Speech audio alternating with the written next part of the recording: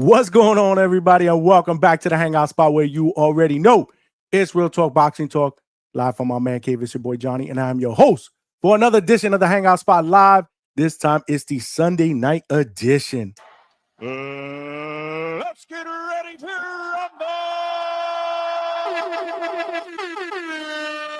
Here's Johnny. And I just want to thank everybody for rocking out on this Sunday night, man. We had a banging weekend of boxing, bro. And shout out to all of y'all that hung out with me this morning, bro. We went live about 12:15 a.m. Eastern Standard Time after the fight cards finished. And we opened up the phone lines, bro. We did a live fight chat. And it was absolutely amazing, bro. We did about 4.5 hours, bro. Shout out to all of y'all that rocked out with me. Then I went to bed, got up, rewatched some of the fights, man. And we got an excellent weekend of boxing, bro. It started Friday night in Madison Square Garden, sold out. Shout out to the ladies, man, that held it down. Shout out to Jake Paul and Most Valuable Promotions. They broke records, bro. They broke records Friday night, man. It was Amanda Serrano and Katie Taylor, part 3, the trilogy. That was the headliner. But we had great fights on the card. Shout out to Alicia, the Baumgartner, who won her fight.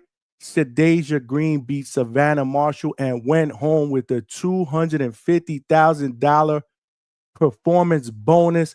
Shout out to Shadeja, bro. Let's go, champ.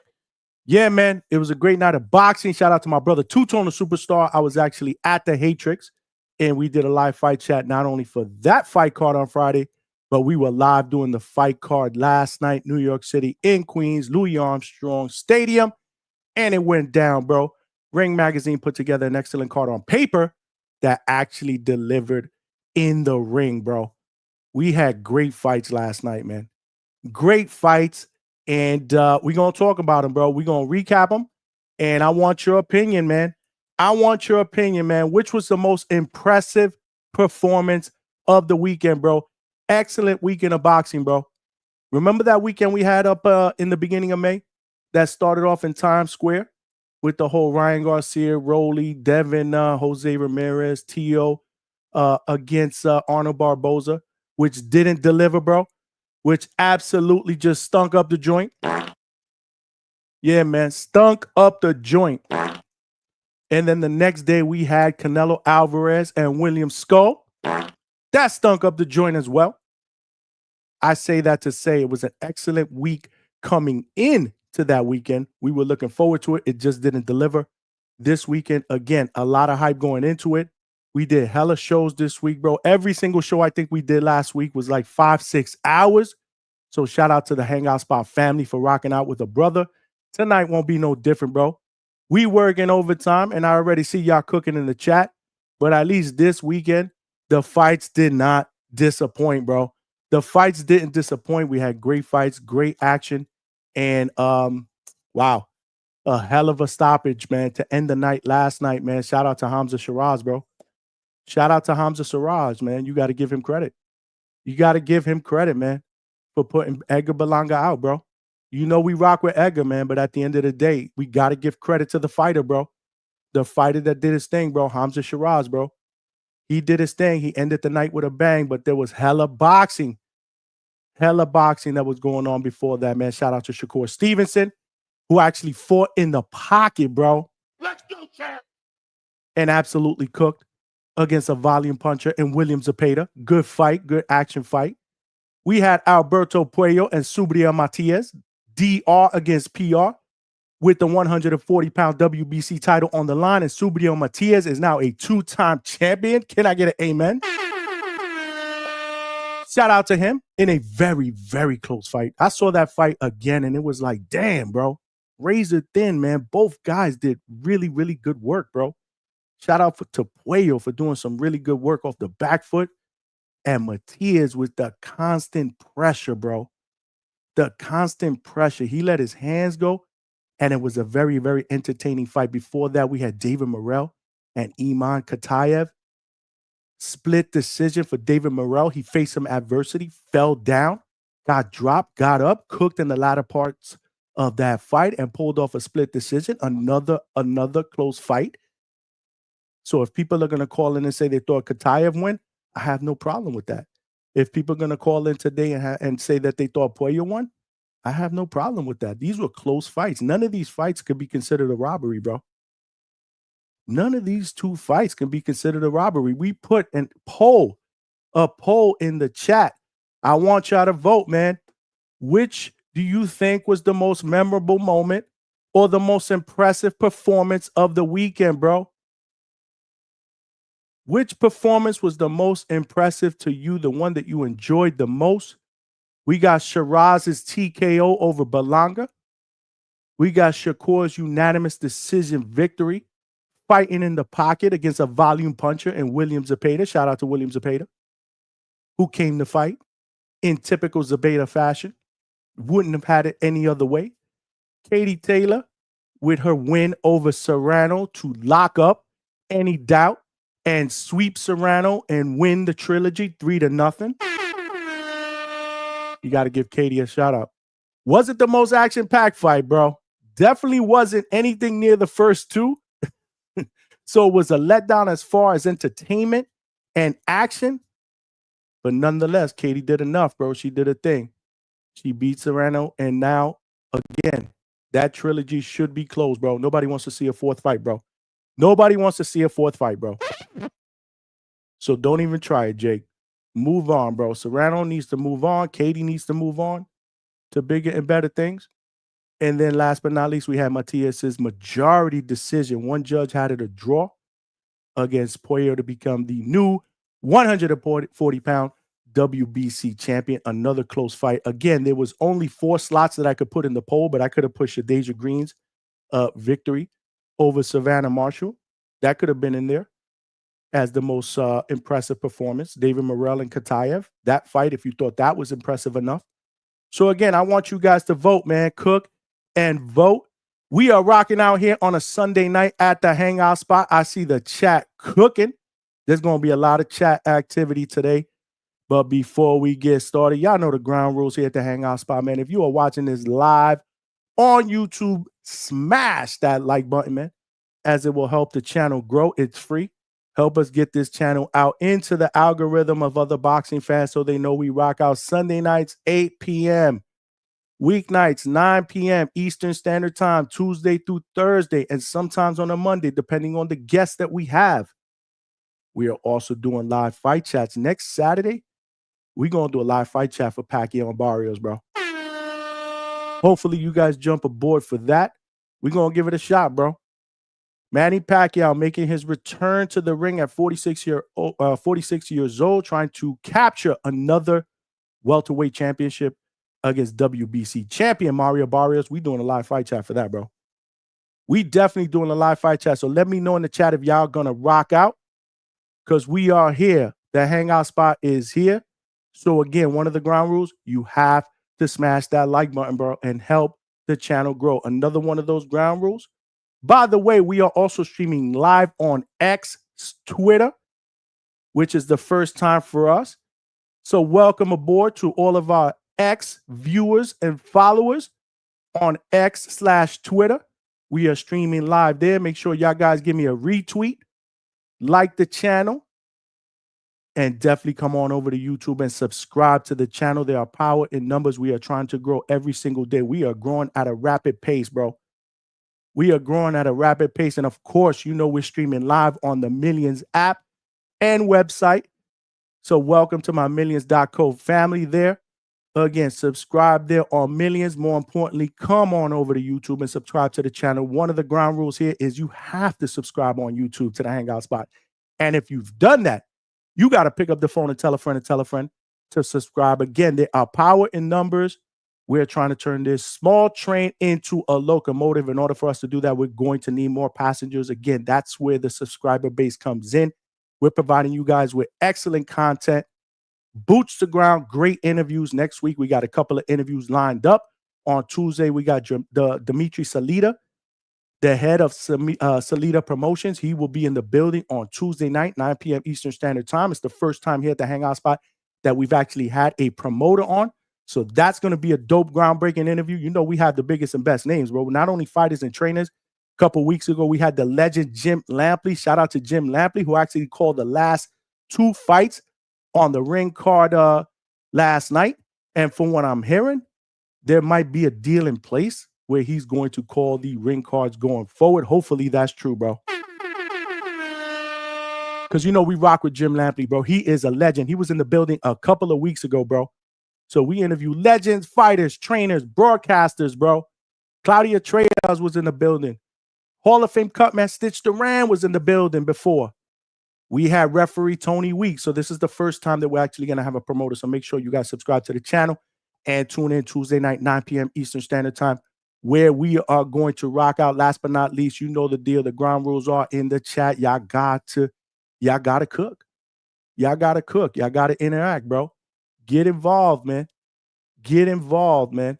But if you want to throw a brother a bone, the best way to do that is via a super chat, super sticker, super thank you, Cash App down below. Any one of those is a method to provide your boy with a donation, bro, because we are working hard, so every penny counts, bro. We actually put a 10 super chat goal up, and hopefully we could get there here on a Thursday night, bro. Any denomination, $1, $2, $5, I don't care, bro. Any penny counts because we're putting in the work, and I appreciate everything that you guys do for me, man. You guys could be anywhere else, but you're here rocking out with a brother here on Sunday night, so I appreciate that, man. Those are the ground rules, but who we got? We got Clarissa up in the building. He says, my condolences, Johnny, and I know what that means. My guy, Edgar Berlanga, got stopped yesterday in the 5th round in brutal fashion. We spoke about that at length early this morning. Again, we went live at 12:15 after midnight. And, you know, shit happens, bro. Shit happens, bro. But at the end of the day, like I said before we ended the show this morning, let's concentrate more on what Shiraz did, bro, because, yo, impressive performance, man. He came to New York City, Edgar Berlanga's backyard, after a lackluster performance his last fight against Carlos Adames, which most people think he lost, moving up a weight class, and he absolutely cooked, bro. You got to give him credit. This is what we do here, bro. You know, we may pick a fighter, we may root for a fighter here at the Hangout spot, but at the end of the day, we don't hate on any fighters, bro. Hamza Shiraz cooked, bro. So shout out to him, man. Shout out to him. And shout out to Edgar, bro. This is boxing, bro. Shit happens, man. Yeah, I know social media is killing them. Listen, man, I've been looking all over social media today. You know, and hopefully he isn't, man, because man, you know, you know how it is in social media, bro. They going in on him, but at the end of the day, bro, he's a prize fighter. He's a professional fighter, putting it all out in the line, bro. Yeah, he's a trash talker. Yeah, he's the self-proclaimed king of New York and superstar status. I get it, bro. But you know, this is the sport of boxing, and all boxers are going to be confident in their abilities, bro. And at the end of the day, you know, he didn't get the job done, but you live to fight another day, bro. You learn from it, bro. These losses shouldn't be losses. They are lessons, bro. And hopefully he will get better and come back stronger and take a little bit of a break and kind of reassess where he's at and hit that reset button and go at it again, bro. He's 28 years old, bro. Shit happens, bro. But, you know, you can't just throw fighters away, bro. That's one thing we don't do here at the Hangout spot, bro. We don't throw fighters away, bro. We don't toss them in the trash like everybody else does in all the other channels or in the other social media outlets, bro. He done. He trash. He overrated. Hey, man, everybody's entitled to opinion, but I personally think that there's something left in the gas tank, and he just has to go out there and learn from this loss, man. But at the end of the day, again, shout out to Hamza Shiraz, bro. He did his thing, bro. No denying that. Alberto up in the building. What up, Alberto? We live at the Hangout spot Sunday night. Efren Serrano, what up, champ? He's in the building. Shout out to y'all. We are taking calls today. We also have a poll up, like I said. Make sure y'all smash that like button. And tell a friend to tell a friend. Right now, we are at 2,255 subscribers, bro. 45 subscribers away from that next goal of 2,300, which we've done in about 16 months, bro. We are moving at a fast pace, man. We are moving at a fast pace, man. And I owe it all to y'all, but we got to continue to share, spread the love, spread the word, and tell your friends to subscribe, bro. Because even if you don't like boxing, bro, we have a good time here, man. We get panel members up. We debate this morning, man. Entertaining back and forth with Coach Marcus Walker. Shout out to Coach Marcus Walker. Toledo Treese was in the building as well. You never know who's going to show up at the Hangout spot, not just on the panel, but our guests. Coach Marcus Walker was here. You know, some of the other coaches that we rock with are frequent here at the Hangout spot. Coach Brian Norman Sr., also Coach Hector Bermudez, who I expect to be on a little bit later on. I'm going to throw him the link so he can come up and give me his take on what he saw this weekend. He also got some big fights ahead, at the end of July with his guy, undefeated welterweight Rohan Polanco. So, we rocking out, bro. We rocking out. Y'all hit that super chat and Cash App. Johnny about to clock in for a 6-hour shift. Shout out to Alberto. That's right. That's right, man. Help a brother out. Help a brother grow. Any donation counts. Alberto, I don't know if I'm doing the 6 hours, bro. We'll see how it plays out, man. We'll see how it plays out, bro. But we have done the 6 hour. In fact, one of our shows this week was about 6 hours and 15 minutes, bro. That was a record for us here at the Hangout spot. But we were cooking, bro. We got the late night spot, bro. We got the late night spot here at the Hangout spot.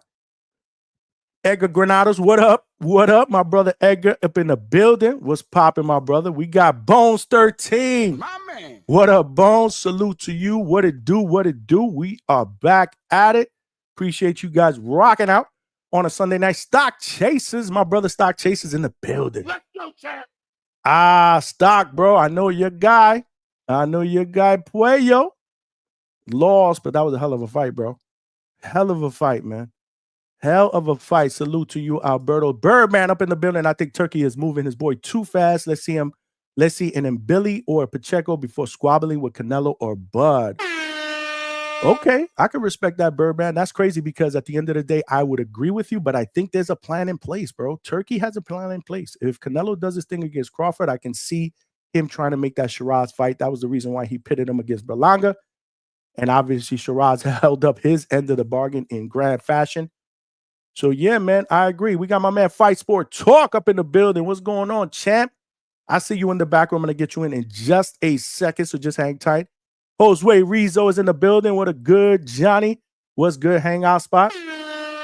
You already know, man. We got over 70 people up in here. Let's go. Spread the word, man. Let's get over 100 people here. Smash that like button, bro. It's early Sunday night, 8:30 now. We are going to be rocking, bro. We putting in the hours, bro, so spread the word. Shout out to all of y'all on X Spaces that are watching. Make sure you guys spread the word as well and retweet at millions.co. Again, subscribe to the channel there. Come on over to YouTube, subscribe, get involved in the chat. We are taking calls. Killer Cam is in the building, 210. What up, man? Get them likes up. What up, brother? My man Bugatti Mod is up in the building. Yeah, man. Eddie Alvarez. She didn't deserve it. I guess you're talking about Amanda Serrano in that fight. Yeah, man. Katie Taylor cooked in that fight, man. Serrano just wasn't busy enough, man. Totally didn't put the type of pressures that she did the first two fights. Just fought a bad fight, man. The game plan was just ass, bro. The game, hold on, man. The game plan, bro. The game plan, bro. That shit is a 2-pack of ass. It smelled like a toilet full of nasty ass shit, okay? The game plan was ass, bro. The game plan was ass, man. What can I say, man? Rafael 32. What it going on? What it do? Pollo got robbed. Yo. Yeah, man. I mean, I had Pollo winning the fight at the end, but it was a close fight, man. I wouldn't call it a robbery, bro. You can't call a close fight a robbery, bro. But hey, we're gonna have differences of opinion, so I definitely want you guys to chime in either in the chat or call in. Yeah, man, the chat is cooking right now. The chat is cooking right now. But we got our first super chat of the day, Birdman, with the $2.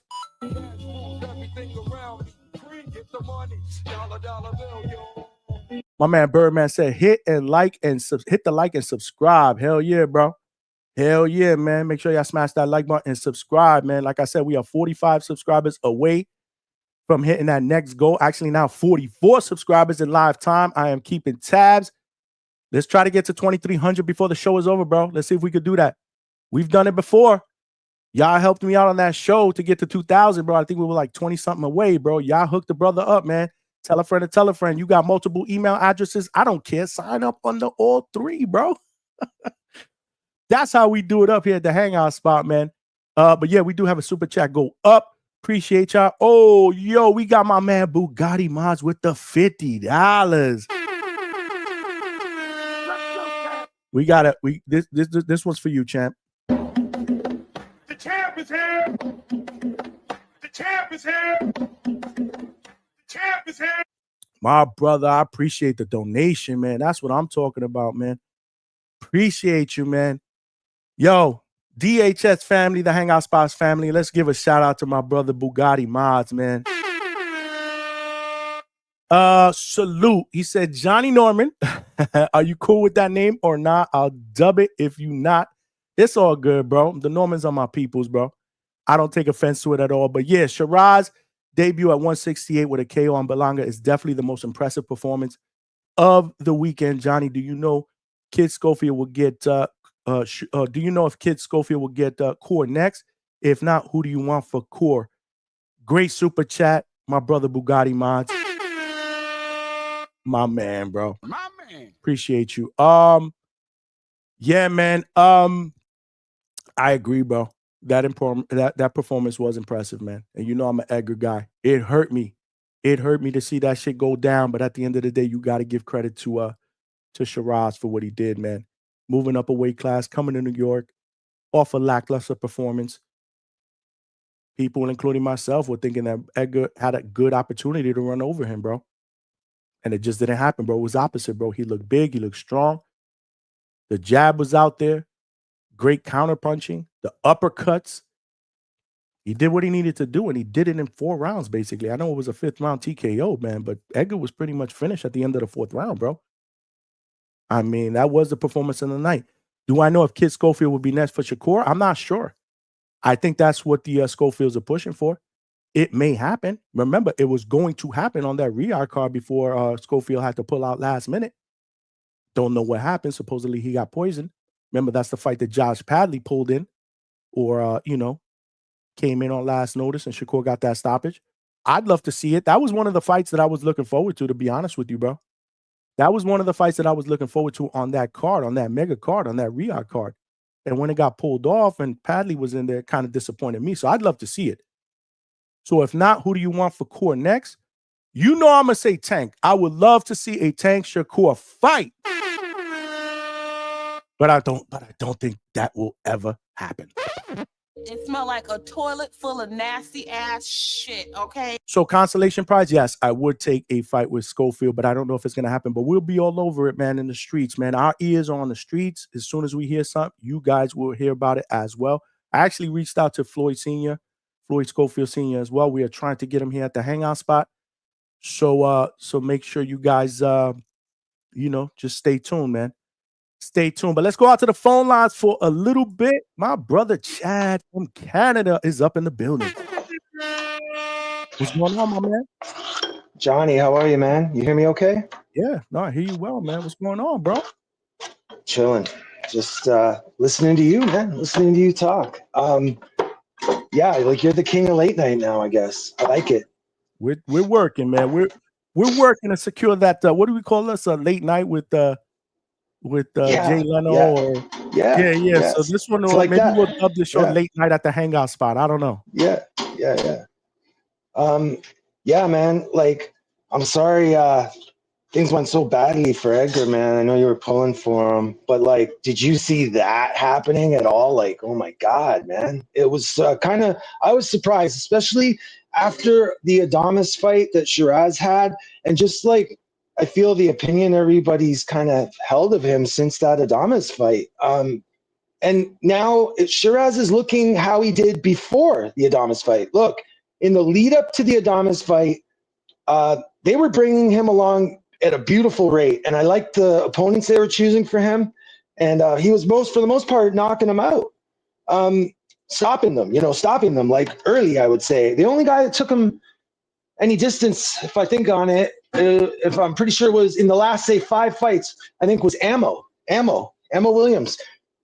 I think they went to like the 10th round or something, like late into a 12-rounder. So, like he kind of popped back up out of nowhere. So, yeah, I guess this is like, I've been told that, he said that he had trouble making weight against Adames. And I mean, all right, I guess I can contend with that. It is what it is. But I also feel like he lost that fight. Like they gave the draw, like that was a gift draw for him. Like Adames didn't benefit from that draw. You get to keep his belt, I guess, better than taking it from him. But there's no way they could have done that. So yeah, I guess I want to see Shiraz go further and see what Shiraz can do at 168 for sure. He's big enough; he could probably fight at 75 if he wanted. I wouldn't be surprised if a good fight came along, like an interesting enough fight in the next couple years, if he wouldn't move up and try it. He's a big guy for sure. I couldn't believe how much bigger he looked than Edgar. I don't know why, but in my mind, I was picturing Edgar was going to be bigger on fight night. And I mean, I know that he's thinner and stuff, but still, just the optics of the camera angle sometimes will make them look really different from each other. Yeah, there was times where Shiraz was looking like he was towering over him, man. But anyways, look, it's obviously perfect win for him. And I mean, the thing I don't know, I'm not enough of an Edgar fan to know, or even think where can Edgar go now? He'll have to hit the reset button, I guess, right? I don't know. It's just crazy. He fights Canelo, goes the distance with Canelo, and then gets spectacularly KO'd. I don't know what it means really for him and his career. Any ideas on that, Johnny? Any thoughts on that? Chad, that's a great question because I was asked that early this morning on the show that I did late last night, early this morning. And I told everybody, you guys got to let me think about this for a little bit because I didn't know at the time. So I spent most of the day thinking about that, and I got to be honest with you, I still don't know. But I will tell you the one thing that I think should happen is Edgar needs some time off. Edgar needs some time off, and to kind of reset, regroup, and kind of figure out what direction he's going to go here. I don't think that it's an issue with obviously his training team. You guys know I rock with Mark Ferre. He's my guy. He's a great trainer. He has a lot of great talent. At the Pro Box facility, he also trains Erickson Lubin. I think he has to reset his focus, man. I want Berlanga to be more focused on. You're getting a lot of background noise, Chad. Sorry, I'll switch rooms. No, you're good.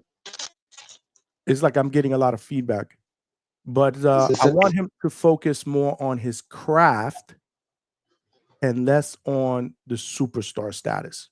Because if you focus on your craft and you concentrate on winning and possibly get a title, that will come. But you can't skip that step.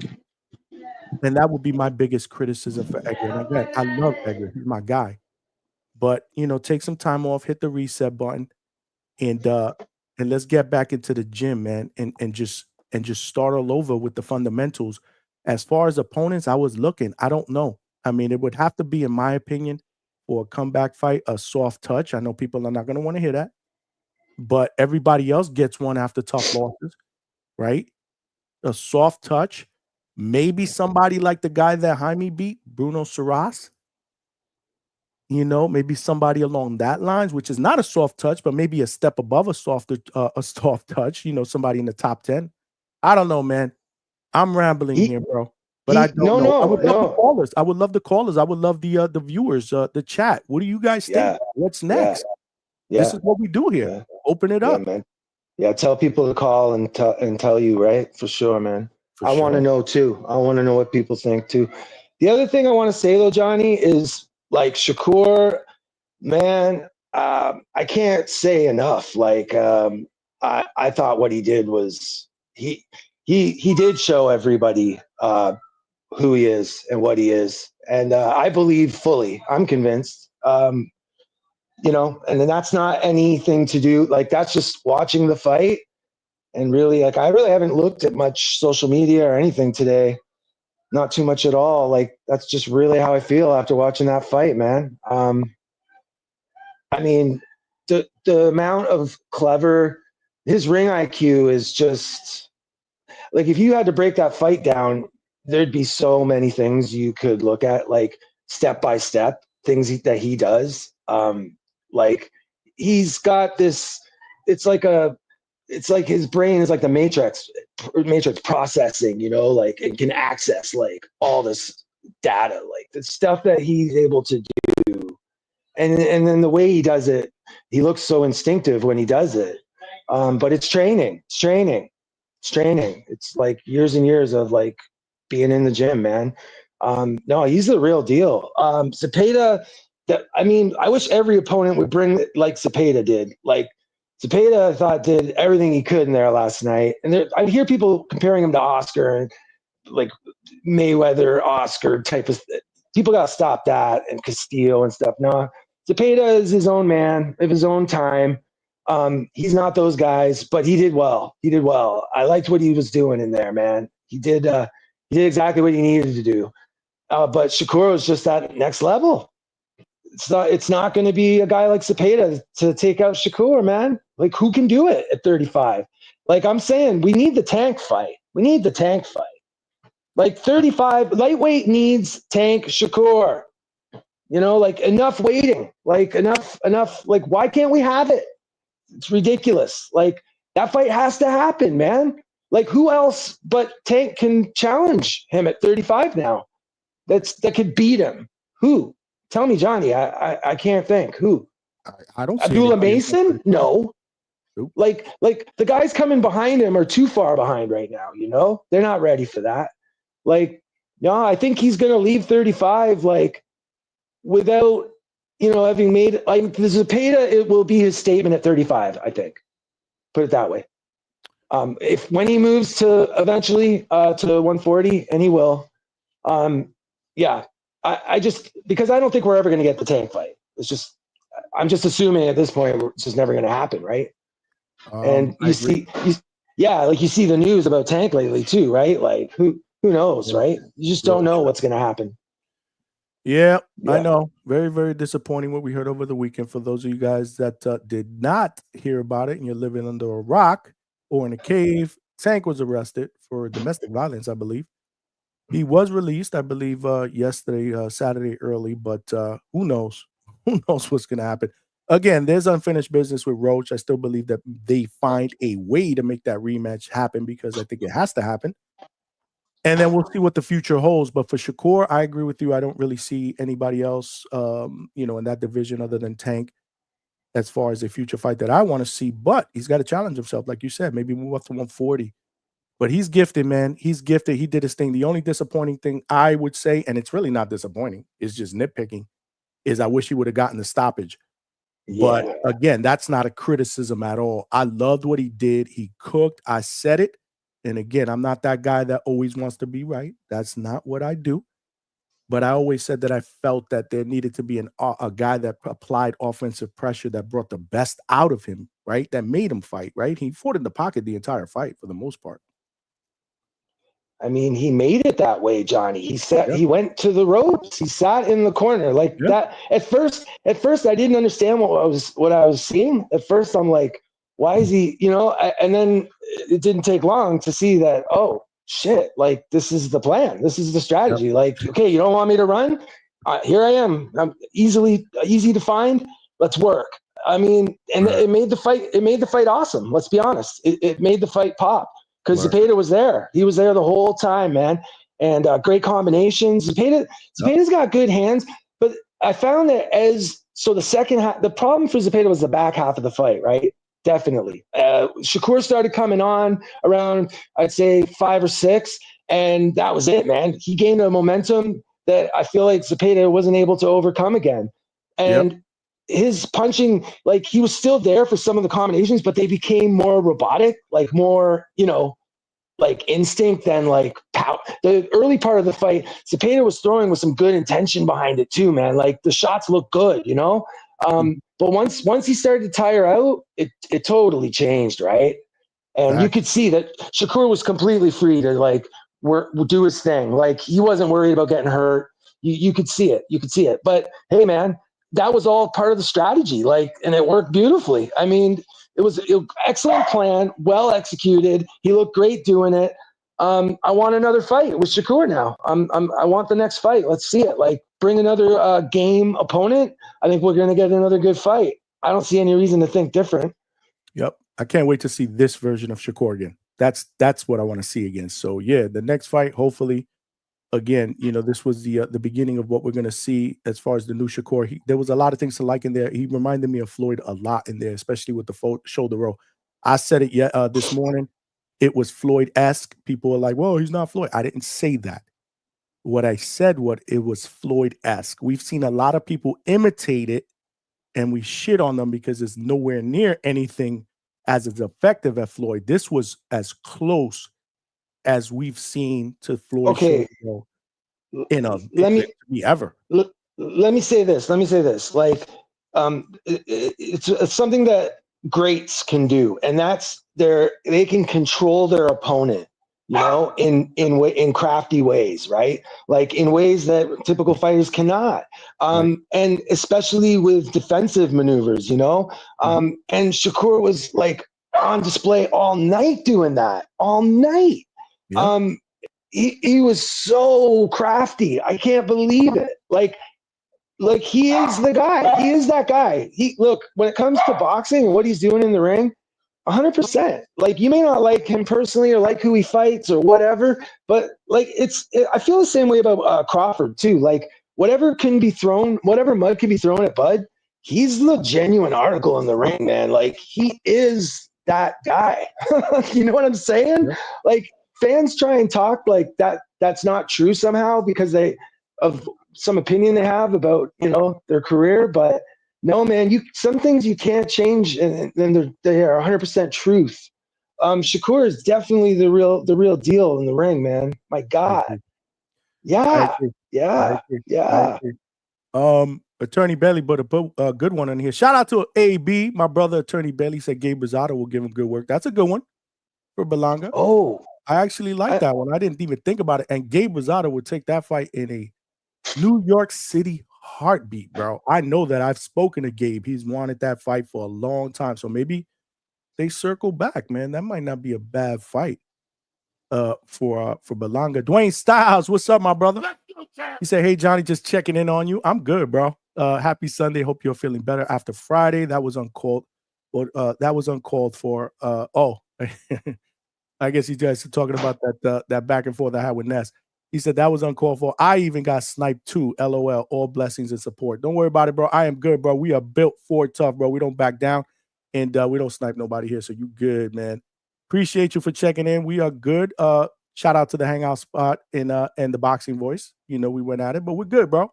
Brothers fight, bro, and you move on. And you move on, and we're good, bro. We are good. Trust me, guys. We are good. Chad, let's take some callers, man. E. Serrano's up in the building, bro. We got Fight Sport Talk as well. I'll bring him on the panel, but let you guys go one by one. E. Serrano, you were first. What's up, my brother? How you doing? I'm doing well, man. How are you? I'm good, man. I was in a fight yesterday. It was amazing. Great venue. Oh, you were in Queens. That's right. You were in Queens with Maniac was there as well. I didn't see him, but he was there though. Ah, that's what's up, man. How was the atmosphere? Good? It was good. They didn't sell out at all. The whole top section. I know. I heard. Yeah, I guess the cameras probably didn't pick it up, but yeah, they didn't sell it out. But it was a good venue. There was not one bad seat in the house. I heard that too. You know, so definitely would look forward to seeing more fights in that venue. I wouldn't mind seeing that. And that was a question that I had for this morning I went live after midnight, bro. We didn't shut down till like 4:30 in the morning. But anyhow, Mo Brains, shout out to Mo Brains if he's in here. He was there and he gave us a full rundown, said the same exact thing you said. There wasn't a bad seat in the house. The atmosphere was good. He did say the same thing you said. It wasn't a full sellout, which disappointed me. I thought there were going to be a lot of last minute stragglers, especially for the nosebleeds, since the nosebleeds were probably like $60, I think I heard. Yep. But he said it was loud. It was a lot of energy. And and he said Big, this shit went big crazy Puerto when Rican Eggy got dropped. community. Big Puerto Rican community pulled up. Yep. He said that as well. Yeah, and they left early too. Lord, Chad. Hold on. It smelled like a toilet full of nasty ass shit, okay? It happens, bro. It happens. I still think it was an excellent card. You guys are lucky, man. You guys are lucky that you got treated to a good card and not the shit that we saw on May 2nd in Times Square. Fight Sport, hang in there, bro. Let me just let E Serrano cook for a little bit. Go ahead, E. Back to what he was saying about who should Berlanga fight next. He asked. You said Bruno Saras. I mean, I just threw that out there, bro. Yeah. I would say maybe the dude that Munguia knocked out, Eric Bazinian, maybe. Okay. That won't be too bad, to come back. And then if he gets through him, then he could go fight Caleb Plant. Okay. Both coming off of L's. I like it. Not bad. If Shiraz don't go straight to Canelo, I could see him fighting Resendez too. Okay. Yeah, absolutely. Well, The Pacheco. thing about Shiraz, the thing about and Pacheco, I was gonna say that. The thing about Shiraz is he's in a good place right now.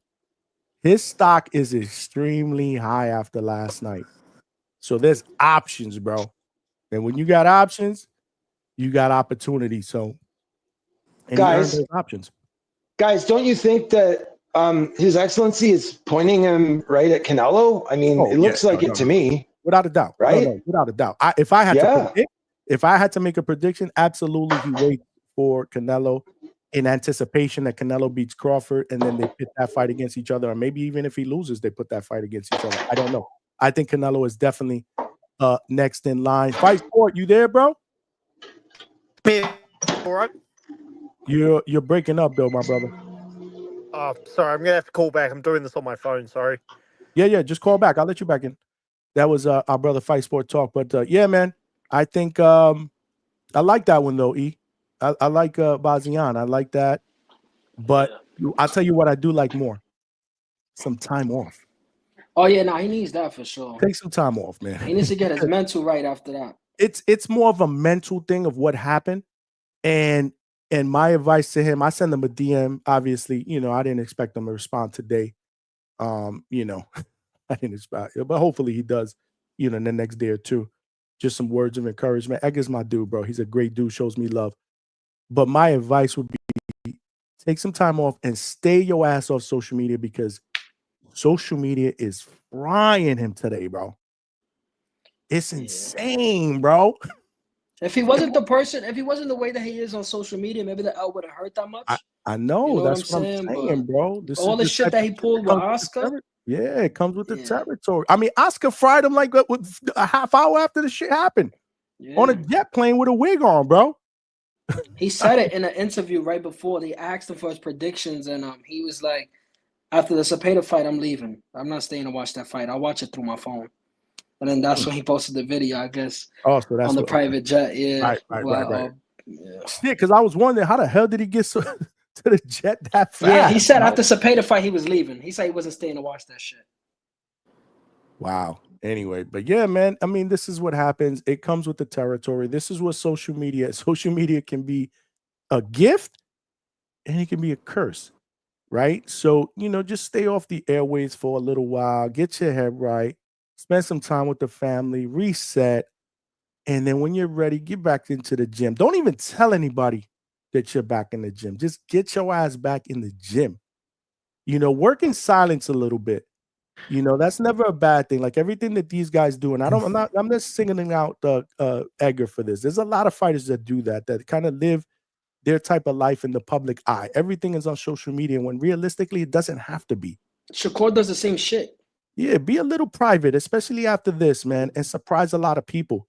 When you do decide to make that comeback fight. You back, bro?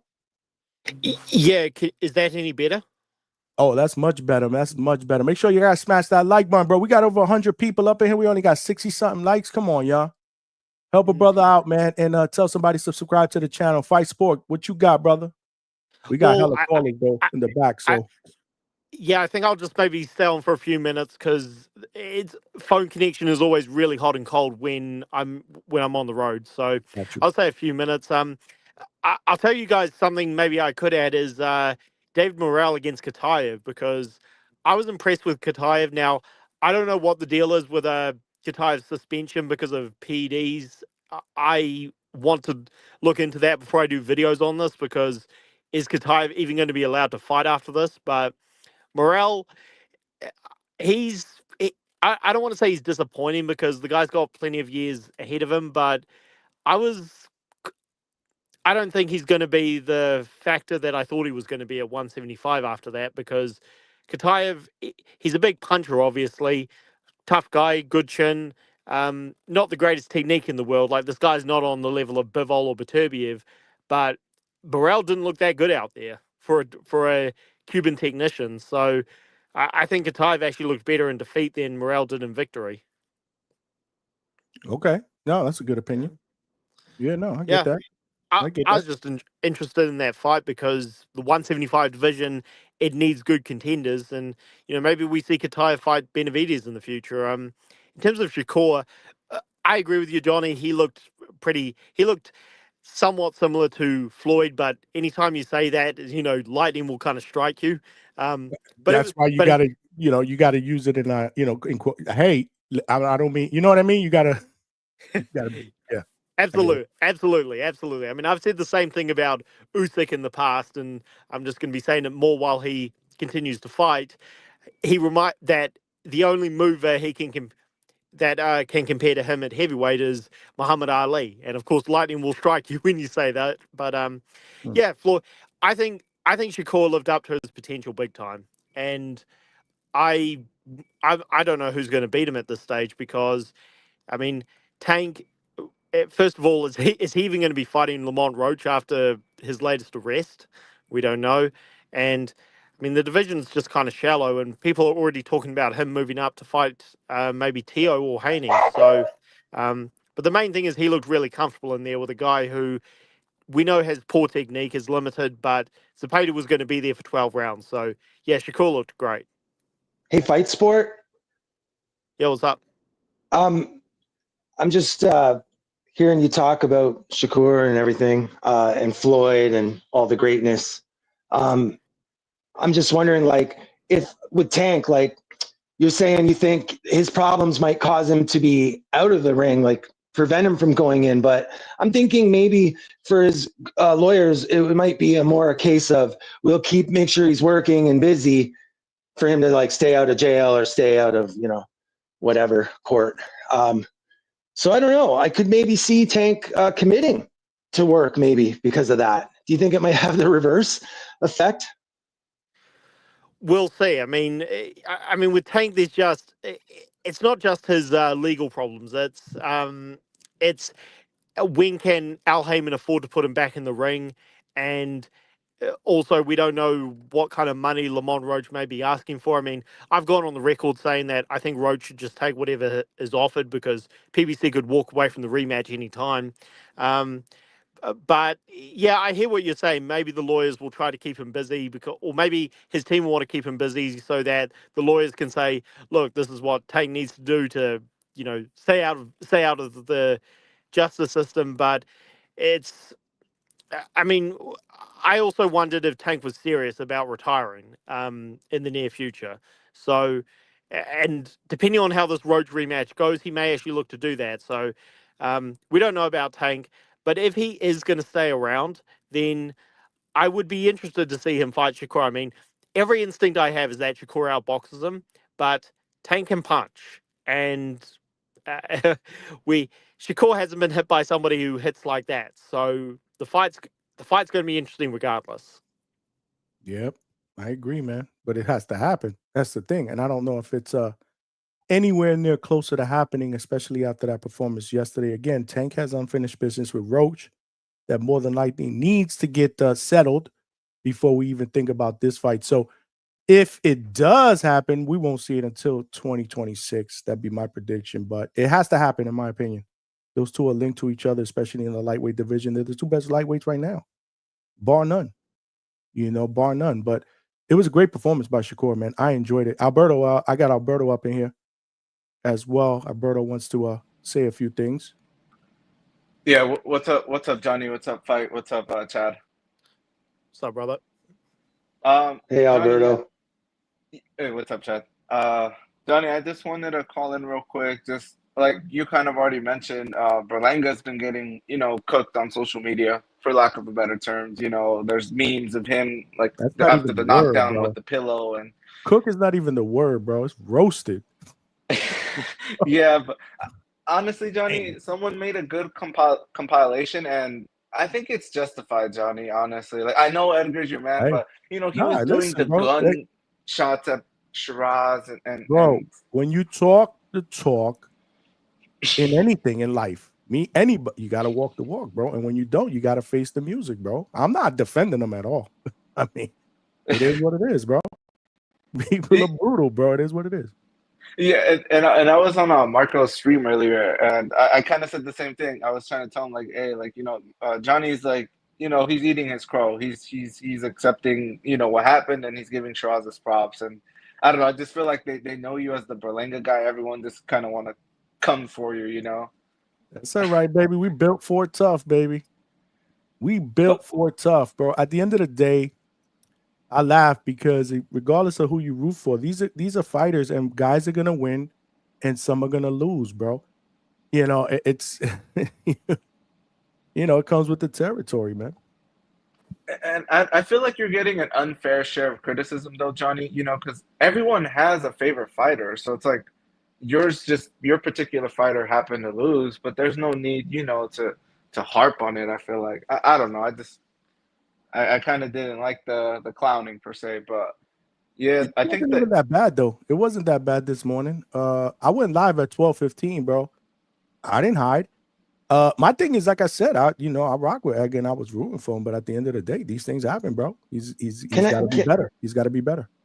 Can I ask you guys a question? Like, do you guys think all the shenanigans Edgar did, for promotion are worth what he's experiencing now? Like the pushback, like, because that's the problem is there's always going to be a certain amount of memes and everything. I mean, that happens every fight, but there's now people are going to use the stuff that he's doing for promotion, like all the stuff with Oscar, like the wig and everything, like, come on. Like, but now people are going to use everything he did and like put it against him, right? Like that kind of that pile-on I don't really care about, but like having some jokes, absolutely.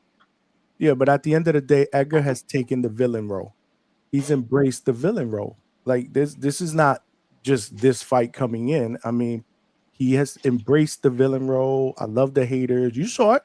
I did a live interview with him in training camp, and I asked him. I said, "Yo, like I saw your clip where you said you love the haters. Like why?" And he's like, it's just they motivate me, they fuel me. So, this is what happens, bro.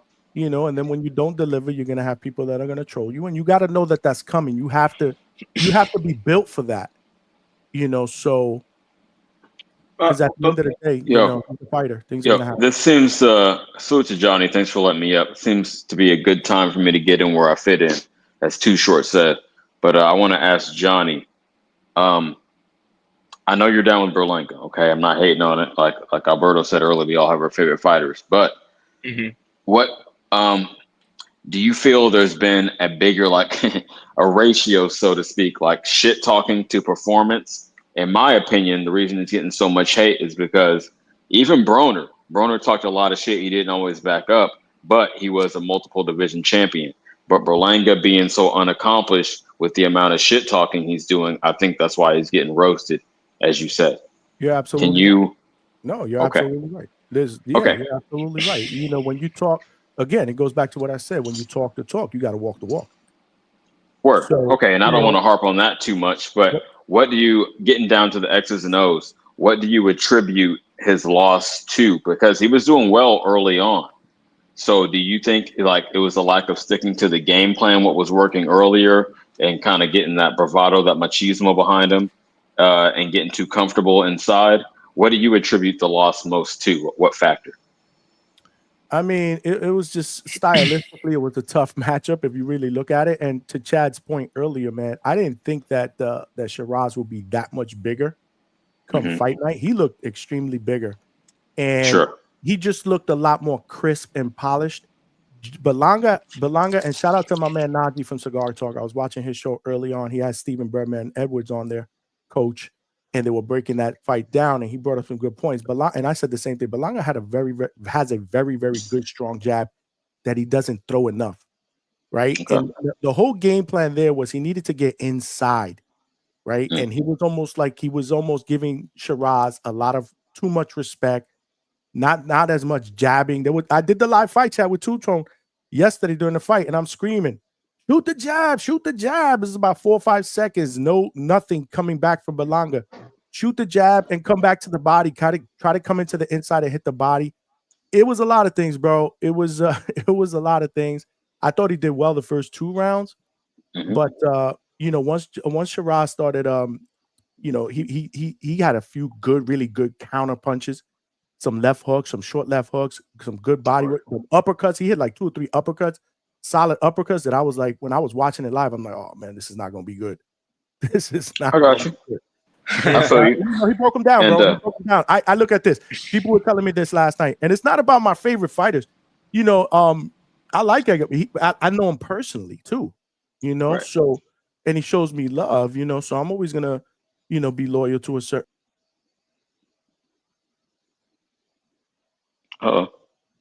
Johnny dropped. I I don't know if YouTube can still hear us. I'm gonna. Sorry about that. Yeah, technical difficulties here.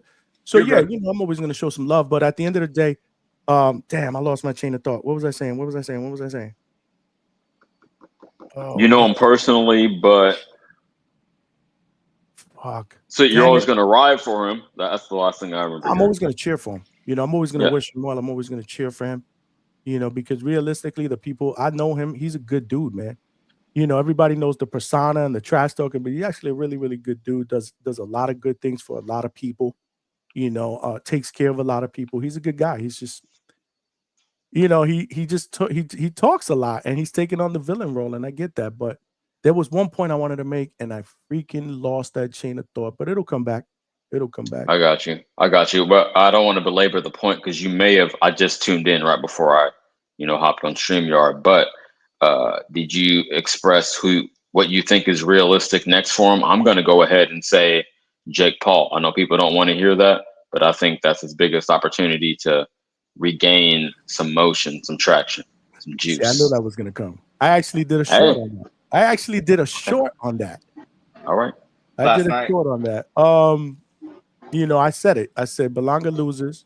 People are gonna get ready to toss him in the trash. He's a bum. Go fight Jake. I didn't even say that. You put words in my mouth. I'm not saying you. I'm Okay, generalizing. okay. I mean, because believe CJ, there are people that are saying exactly what I'm saying. Trust me, I've been reading those videos. I think he needs to take some time off. Absolutely, he needs to take a little bit of time off and kind of reset and reassess what he wants to do with his career.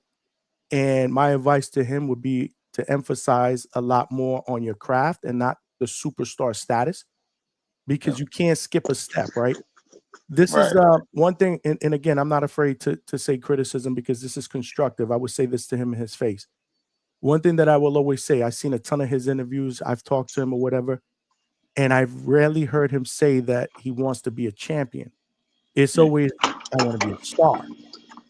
You can't skip that step. Because ultimately, if you strive to be a champion, you will become a star if you're that guy. But it's almost like you want to skip that step. So that would be my advice to him, to kind of reassess that and try to work your way into contention, maybe for a title, and then think about the whole superstar aura maybe later on. Take some time off and get a layup, man. Get a tune-up fight. Every other fighter does it, and they don't get criticized for it. We mentioned a couple of people. Shout out to AB. He mentioned maybe who did he say? Chad, Gabe Rosado, Eric Bazian. E. Serrano said, which I think would be a good fight, a common opponent with Munguia that Munguia beat. If you want a little bit of a step up in class, Bruno Saras, who Munguia just beat, albeit on PED. So there's some options at the bottom half of the top 15 in some of these sanctioning bodies that I believe that would be good fights for him next, but nobody in the top 10. Somebody that you can consider a good comeback fight, man.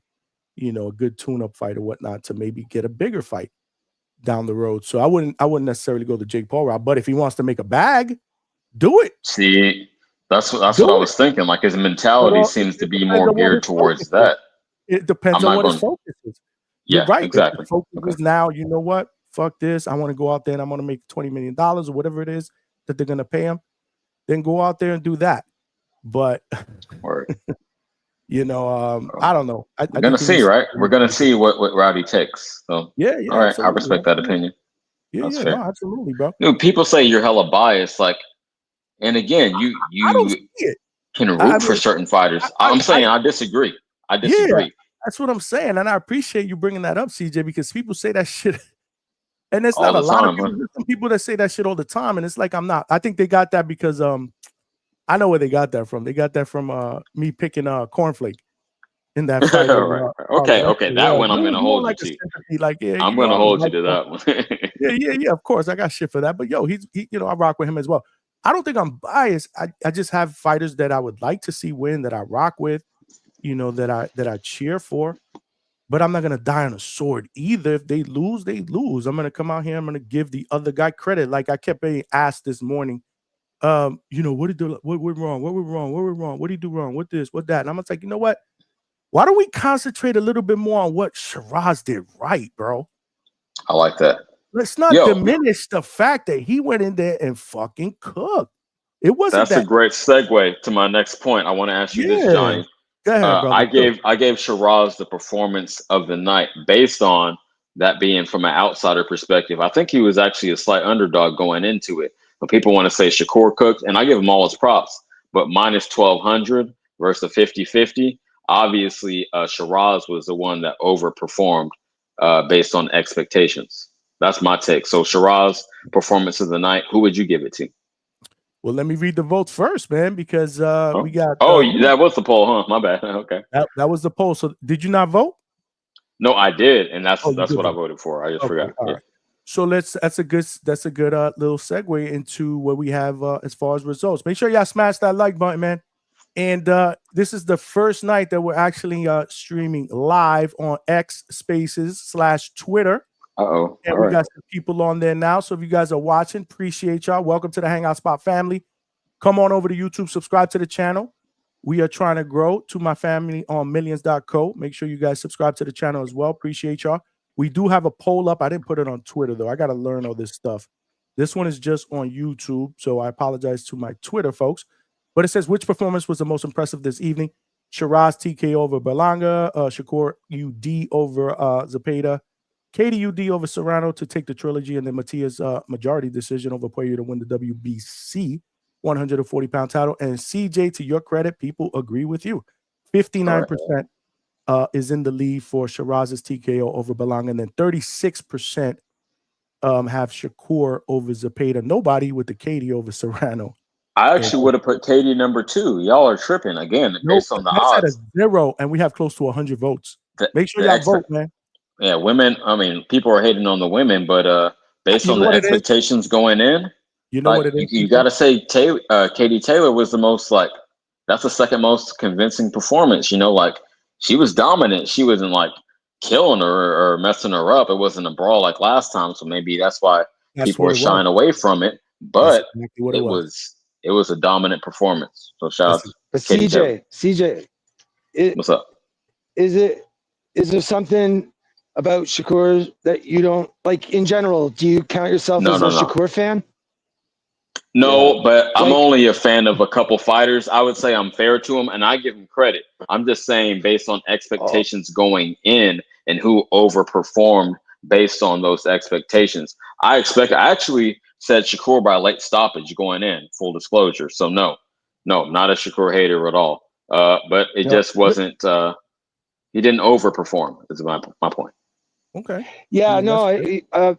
I liked your take, man. I had no issue with that. I just asked because I feel like for people that are more fans of Shakur, like there was a lot on the line for that fight, you know, as far as like Oh yeah, the people that are rocking with him on Twitter like that, you know, all the back and forth, like there was a lot on the line for him to prove, right?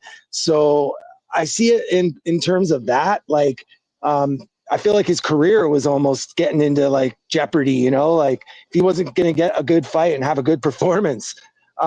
So he needed that. Shiraz, though, yeah, man, that was something else too. You're right. I mean, and looking at his last performance too, like, bam, right? Moves up to 68, and I guess that's the right fit. Looked like a monster. most definitely. I'm glad you brought up both those points. So let me speak to Shakur first. Yes, based on public perception, not necessarily his actual performance, if you look at that objectively, but public perception going into it is like, you know, the Tom and Jerry shit, that narrative. So he needs to show, and he made it a point. He said, I'm going to stay in this pocket. I'm going to show I can slip more than just using my feet movement. I'm going to take some shots, but I'm going to counter. I'm going to be effective, more effective than my opponent. So salute to him. No, full credit for that. And the other fight you brought up was, which one? I lost my train of thought for just a second. Wasn't Berlanga? I'm sorry, it'll come back to me. What was the other one you brought up? No, I mentioned about Shiraz and Berlanga as well. Oh yes, yeah. Okay, so people, had heavily criticized Shiraz. Thank you. Heavily criticized them for the performance against Adames, but based on what he did last night, I give a lot of credence to. He had another injury of a hand. Rumor rather of a hand injury. So I think that that's legit based on how much power he was able to display last night and the research I did on him going into the Berlanga fight. He does have very decent power. It's more accumulative, not like one punch knockout power. But again, that's what we saw last night, right? So yeah, salute to him. Actually, bro, he was sparking guys out pretty good. Like you know, you do two rounds. Yeah. Well, even in the come up, the say the 5 fights, including the Adames fight, you know, he mostly was getting rid of guys. They'd quit on their stool, like their corner would stop, or you know, like he was definitely touching guys up, and that was all at 160 though. So then, you know, I guess the Adames fight, he was having trouble making weight and stuff. So now that he's got the weight back, it's like he's in form again, it would seem, you know, like I didn't know what to think of the Adames fight, bro. Like the Adames fight threw me for a loop with Shiraz, I'm not gonna lie. Yeah, it was kind of an anomaly. Again, the injury may have been a factor, and people want to say that's an excuse, but if you're hurt, you're hurt. I mean, what can you say? I'm glad he still got in the ring. I would have said Adames won, not a fucking draw. I think that was a lightweight robbery, if you will, quote unquote. I know people use that term loosely nowadays, but no, Adames should have won. But no, he bounced back most definitely. So whether it was Turkey in his corner, whatever magic he might have pulled, I'm glad he got another opportunity and he proved it.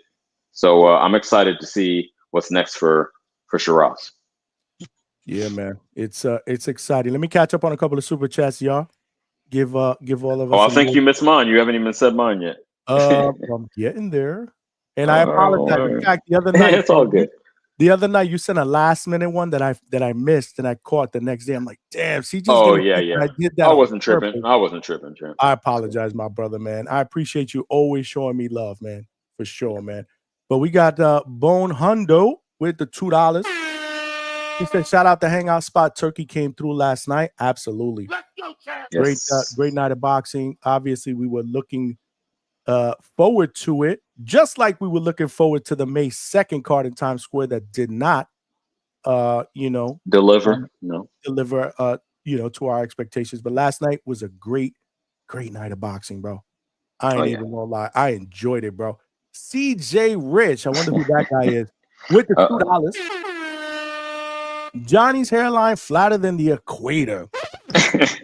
So CJ, I'm glad you're on here. You know, you ever seen the Oscar clapback?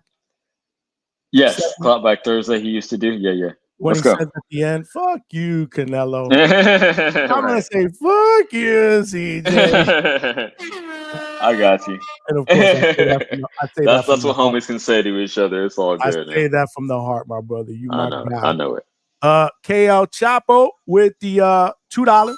He said, "Fans troll regardless. Errol don't talk. Still memes." Yeah, man. I mean, fans are gonna be fans, bro. Fighters have to realize that, man. When they take that role, and shit like this happens, bro. It's gonna happen, man. It's gonna happen. So you got to be built for it, tough for it, man. Polo Buck with the $2. Appreciate you. Straight cash, ho. Canelo or Pacheco for Shiraz? That's a great question. Canelo or Okay. Pacheco for Shiraz. So let me go first. Yeah, and then please. I'll get your take on that, because I have seen some other people that have been commenting along the same lines. Pink Carl 6. Appreciate you, CJ Rich. You are right. He is more driven by money than being the best or a champ. So yeah, we talked about that. I pointed that out. But listen, I think Turkey has a plan. And I don't think Turkey is going to deviate from that plan. The plan is, if Shiraz cooked like he did, we get him that Canelo fight. So that's what's going to happen, I believe. I don't think that there is another path unless something drastically happens between Canelo and Crawford. And I still feel if Crawford wins, I still feel that they make the Canelo Shiraz fight. So if I had to say, pick out of the two, shout out to you, Polo Buck. Appreciate the donation. Appreciate everybody's donations. We need 4 more super chats to get to our 10 super chat goal. Y'all help us to get Let's there. go, yeah. We working late night here at the Hangout spot. CJ, we were up till 4:30 in the morning, bro. Were you on this morning? I fucking was. I was there, homie. It Yeah. was only 1:30 my time, but no, I was in the chat. Bro. Appreciate you, bro. I was tired as fuck, but at least I got the chance to sleep in. But we back out of here. We working overtime. So I appreciate everybody with the donations. We are working here at the Hangout spot late night, which is what we're gonna have to name it. But I don't know. I don't think they go Pacheco. Pacheco obviously has to handle business against Trevor McCumbee next. That's going to be a good stylistic action fight. But I think the plan is Shiraz and Canelo. Let me know your thoughts. All right, let me weigh in. Thanks for passing the mic. So I actually suggested Pacheco Shiraz earlier today on another panel. But taking your perspective into account, I do think you're right about Turkey having a plan to set that up. I hope that he has learned his lesson from over marinating fights. I mean, we had years and years, decades of this shit now. But personally, from the Devin Ryan, he was like, okay, I'm going to put him on the same card. They're both, highly favored to win. It should be an easy fight to make. I hope he learns from that mistake and just say, fuck it, I'm getting him in the ring next. So I do agree that win, lose, or draw, maybe not draw, maybe that'd be a rematch, but win or lose, Canelo Shiraz is the matchup that Turkey wants to make. So I couldn't agree more with that. Yeah, I mean it's a very, very easy fight to make, right? I mean, yeah, it's right there. Canelo has already signed a 4-fight deal with Turkey. Yep. Starting with the Skull fight, and then obviously Crawford, and then 2 more. So it's just very, very easy to make. I mean, you think Canelo's actually going to do 4 fights? I think so. Yeah, I think so. Why would you not think? I don't know, man. Like I'm a self-admitted Canelo hater. I don't hate on a lot of people, but just based on how he moves and the contradiction between him saying, "Yeah, I fight anybody. I fight the best. I want the best challenges," and how he's moving, and his resume his recent resume especially is aging horribly with Munguia and Berlanga. He's not actually backing up his word, so I'm just a hater based on that. Not in the ring. Okay, cool. I respect him. Obviously, he's an A fighter. Anyway, shit, I lost my train of thought, but you cook with that, bro. I ain't gonna lie, you cook with that because I used to rock heavy with Canelo. Excuse me. And the last couple of years, with the way he's been moving, I feel the exact same way as you, bro. There you go. I just want to see him, actions match your words. Like people say he earned the right to retire, to go out however he wants. Cool. But don't say that you're down for any challenge when, again, your actions don't back it up. You're not demonstrating that. You're not showing what you're saying. Hard to argue, brother. I agree with that, bro. Stop holding the belts hostage. You should have fought David Benavidez already. If you want to pick and choose your fights and make your go ahead, go away, sayonara fight, I get that. You've earned that. Four Corners Boxing, my brother X in the building. Great weekend of boxing. And shout out to my brother X from Four Corners who actually hit both fight cards this weekend, bro. In fact, there's a couple of people that rock out on the channel. Shout out to Mo Brains. I don't know if you're Brains, in exactly. Chat. Yeah, he hit both the Friday and Saturday cards and gave us a really good recap of. Not only that, I want to interject real quick. Not only did he hit up both cards and Y from the Bay Area, but he didn't even come back home. He's on his way to London right now. So salute to Mo. That's dedication, bro. We love you, Mo. If you're there, you know, call in, brother. Call in. We got over 100 people up in here. How many likes we got, bro?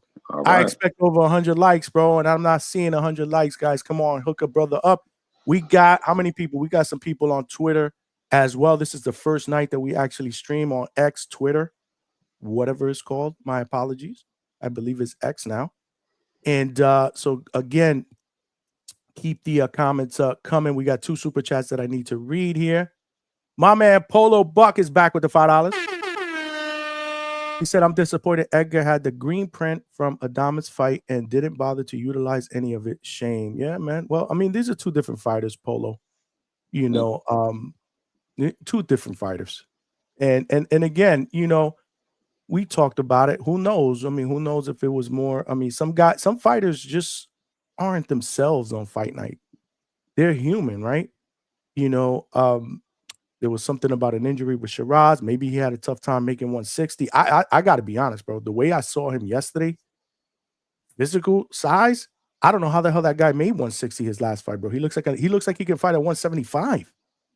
Oh, at least easily. Yo, it's crazy. He just looks so much physically bigger. And another thing too is, and that I thought about, I'm like, man, I don't know if Berlanga was expecting to fight a guy that big. He's never fought a guy bigger than him.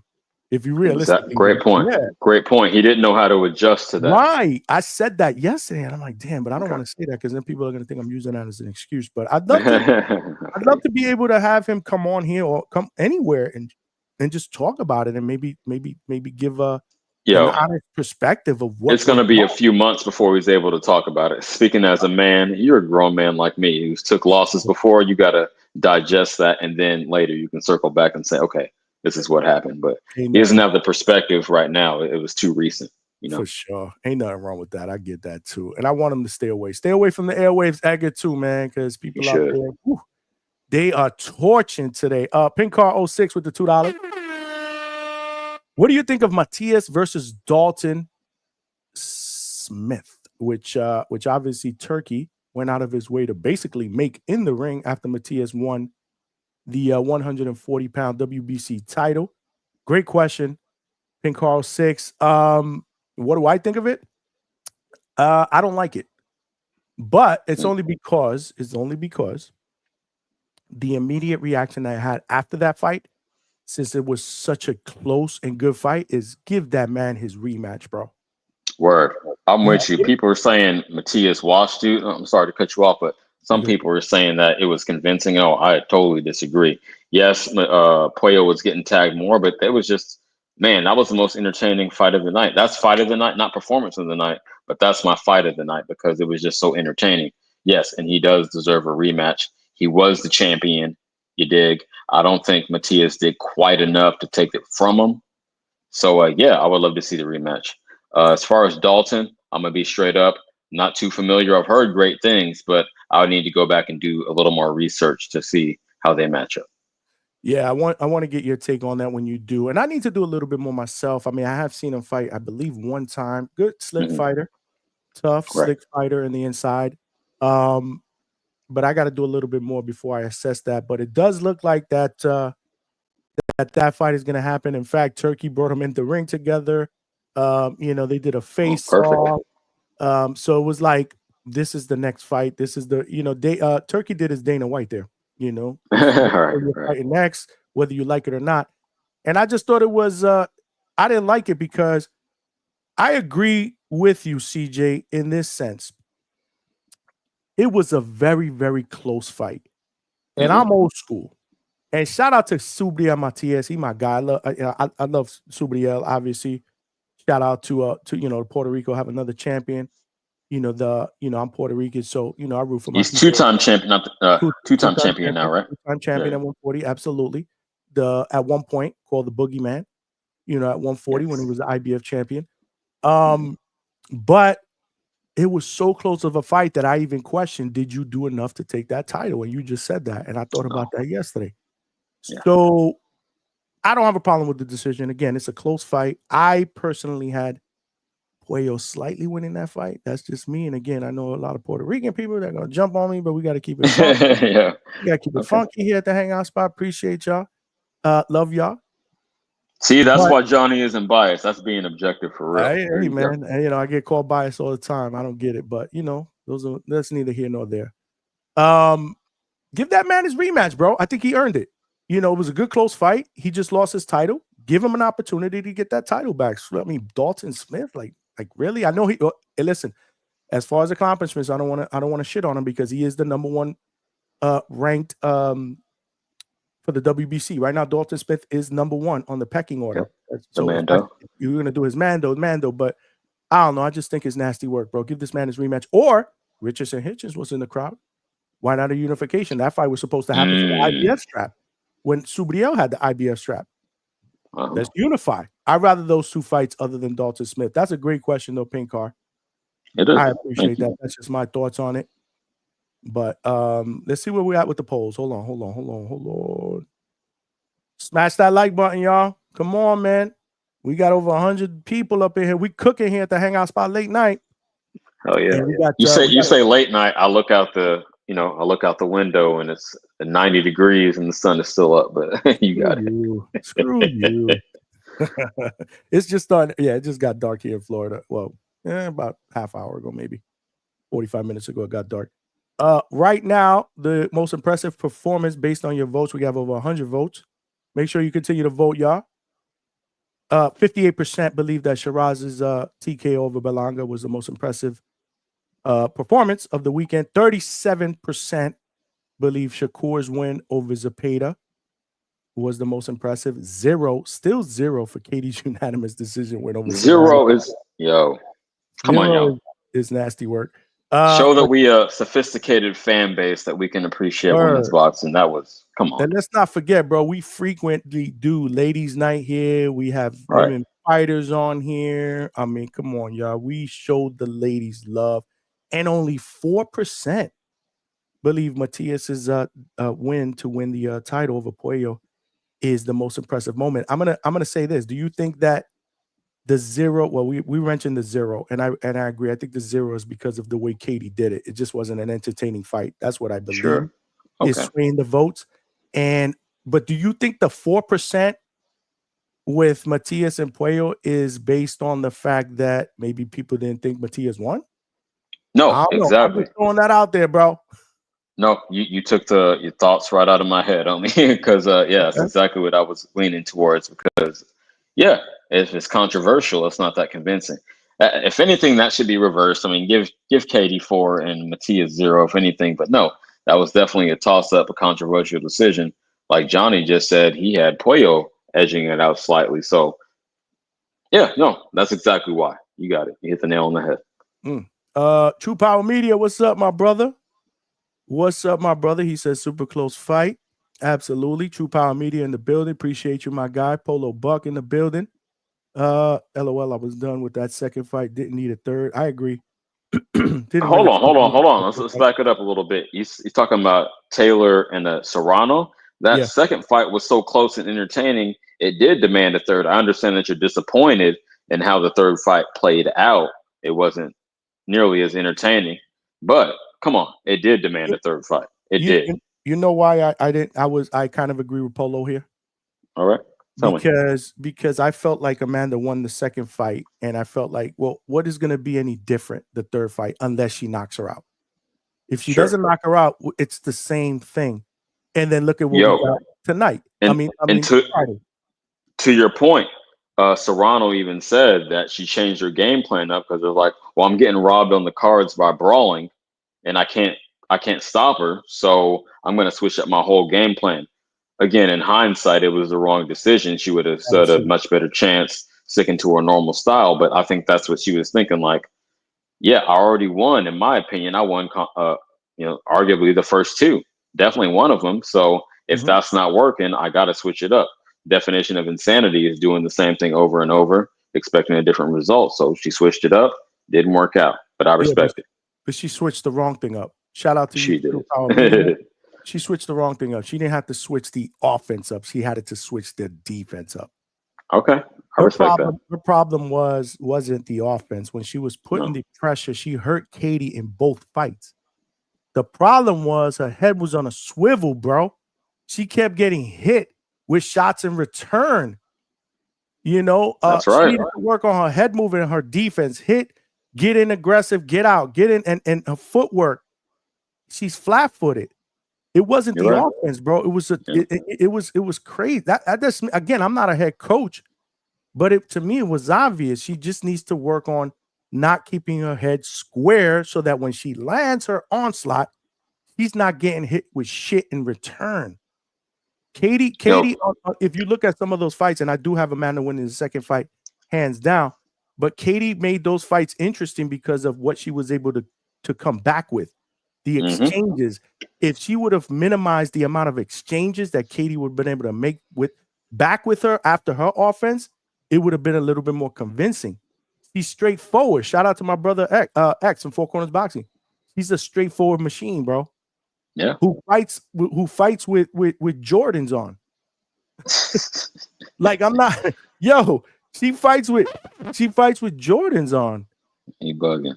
You're not bugging. That's accurate. That's accurate. Bro, you're so troll. I don't know. That's just me again. Y'all laughing. They laughing at me, bro. Bro, I mean, the shit is hot. What she had yesterday, the Jordan 1s? Right? Yeah, they're original. She's had the patent leathers. Her shoe game is rocking if you hanging out in the freaking corner. You know what I'm saying? Yeah. But she dope. Amanda's dope. I'll always be a fan of her as well. I've interviewed, a couple of her fighters that she manages. She's obviously has she manages fighters. She's obviously has a lifetime deal with Most Valuable Promotion. She's set for life.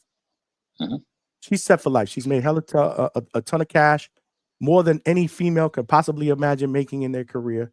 She's a part of one of the best, well, not one of the best, the best woman trilogy or rivalry in the history of women's boxing. That's a fact. I mean, she's accomplished, bro. So, either look in another direction or look to hang them up, bro. She's won titles in how many different divisions? Man, chat, help me. I think it's 8 different divisions. Holy shit. I was going to say 5. I don't know about 8. Okay. Oh, I believe it's 8 different divisions. Chat, help me out. Is it 8 different divisions? 8 different divisions. She's also the first undisputed in the 4-belt era Puerto Rican champion, both either male or female. That's crazy, bro. That's absolutely crazy, bro. And shout out to Katie Taylor, bro. Again, in my estimation, bro, Clarissa and Katie, 1 and 2, bro, as far as the 2 best, woman fighters. I can't disagree. In our era, bro, it's hard to disagree, especially what both of them did in the amateurs. Jerry Soriano, Yolanda for life, my brother. I've been missing you here, bro. He said, Shiraz, fast, sharp punching with long arms in the pocket, surprised Berlanga. Absolutely. He never saw the punches. He didn't fight like that versus the Damas. Again, that's a great point. He was hurt, and it was at a lower weight. Every fight is different. And let me tell you something. The thing that I knew coming into this fight, I knew it. I was like, man, Shiraz is going to be different. Because he's hearing the criticism about his last performance. So he's going to want to be different in this fight. It's I saw a different energy. In Shiraz, especially during fight week. Absolutely.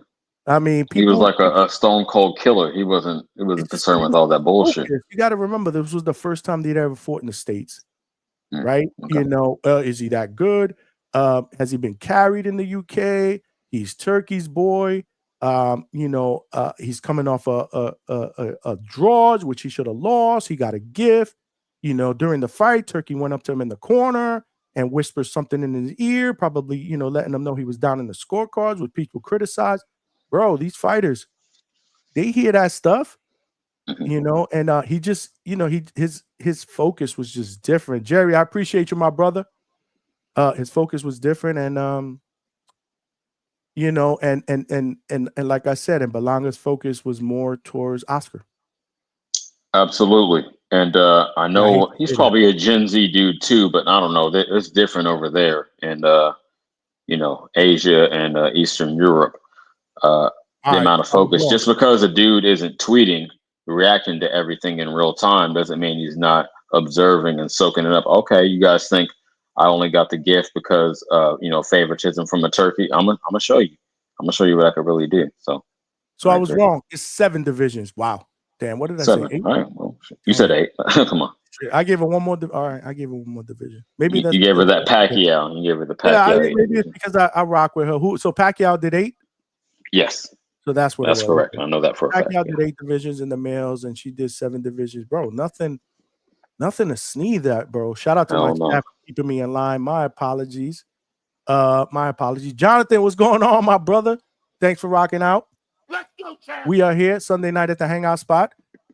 We got over 100. Okay, we got over 100 over 100 people. Shout out to my people on X Spaces who are watching live as well, and on Millions. Make sure y'all smash that like button Set up millions. Okay. on Millions.com. I see you. That's my site on Millions, bro. We got merchandise that we're selling there as well, t-shirts and hoodies. And I'm gonna show y'all one of the t-shirts and hoodies now, bro, in a little bit, bro. They hot. Check it out, man. Cop one and support the channel. He said, "You guys delusional." Katie got the GOAT. Katie the GOAT. She beat Amanda 3 times with the 3 brooms, swept her. Does that mean that she is the GOAT over Clarissa's accomplishments, bro? I don't know about that, Jonathan. Negative. Even if you want to make that argument, No. which is dubious at best, you Listen. can't say it's crazy to say that Amanda took one of those fights, the first 2 fights. You can't say that's out of pocket. So no, I think you're the one that's delusional by just saying, "Oh, she absolutely killed her in all 3 fights." Hey, Come on, it's arguable. It's arguable. The listen. third one was the only one she got clean. And My I opinion. will say this, Jonathan. Jonathan's just throwing shots at us, bro, or maybe me. I Same don't people know. who think It got me a Shakur was little gonna worked stop up. Zepeda. Same people who think Shakur was going to stop Zepeda. Ha ha ha! With the laughing emoji. Listen, I picked Shakur to stop Zepeda. I absolutely did. But let me tell you something. Me He did too. everything other than stop him. Absolutely. He did everything Yes. other than stop him, bro. He cooked Zepeda. Let's keep it real. It was a good fight. I give Shakur a lot of credit. Nobody can say he ran. I bet you, Jonathan, you're the same guy that probably thought that Shakur was going to run in this fight. Yeah, he had the Tom and Jerry narrative. I bet guarantee it. you were the guy that picked Zepeda because you thought Shakur was going to run. Well, Yep. let me tell you something. Shakur didn't run. He absolutely cooked in that fight, and he got hit more than he's ever gotten hit in any other fight purposely because he knew I'm going to fight this guy. But let me tell you something. There was some magical shit going on in the corner with the shoulder roll with a lot of those punches that were not landing anywhere near flush, bro. What Shakur did was amazing work. So, Jonathan, check yourself, my brother. I appreciate you, though, rocking out, bro. You know, you are DHS family, but, you know, sometimes we got to check you here, bro. Sometimes we got to check you. H-Town, my brother in the building.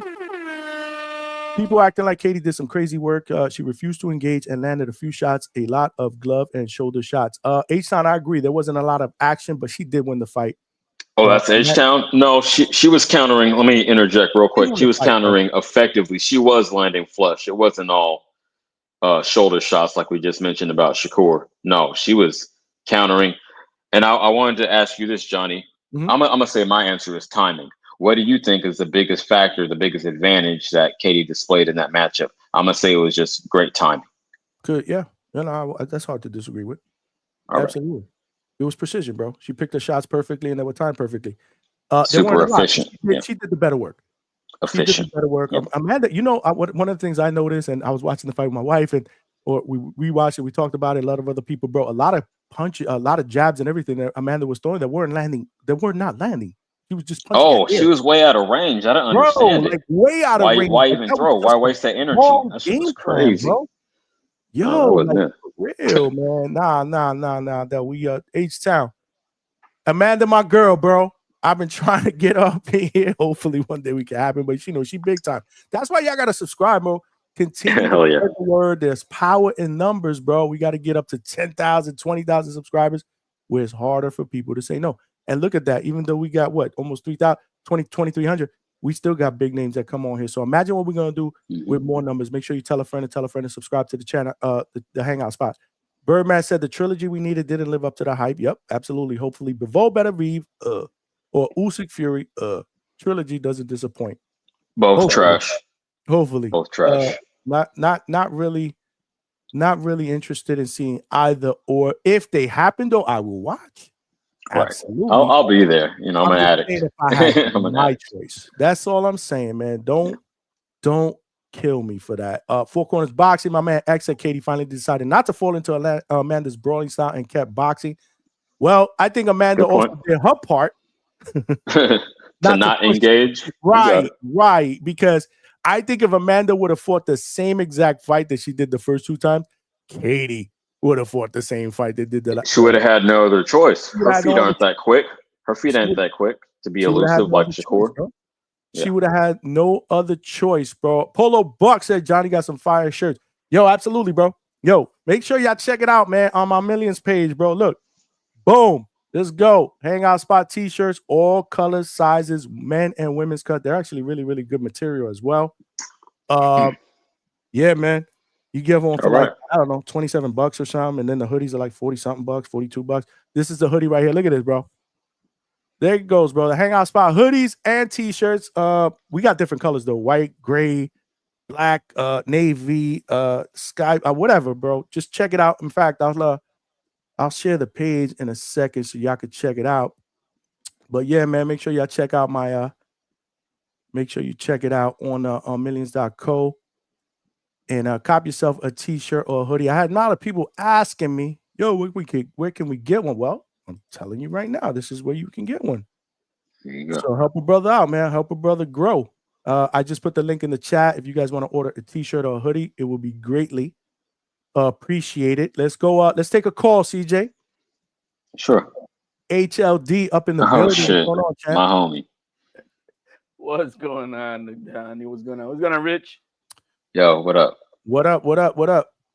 Who we cooking today? What we cooking right now? Who we cooking? It ain't got to be you got to be negative, like Johnny was saying. Let's talk about the positive. Like, what are we cooking right now? As far as what's the topic? Is it Amanda? Is it no. The topic is which performance was the most impressive of the weekend? Did you vote on the poll? I probably did not catch it for me to. Lord have mercy. Come on, HLD. All right. But if I was gonna tell you who I thought was gonna take it, yes, I was gonna say it would have been Amanda and Katie Taylor for the weekend.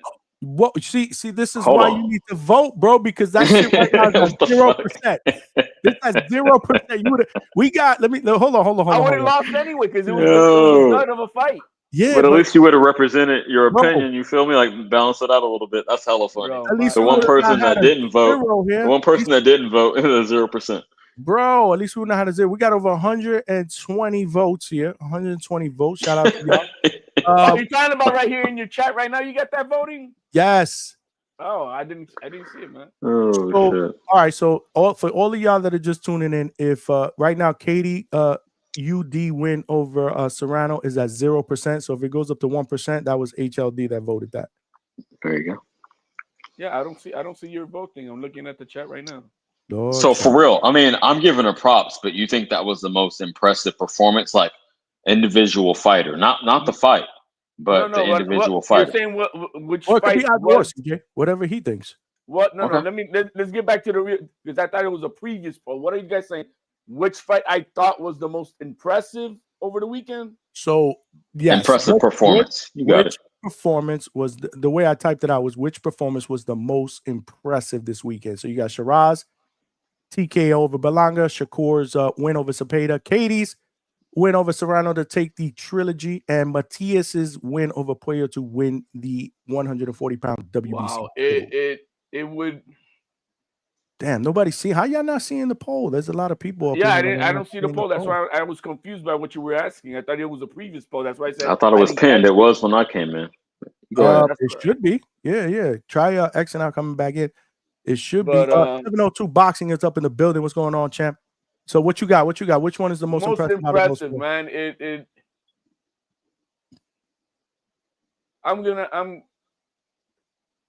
damn, that Puello Matias fight was good.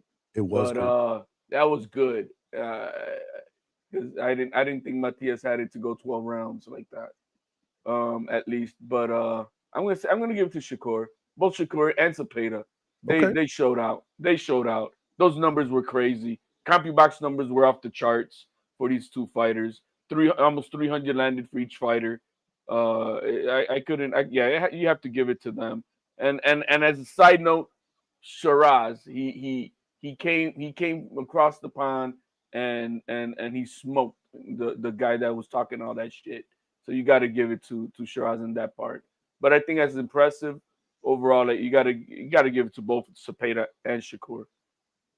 Okay, I like it. I understand. So you led with like the most like the fight that was most like I don't know. I want to say the most fireworks, but you gave it kind of to both fighters with your pick.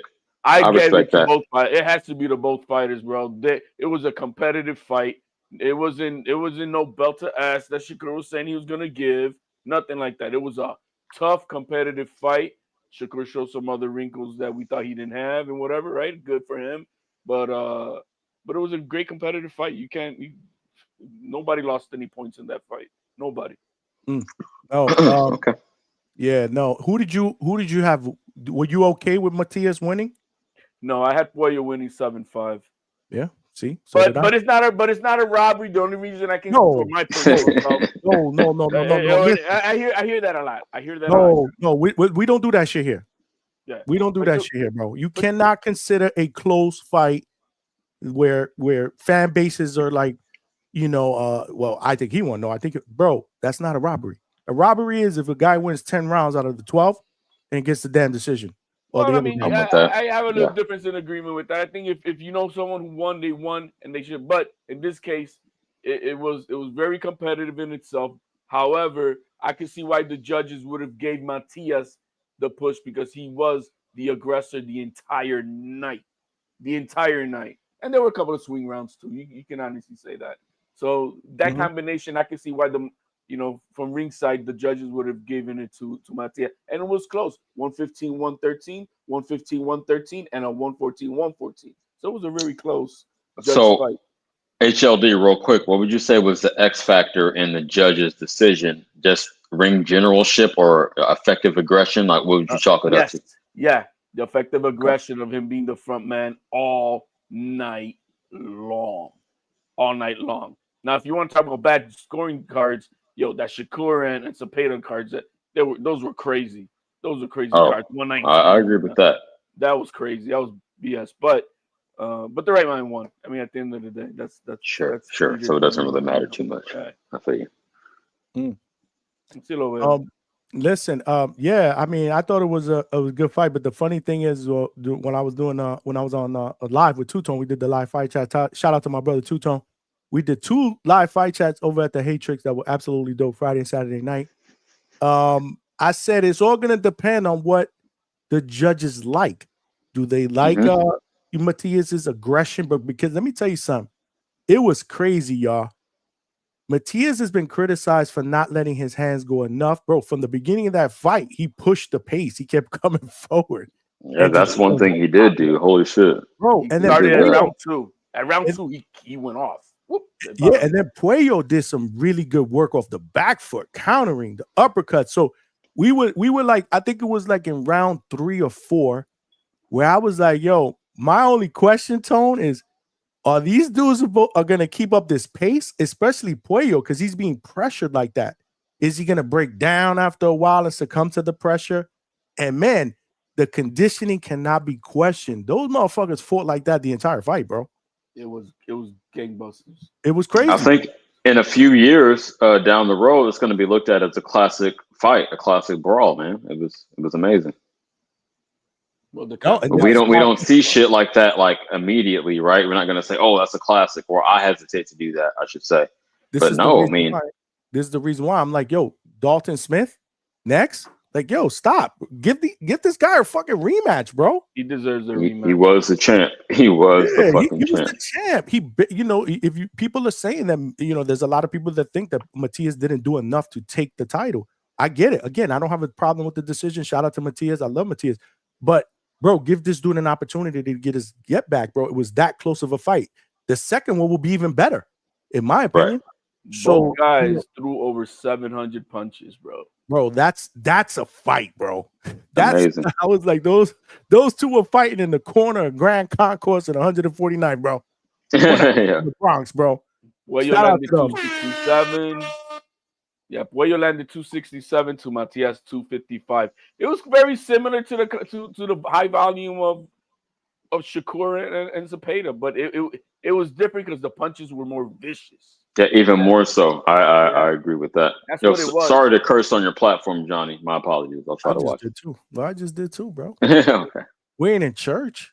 I mean, we ain't in church. We can. It's just, there's certain people that come on. It is Sunday. It is Sunday. A word here. M-bomb this, M-bomb that, bro. Okay. Like, no, I'm trying not to do that, with the M-bombs and all that. I'm trying to keep that clean. Again, we got people watching. We're trying to get some sponsorships, my brothers. Exactly. We're trying to do shit the right way. We here at the late night spot, the hangout spot. Shout out to all of y'all, man. Smash that like button.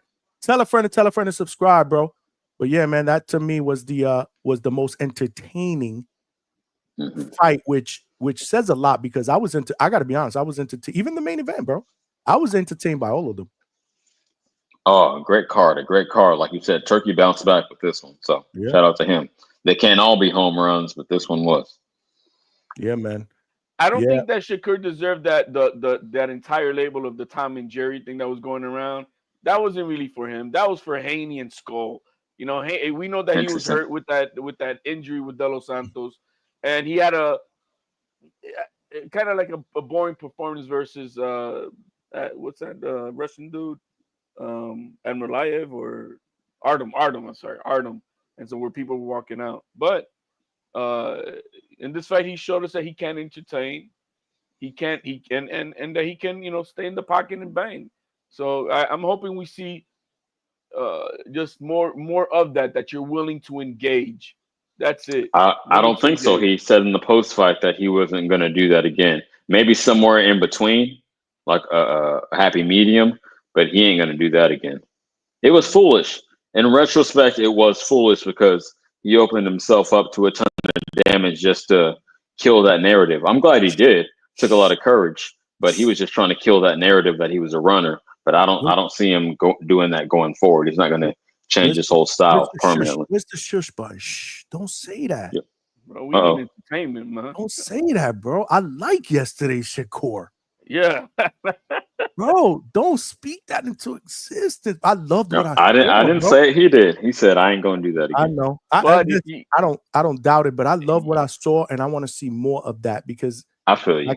Like I said, that shoulder roll, the counters off the shoulder roll were the closest thing that I've seen to Floyd in his prime, bro. Oh, that Newark shell definitely outclassed the Victorville shell that Ryan pulled off. So I'll give him that. You do know that when Turkey speaks, within what he's saying, he's meaningful of it. And he tweeted out he loved his performance, blah, blah, blah. And he loved the entertainment that he brought. So if you want to get paid, you got to entertain. So he can't go back to that other thing. He could go back to it, but then he ain't getting paid by Turkey. I tell you that. Mm-hmm. Preach, brother. Preach, man. You gotta entertain the guy that's cutting the checks, bro. And that wasn't no rock'em sock'em. Nobody can say that was a rock'em sock'em fight. That was boxing. That was sweet science that we saw yesterday. Especially from Shakur. And shout out to Zepeda because Zepeda was Zepeda. A lot of people they'll go into that fight and fight Shakur, and the mentality is I gotta be careful because if I miss, he's gonna make me pay, he's gonna make me look foolish. And they don't want to look foolish. That's what I think a lot of these fighters do when they fight guys like that are defensively sound. He went and he fought his fight, bro. He pushed the pace, he threw punches in volume. Me and Tone was screaming the first round because he was like not throwing. We're like, yo, what the fuck? Come on, you're gonna be Zepeda. And he was doing his part, but Shakur did his part. Yes. Most definitely. Just a difference in class. And you brought up a good point, Johnny. Exactly. Do you think that's the dichotomy, the difference between what Serrano did and what Zepeda did. Zepeda stayed himself, Serrano did not. Both came out on the losing end, respectfully, but Zepeda made it way more close. Y'all got it. I was about to say the exact same thing. One team decided we got to change it up, and the other team stayed true to themselves. You know, so that was great. This is what I'm talking about. AB, Attorney Bailey, salute to you. This is what I said though, AB. Remember the show that one of the shows that we did last week when we talked about this? I said I've been waiting for a guy who was going to bring this out of Shakur. We have yet to see. I said this months ago. This is why I think it was last year in November. I was on another channel and we were talking about this, and I was like, "Yo, I want to see Zepeda fight Shakur," and they were like, "Why?" Because I think his style will bring out the best offensive version of Shakur. He has not been pushed to the limit, so we need a guy that's going to apply pressure, throw volume punches, and is going to make him work. So yes, that's what he did. No, I'm not saying that it wasn't Zepeda style. I'm just glad that he was able to show us what we saw based on Zepeda's style. Right. He responded in the appropriate fashion. You know what I mean? He took more damage than he would have liked to, especially in that third round. But no, absolutely. I agree. I agree with Bailey. Let me put it this way. It was not that Shakur was able to, he couldn't neutralize Zepeda. He had to step up his game to another higher level. So you think even if he wanted to, he couldn't have eluded him? No, he couldn't. Well, yeah, I mean, running around, yes. What he did with De Los Santos, you could do that with any fighter. It doesn't matter who it is. You could do that all night. Okay, so he chose to engage too. All I'm getting to is he did also choose to engage. Correct? He had to engage because if he didn't, this guy. Well, no. By your definition, he could have ran if he wanted to. So he chose to engage. That's anybody. But he would have done that. He would have lost the fight under the Turkey card. Because Turkey, I know those judges already know. We not playing the ring around the rosy. Anybody does that, get them out of here. They lose. Pack their ass up. Yeah. Get them out of boxing, bro. Like my brother Tone said. Yo, hey, guys, let me see. Do we got any super chats? Nope. We caught up on super chats. We need one more super chat, y'all, to get to our goal, man. Help a brother out. Working late night here at the Hangout spot. Let's take another call, man. Hey, Johnny, real quick. Did you see the tweet that well, there was an interview that Shakur did with his daughter, holding his daughter. Yeah. That was cute and adorable. And she just spoke what she saw. You almost got knocked out. That was dope. Somebody sent that to me. I didn't peep that. What are you talking about? I'll send it to you, CJ. It was his daughter. He was being interviewed post-fight. He had his daughter in his hand, and she said something about that daddy almost got knocked out or something like that. Yeah, you almost got knocked out. Oh, my goodness. And Shakur was like, no, I didn't. No, it was funny. It was hilarious. He got rocked, but no, he didn't. Yeah, nah, it's good. Speaking on what the little daughter was, what she saw, right? I mean, that's adorable. It was an adorable moment. That was cute. That shit was dope. I loved it, bro. I loved it. I'll shoot it out to y'all. If not, I'll share it up later on. Link is in the chat, y'all. If y'all want to call, let's take another caller. Stock Chasers, my guys in the building. What's going on, Stock Chasers? Yo, what's good, Johnny? What's poppin'? What up? Ain't shit, man. Little mellow Sunday, bro. Were you in the building yesterday? I was, bro. I was fucking wasted. I damn near walked out after that decision against Matias, bro. I damn near did. What? I was upset, bro. Oh, you PR, ain't you? Okay. Nah, he DR, bro. Ese es un plátano de la Dominica. Oh, but yeah, nah. Listen, the card was lit. I got there late though. I literally got there for the Puello fight. So I missed the Morel. I watched it though. I watched the Morel fight, which was crazy. That decision was crazy. He should be thankful that that he walked out of there with that, because Kataib, man, damn near packed him up and was beating his ass. Absolutely. Yeah, he got to get back to the drawing board. I don't know what's going on with him, but yeah, man. But anyway, man, shout outs to Matias, bro. I ain't gonna sit here and be like, oh, it was a robbery or anything like that, man. Gonna get that man his flowers. You know what I need to happen though? I need Matias to beat fucking Dalton so we can get our rematch, bro. Because we already know the step aside money about to flow in. There's a rematch clause. So, whatever, man. Puello take that bread. Let them have their match on the 22nd. Hopefully he wins. And then we do it again, bro. Because, Johnny, is that not rematch worthy, bro? Like, bro, bro, absolutely. like, Bro, let me tell you something. I said it earlier. I don't know if you were listening, bro. I ain't like that Dalton Smith shit, bringing him into the ring, facing him off. Bro, give this man his rematch, bro. That fight was mad close, bro. That fight was mad close, bro. Give that man his rematch, man. Yo, bro, stock chasers, who'd you give it to? Who would you say got the nod? Who would you give it to? what you mean in that fight? You know what I'm Yeah, saying, bro. Puello, Like, Puello went to. man, I had Puello. Puello had him hurt in the 10th round. Almost That's packed three him of you up, bro. guys. But the That's bell three of saved you him. guys that said it. Okay. But look, the thing, it didn't look good because Puello was fighting Matias' fight, and I felt like that just didn't look good for him. Like it looked like, I mean, Matias brought some crazy pressure. I'm not gonna take that away from him, bro. Like he came in bro. He came in. This was the game plan, bro. To step forward and just let shit rip, get hit, whatever. He didn't care about defense or nothing. Like he said, so. "Let shit rip, get hit, whatever the fuck." I That feel you. pretty much what it was, bro. Like and at the end of the day, I just kept seeing his head, bro, like go like this, dumb, all fucking night. I'm like, damn, like, but Puello just didn't have enough. And Matias is a tough motherfucker, bro. He's tough. My bad. Excuse my language, Johnny, but he's tough, man. So I mean, it is what it is, bro. I'm not gonna, I'm a little down, but it is what it is, man. Hopefully, the business of boxing doesn't get in the way of such a great fighter like Puello, because Puello's a great fighter, bro.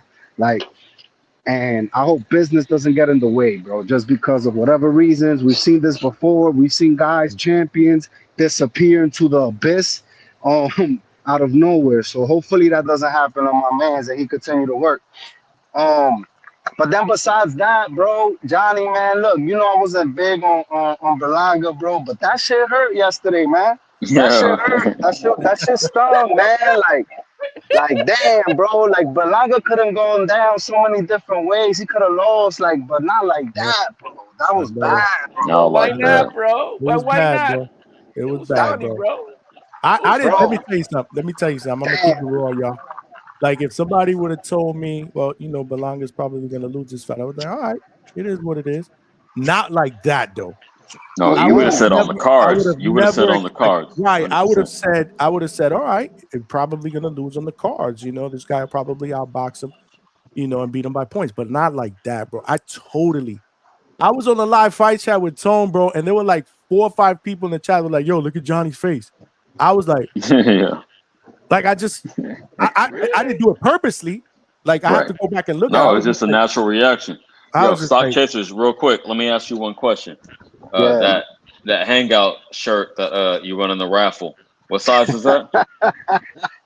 What size is that I shirt, think it's homie? a large, bro, but they for bro, sale, bro. Copy one. bro, You got Hey, hey, money. you hey, got You that's the fucking, got wrong answer. money. you That's got the wrong hoodies over answer. there. Look, you got hoodies over here. We got shirts, bro.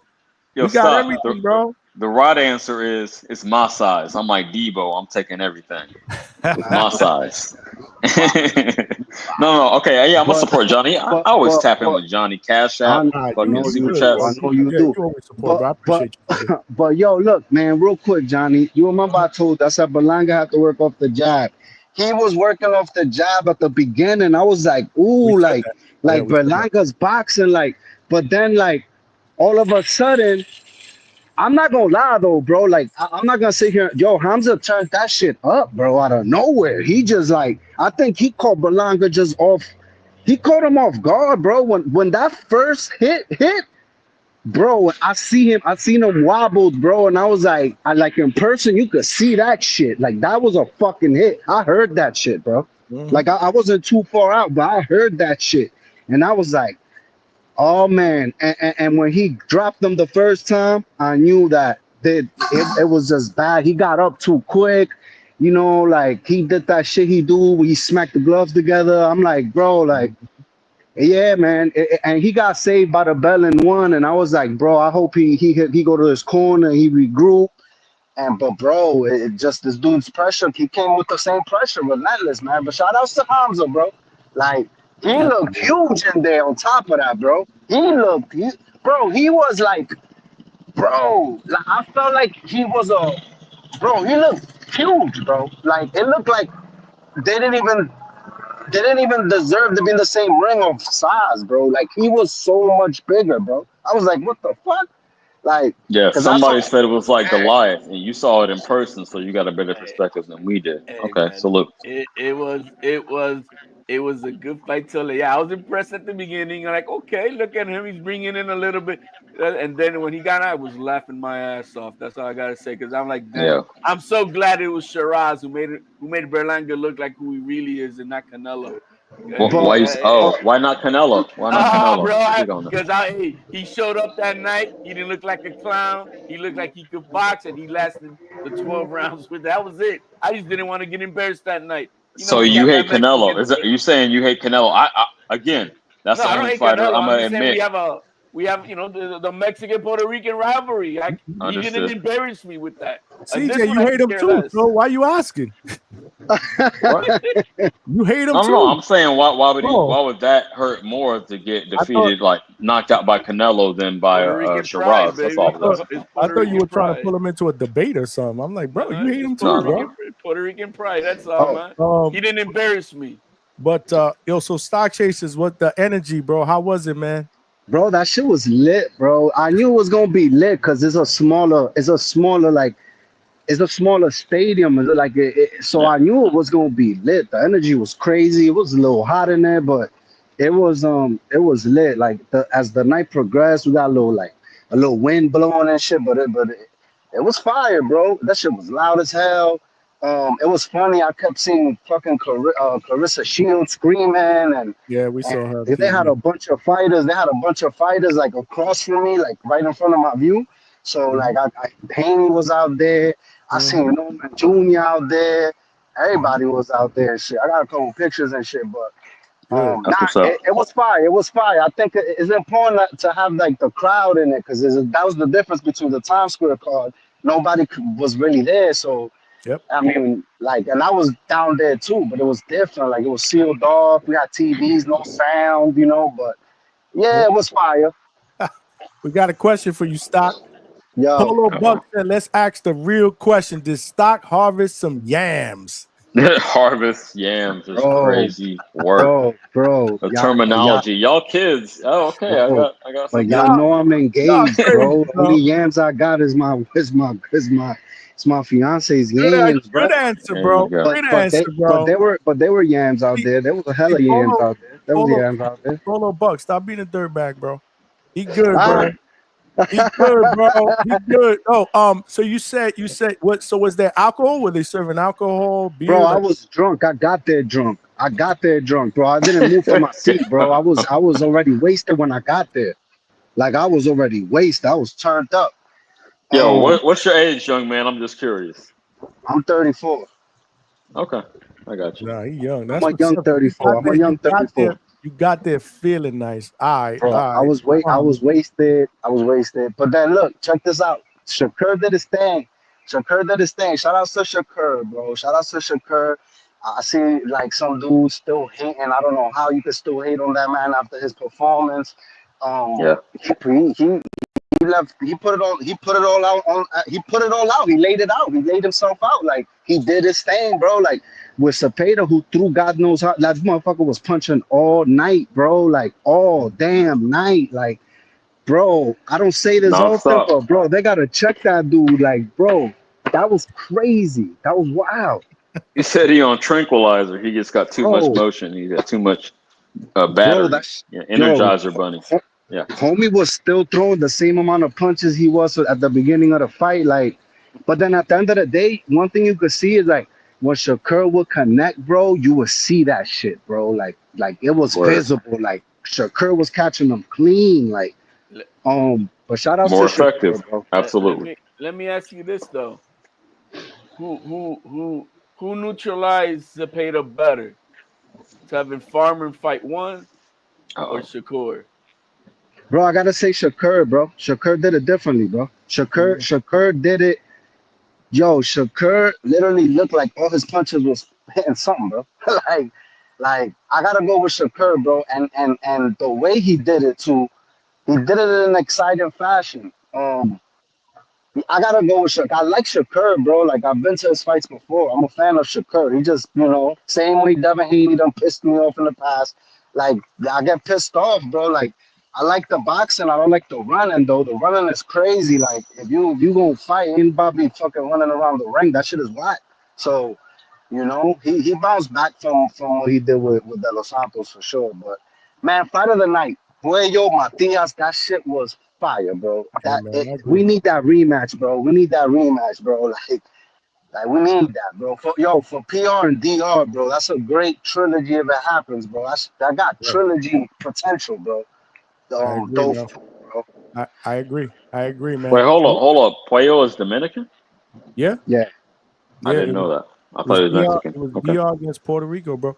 Clarissa, what's good? She said Shakur showed us he can beat you at your own game. He could easily box and move, and he chose to trade to shut people up. Absolutely. Yes, I couldn't agree more. Shout out Clarissa. I couldn't agree more with you. That's why. Yo, that's got to be a man. Her takes are too practical. Yo, that's crazy, bro. Hey. I'm sorry. Yo, shout I out Clarissa, bro. I expect that out of Stock Chaser, man. Not from you, man. What is going on, bro? Should I mute? I'm gonna have to mute you for like 5 minutes, bro. No, I'm chilling. I had to be toxic for just a half second. Yo, you feel me?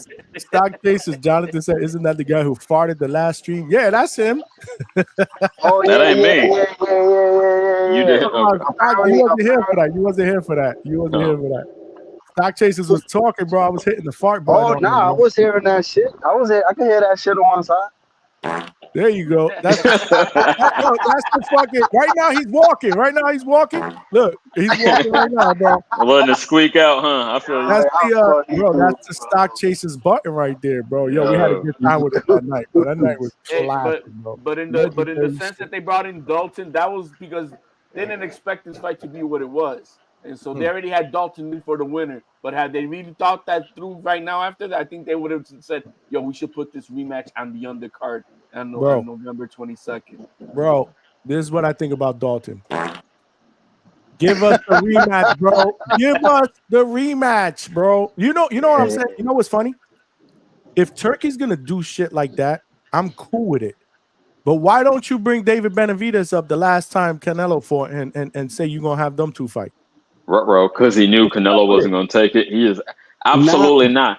I fight anybody. I fight the best, but not that guy. Not that guy. Yo, Turkey got a thing for let's be honest, bro. Listen, Turkey has an agenda, bro. And his agenda seems to constantly be bringing fighters from the UK and wherever the hell they're from over there. And bro, he has an agenda, bro. It's not hard to see. There's an agenda at play because this ain't the first time he does it. Yeah. There's an agenda. When you got that type of FU money, bro, your agenda is whatever you want. Yeah, you can push whatever line you want. I was going to say the same thing. Turkey is always 2 fights ahead, bro. Yeah. Facts. 2 fights ahead, man. And I said he needs to calm down with that shit because you see how that backfired. He makes it vocal. But hold on, man. Johnny, bro. I'm not going to lie. I had a bad feeling as soon as Berlanga walked out with fucking Joey Crack, bro. Like, I had a bad feeling, bro. Yeah. Like, he should have left that. He should have. Yo, Fat Joe's cool and all that, but he should have left that dude at home, bro, and not walked out with him. Especially to that song, bro. And, like, I was not a fan of that. I was already like, oh, man. Fat Joe again, because he did some funny shit with us with the Yankees, bro. Like he got some weird shit going on, bro. Every time he show up, it's an L. Saw that. Yo, it's funny. It's funny, right? That's crazy. Remember, I'm watching the live fight chat.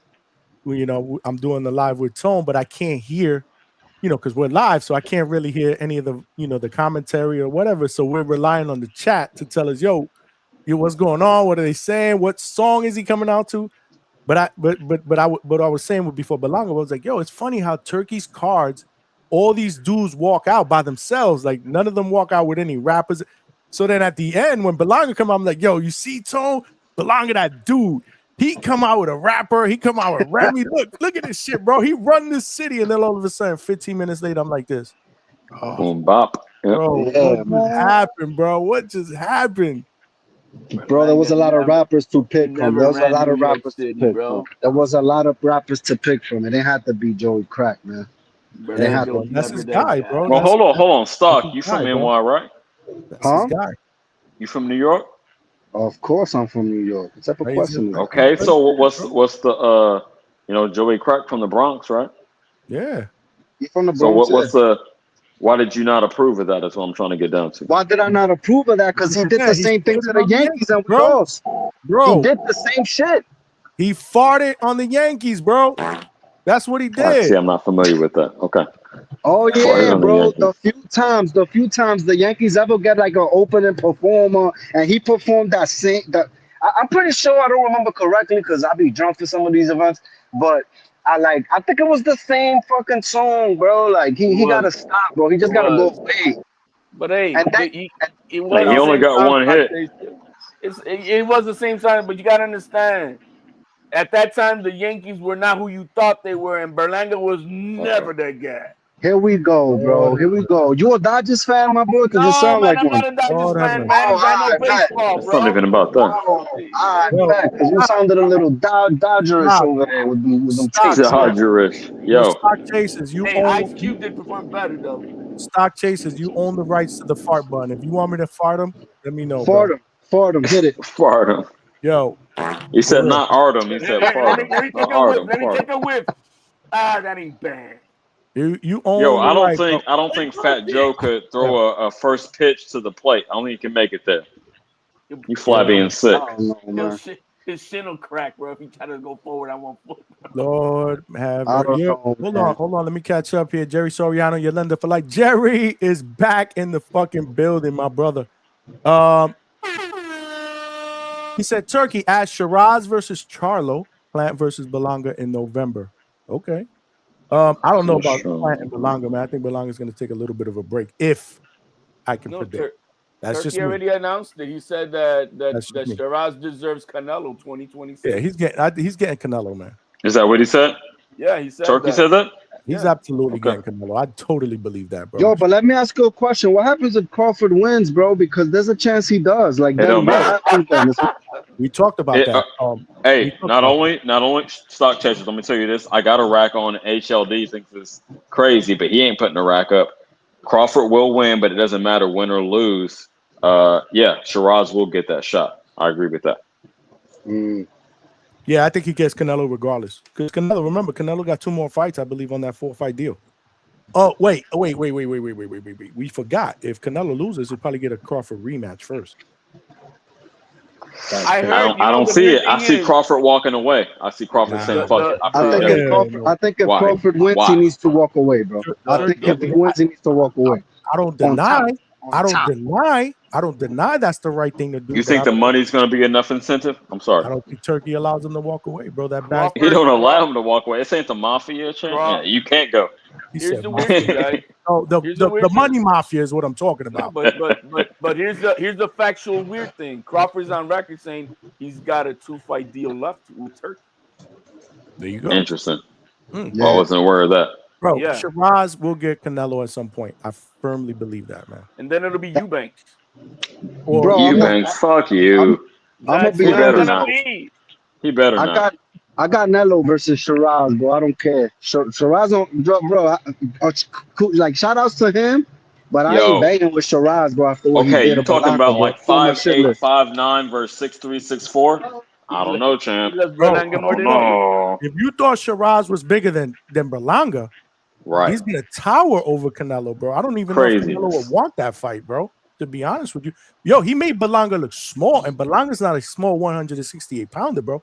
Berlanga's 6'1", a natural 168 who actually missed weight the last fight. Canelo make him have diarrhea once bro. he touches them ribs, man. Just the same thing. Fuck no. Well, that's true, but Canelo will be a lot better at trying to get into the inside. Oh, that's a fact, bro. But how is he gonna get inside with the 6'3" dude without reaching him probably like at least 10 inches?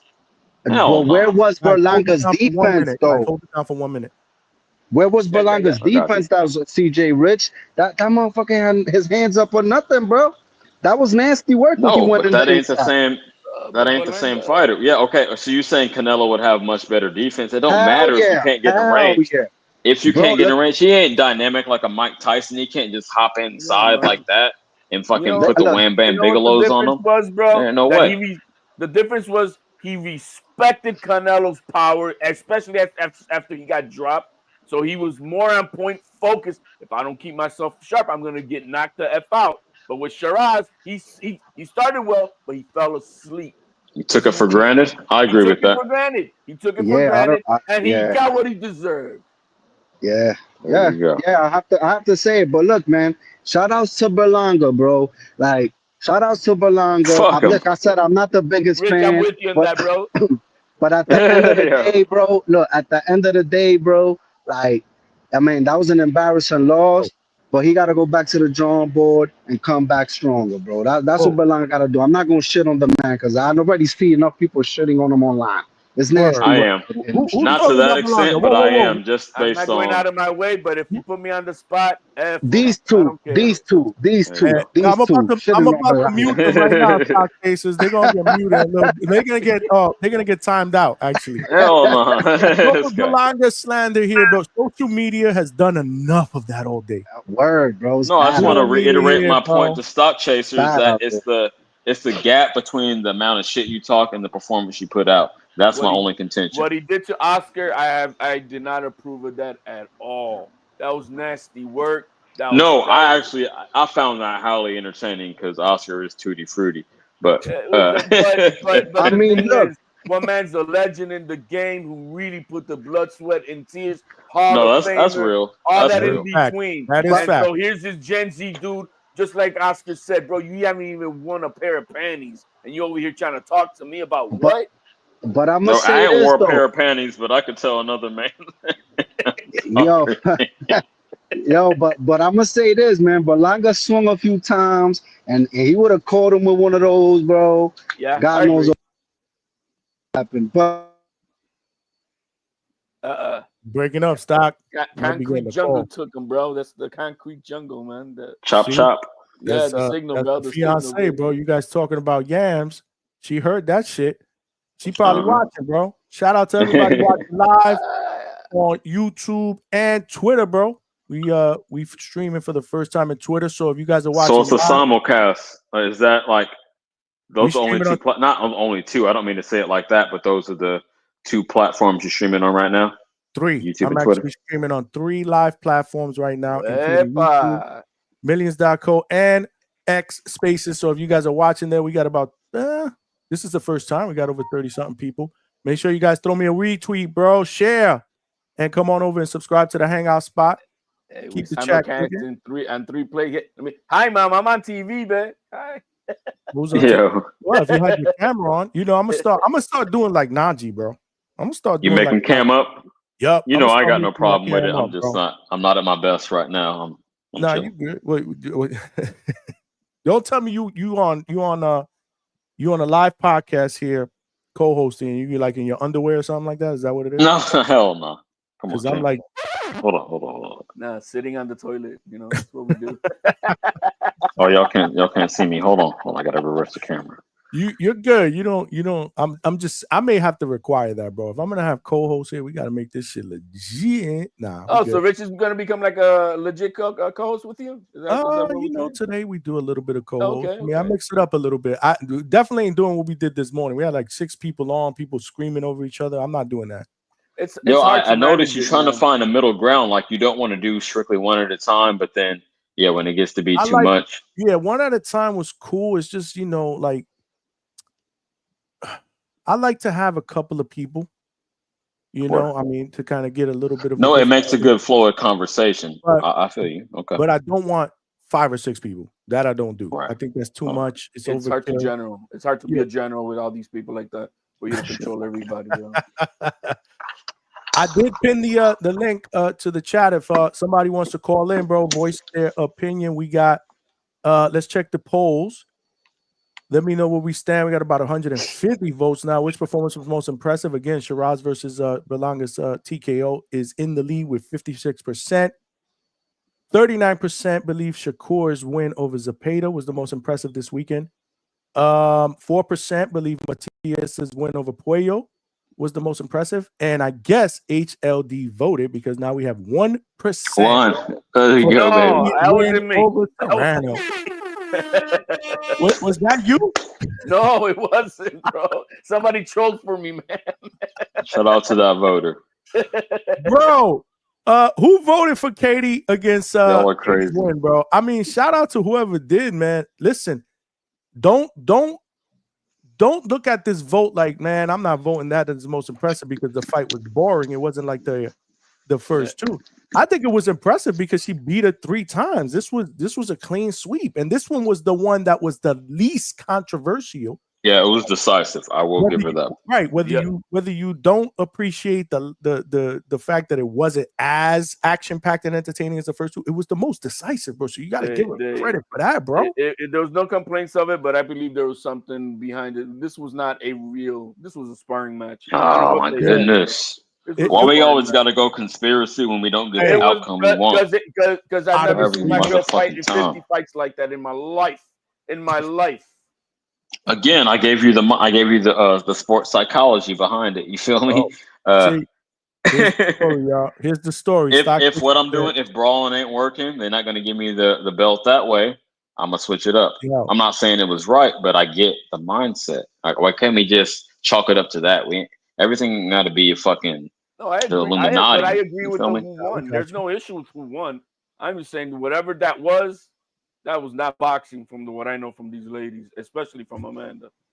It's because of what we saw the first 2 times, bro. I mean, I Sure. get it. No, I seen Amanda whoop every woman's ass, leaving looking like a Cleon after the fight. Every fight, no woman was the same. Bro, look at all their faces. Bro, she tried a different strategy. It didn't work, bro. It is what That's it is. it. Here's my vote for the most entertainment. I've never been more proud to be Boricua being introduced as the way they introduced Amanda Serrano that night. That was the most hot, bro. My house had 50 people who were ready to tear it down with that man. What they call him, Big Mo is his name. That white boy, bro. He brought that fire when he was introducing Amanda Serrano. That was fire to me. I take that as the most exciting part of my weekend. Yo, so Stock Chasers, this is what happened, bro. He said, back upstairs, she summoned me. Y'all be easy. Thanks for having me. Yo, Stock Chasers, that's for you, bro. She heard him. If he saw some yams, she's like, get your ass on. We got to talk. Probably watching, bro. You're talking about them yams. The Polo yams, Buck, bro. It's all Polo Buck's fault, bro. It's all Polo Buck's fault, bro. But we rocking out here at the Hangout spot. If you guys want to call in, now's the time, bro. I did link. I always say that. I did pin the link to the chat, but we'll put it in one more time for all you guys sitting in the back of the room, not paying attention. And make sure y'all throw me a like, bro. We got how many likes we got up in here, bro? We got over 120 something. Got to be over 100. Okay. Oh yeah. Nah, we good. We got over 100. Wow. We rocking right now. We got over 100 some odd people. We got about 40 on Twitter, about 100 on YouTube. We rocking. Hold on. Let me throw this. Let me pin this in one more time. He said, nah, I'll be back later. If anything. Yeah, all right. Yeah. Same cool thing story, for me, bro. man, Johnny. that's all I have for Appreciate tonight. You, but I appreciate you having me on, Rich, as always. You know, always, we got some fights to talk about next week and the week after that. That's when I'm gonna really go heavy on one guy that we got to talk about. We are going live. You know how we do Tuesdays through Thursdays, 9 p.m. Eastern Standard Time. We will be here, bro. So make sure you tune in, brother. Absolutely, man. Thank you, guys. Looking forward to it. Yeah, salute. Have a good night, homie. HLZ, Z Pacino, my brother's in the building with all the brooms. That's what's up. Who else we got up in here? Stock Chaser said call in. Okay, nah. Boxing Truth. What's going on, champ? Appreciate you. I didn't want to hit you with the fart button. Yeah. Serious question, John. How much to time out Stock Chasers his boxing takes a whack? Well, lucky for you, he already stepped down voluntarily. Lord have mercy, bro. Stock Chasers stepped out. Somebody said I'll pay $50 to time him out. Well, hey, we don't really do the TBV rules, but I ain't never gonna say no to money. Yeah, right. Hell no. Hey, if you want to donate to a good cause, that's on you. He said I'll jump back on. Stock Chasers said I'll jump back on. Talk is cheap. I'll call back. But Stock Chasers, you're gonna give me $50 though. So maybe you got to do that. They don't want to hear you. They say your boxing takes where's the fart button? That's what they said. We got chat up in the building. Alberto's back, bro. Alberto, you didn't even speak earlier, bro. I see. Alberto. Yeah, my bad, guys. My phone died, and so I was barely able to hop back on right now. What's up? What's up? What you You got still for us? out there at the Mormon church, homie? You in the LDS? Nah, I'm not in Utah I'm just anymore. fucking with you. Go ahead. Yeah, Johnny, I don't know if like I said, my phone died. Did you guys already talk about the Shakur fight, and like, did you guys see what Turkey said? Like, he basically gave Shakur's props, saying, Mhm. Shakur gave a hell of a performance, and Yep. he's a legend, or basically saying, he's gonna have big plans for him now. Like, who do you think they give Shakur next? Because it's not gonna be Tank. So who could it be? The kid Austin? Or? We talked about that a little bit earlier. I think before you came on, CJ. I think me and Chad might have talked about that. Because somebody actually chatted that. I believe it's we got Chad's dog. That ain't even me. That's not my dog this Whose time. dog is that? That was me. Sorry, guys. No, you're good. All right, Chad. I love dogs, bro. In fact, you guys all see I always have my dog in the background here somewhere. Kobe's here. Kobe, shout out to Kobe. We'd like to see Tank, but that's highly unlikely. So I would say I would take a fight with Kid Austin. Absolutely. You know why? Because we were gonna see that before Kid Austin had to bail out. In Two Tone's word, faked his death. He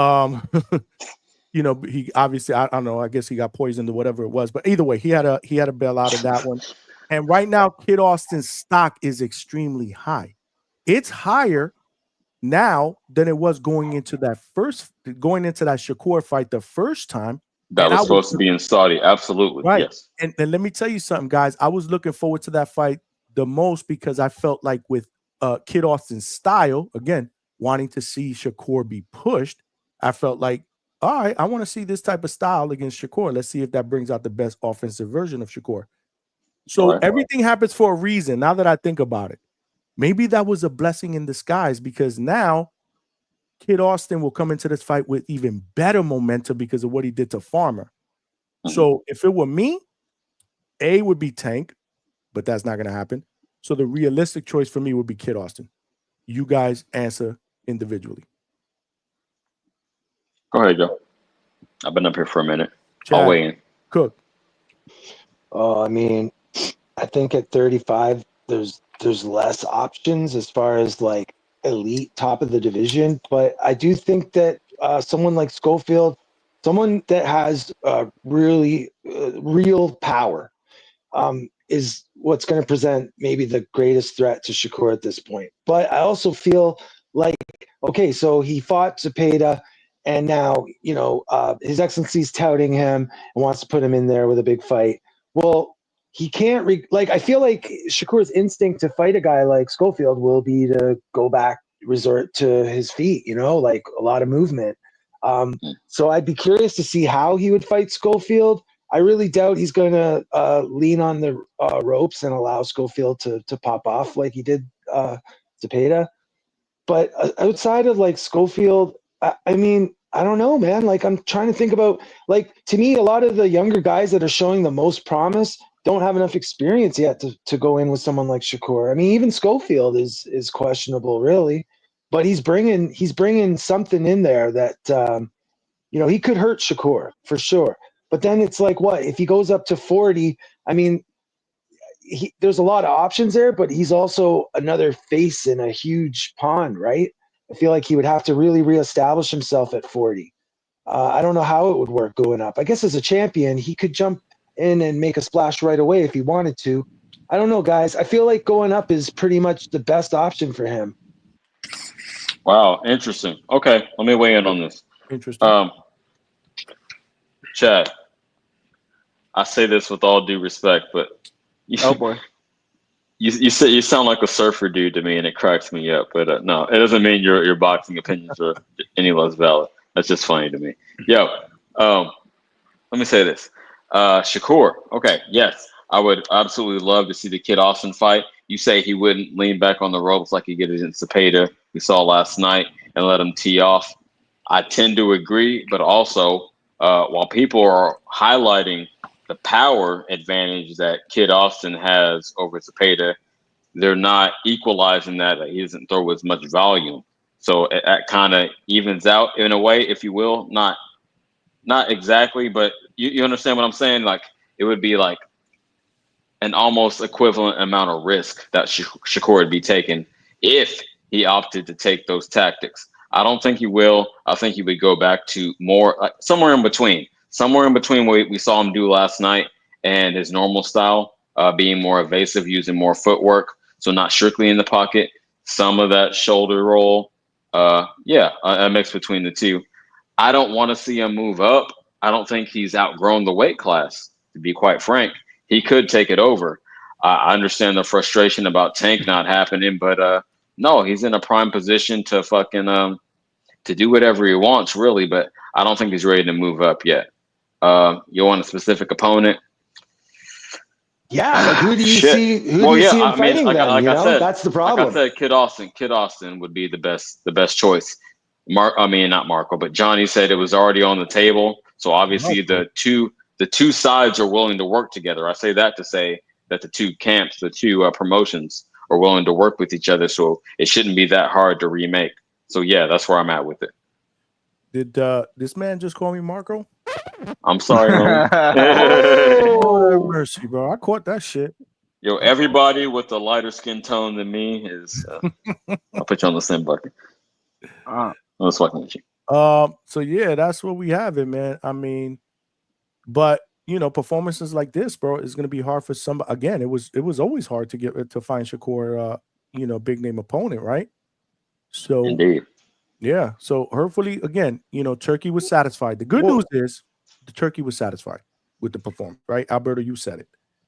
Great point. And before we move on, just very quickly, let me piggyback on that. Because he now has a Turkey bag behind him, hopefully it won't be as hard to find him opponents, because the main criticism was always, oh, Shakur doesn't sell. Well, you're going to get paid either way, no matter how many units he moves. So that's not an excuse anymore. Yeah. That's an interesting point. I just wanted to outline too, though, guys. Like basically the same thing happened to him at 130. I mean, in that though, he was able to fight all the champions. He only fight. It was Cordina was the only one he hadn't fought to get undisputed, and then he had to move up. But I mean, he outgrew 130. But I also feel like he had fought everyone there too. There wasn't going to be a lot more action for him there. And then they moved. And then when he first moved to 35, like I remember feeling like, oh yeah, like there's all these guys he can fight now at 35. But if you think about it, he really hasn't fought any of the guys that we really wanted to see him fight. Brian, Tio, like all the King guys that were there or whatever. Yep. Yeah, no doubt. We got Nas up in here. He wants What's up, everybody? Yeah, Alberto been silent. Brian? What's up, Nas? DJ. Yeah. What's up? What's good, Nas? What you got for us, brother? What you got? Man, just talking about these fights over the weekend, man. Good fights, and you were talking about didn't you just ask about who Shakur should have next? Yeah. Yes. That was, Alberto asked that. What you got? I mean, look, I think. I mean, how does this sound? I mean, you talking about who's going to push Shakur? Maybe it's nobody at 135 that's going to push Shakur. We talk about Tank. That's not going to happen. I mean, what do you think about him going for the WBC Super eventually and going to go see Subriel? At 140, you mean? Yeah, that's sort of along the lines of what Chad was saying. Again, my bad. I missed it. What he was saying? Oh, my bad. Damn, I missed it. He did say he should move up, but briefly, let me interject with this, that his frame doesn't lend itself to moving up. Eventually, he will be at 140, but he's just like a small, a smaller frame. So I don't see him. So how about Hitchens? You don't think he can fight Hitchens? You don't think he can could fight Hitchens? He could, but it wouldn't be to his advantage to move up, is what I'm saying. Yeah, he wouldn't gain anything by moving up in weight class. Yeah, I mean, I mean, when we talk about legacy, I mean, I just think, I think he is the best of this generation when it comes like the pure boxing. You know what I'm saying? Like when this is like Dev is at 147, right? So Dev is chasing legacy. So like I see no point of Dev coming back down and ever fighting him. I don't see Tank fighting him, so he got to carve out his own little thing, and maybe he can stay at 135 and beat whoever But Beat the young if lions that are coming up that we don't even know maybe yet, or that are contenders right now, or prospects. I feel you, but I just don't. Not everybody is built to move up hella weight classes. Not everybody can do that. yeah, I think, but how as special as he is as a boxer, and come on, Johnny, what you think seriously? As special as he is, can you think he can? Can he do that? 140, we always talk about it. 140 is not like a serious, like Not a that's serious jump. That's the last 5 pound jump. Not to cut you off, homie, but I yeah. do understand what you're saying. The last 5 pounds, and it's not a huge difference. I understand that, but I think he would want to retain every advantage he already has built up. You know what I mean? Until like maybe 3 years, maybe he could jump up to 140. I don't know. What were you saying, Nas? I'm just saying, like Johnny, I mean, he's saying 3 years. I don't know. I mean, I don't know how long he gonna be this good. Okay. This is it right now. This is why he's begging to me for the big fights because the time is now. Y'all, Johnny, come on, talk. What you thinking? Bro, I'm a firm believer. If he moves up to 140, I don't think anybody beats him there either. He's that good, bro. He's that good.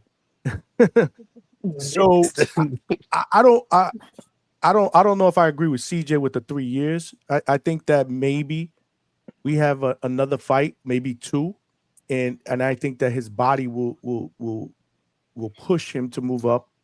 Well, let me ask y'all this to be objective. How old is he right now? Shakur is. I'm gonna tell you right now. I don't know. That's a good question. We talking. Because 3 years, that might have been a little extra sauce, maybe 1.5 to 2. Yeah, he's 20. Okay, so he's 28. He's 28 years old. Okay. So yeah, I mean, I definitely do not see him at 135 past the next fight. I say maybe one more fight. Maybe we don't see another 135 fight. I don't know. He has small bones. I don't know. I think. His I just want to say translate to the next division though easily, bro.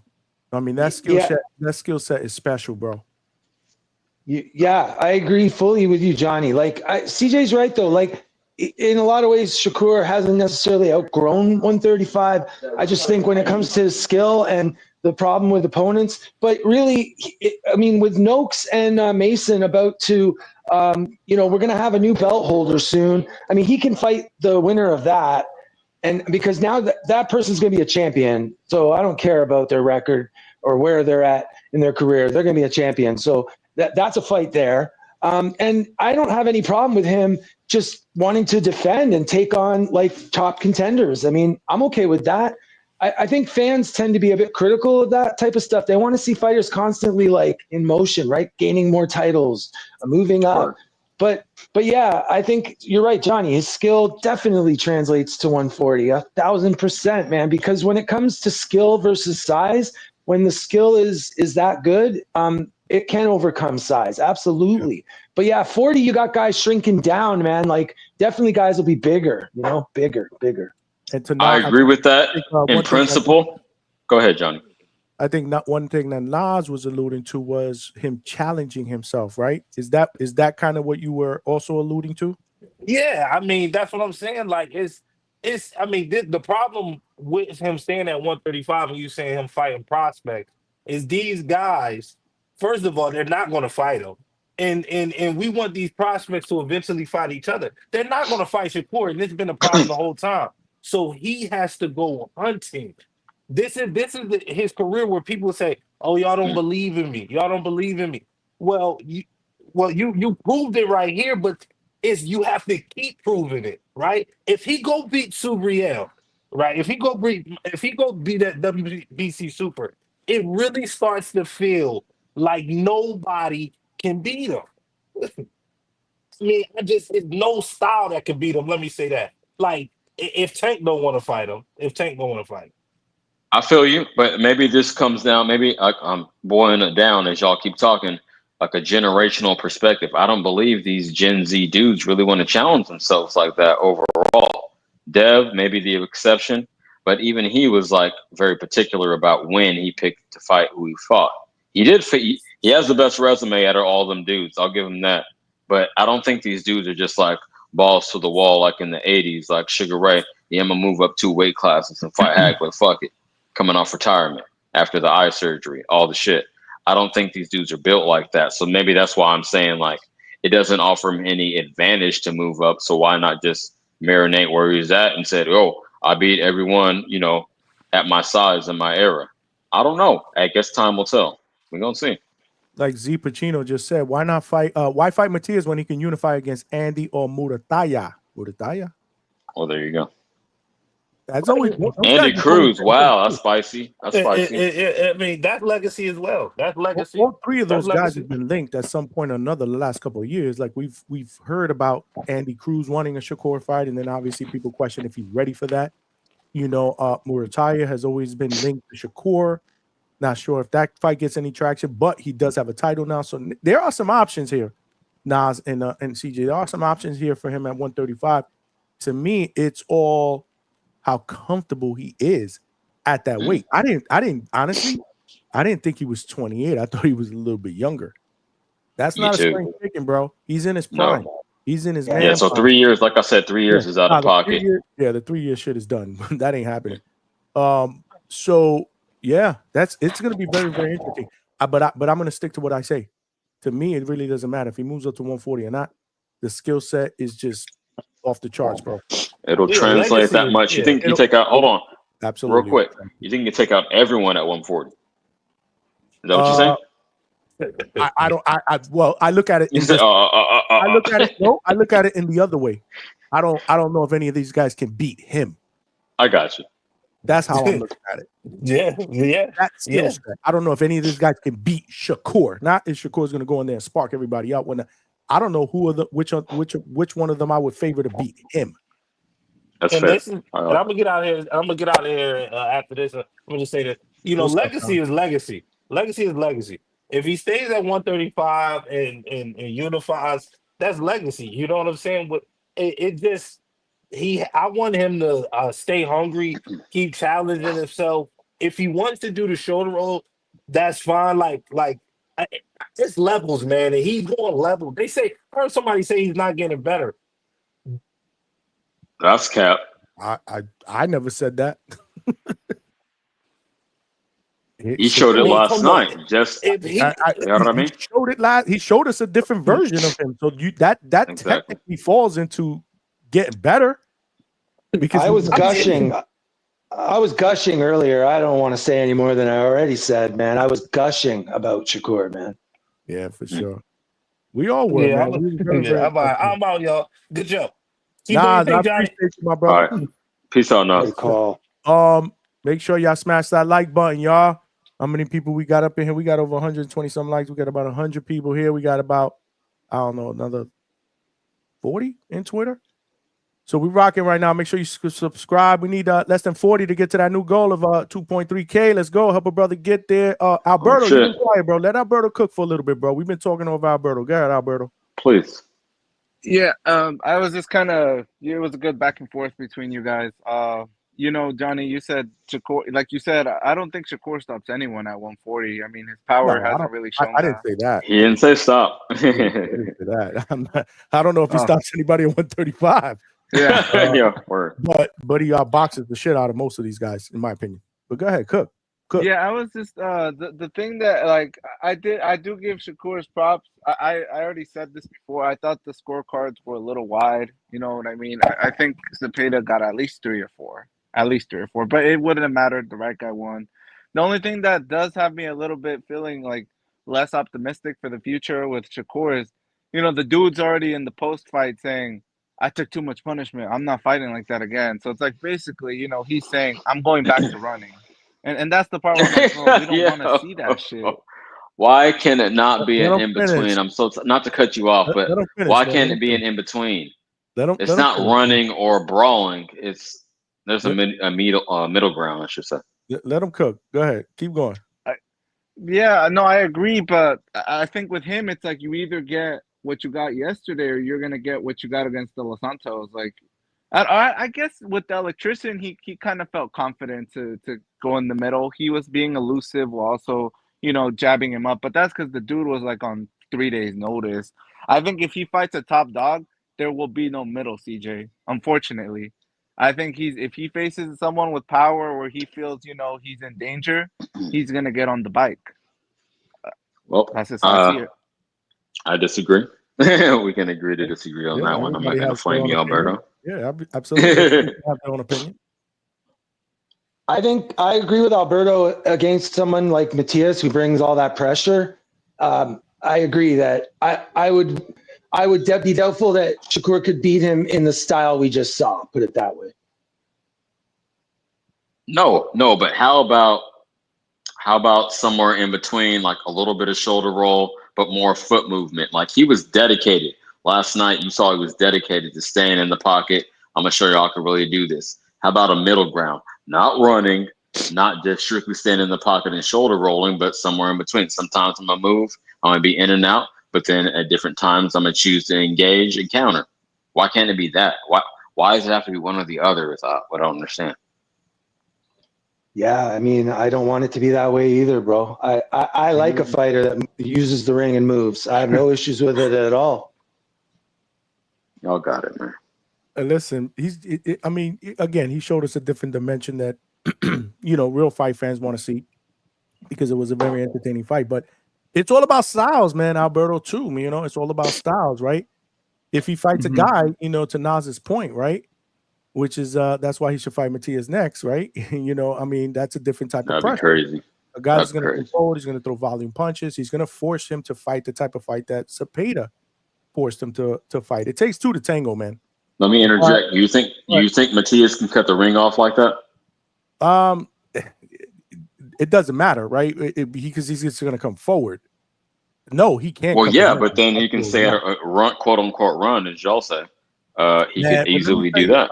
Let me tell you something. If you watched that fight yesterday, I was laughing at the Matias Puello fight because it wasn't even like walking down or coming forward to Puello. It was almost like he was running towards him, bro.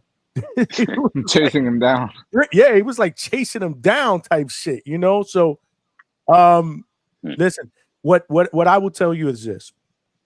After what Alberto, after what I saw yesterday, I'm comfortable with any style that fights against Shakur. I like that take because he showed he's versatile. He can adjust. You feel me? Right? Before this fight, I wasn't comfortable. I hadn't seen him do that against a volume puncher, a pressure fighter. And to Alberto's point, you're right. He landed a lot of punches. I think he did win at least 3 rounds. I don't think it was a clean sweep at all, but it was a Shakur win, and it showed us a different dimension. And now I feel comfortable, or if he fights this guy, I think he can adapt. But if he fights this guy, no, I think he can adapt. So that's what I got out of yesterday. Yeah, I think you're right, Johnny. Because even like throughout the Cepeda throughout the fight, after like the 5th, 6th round, dude was tired.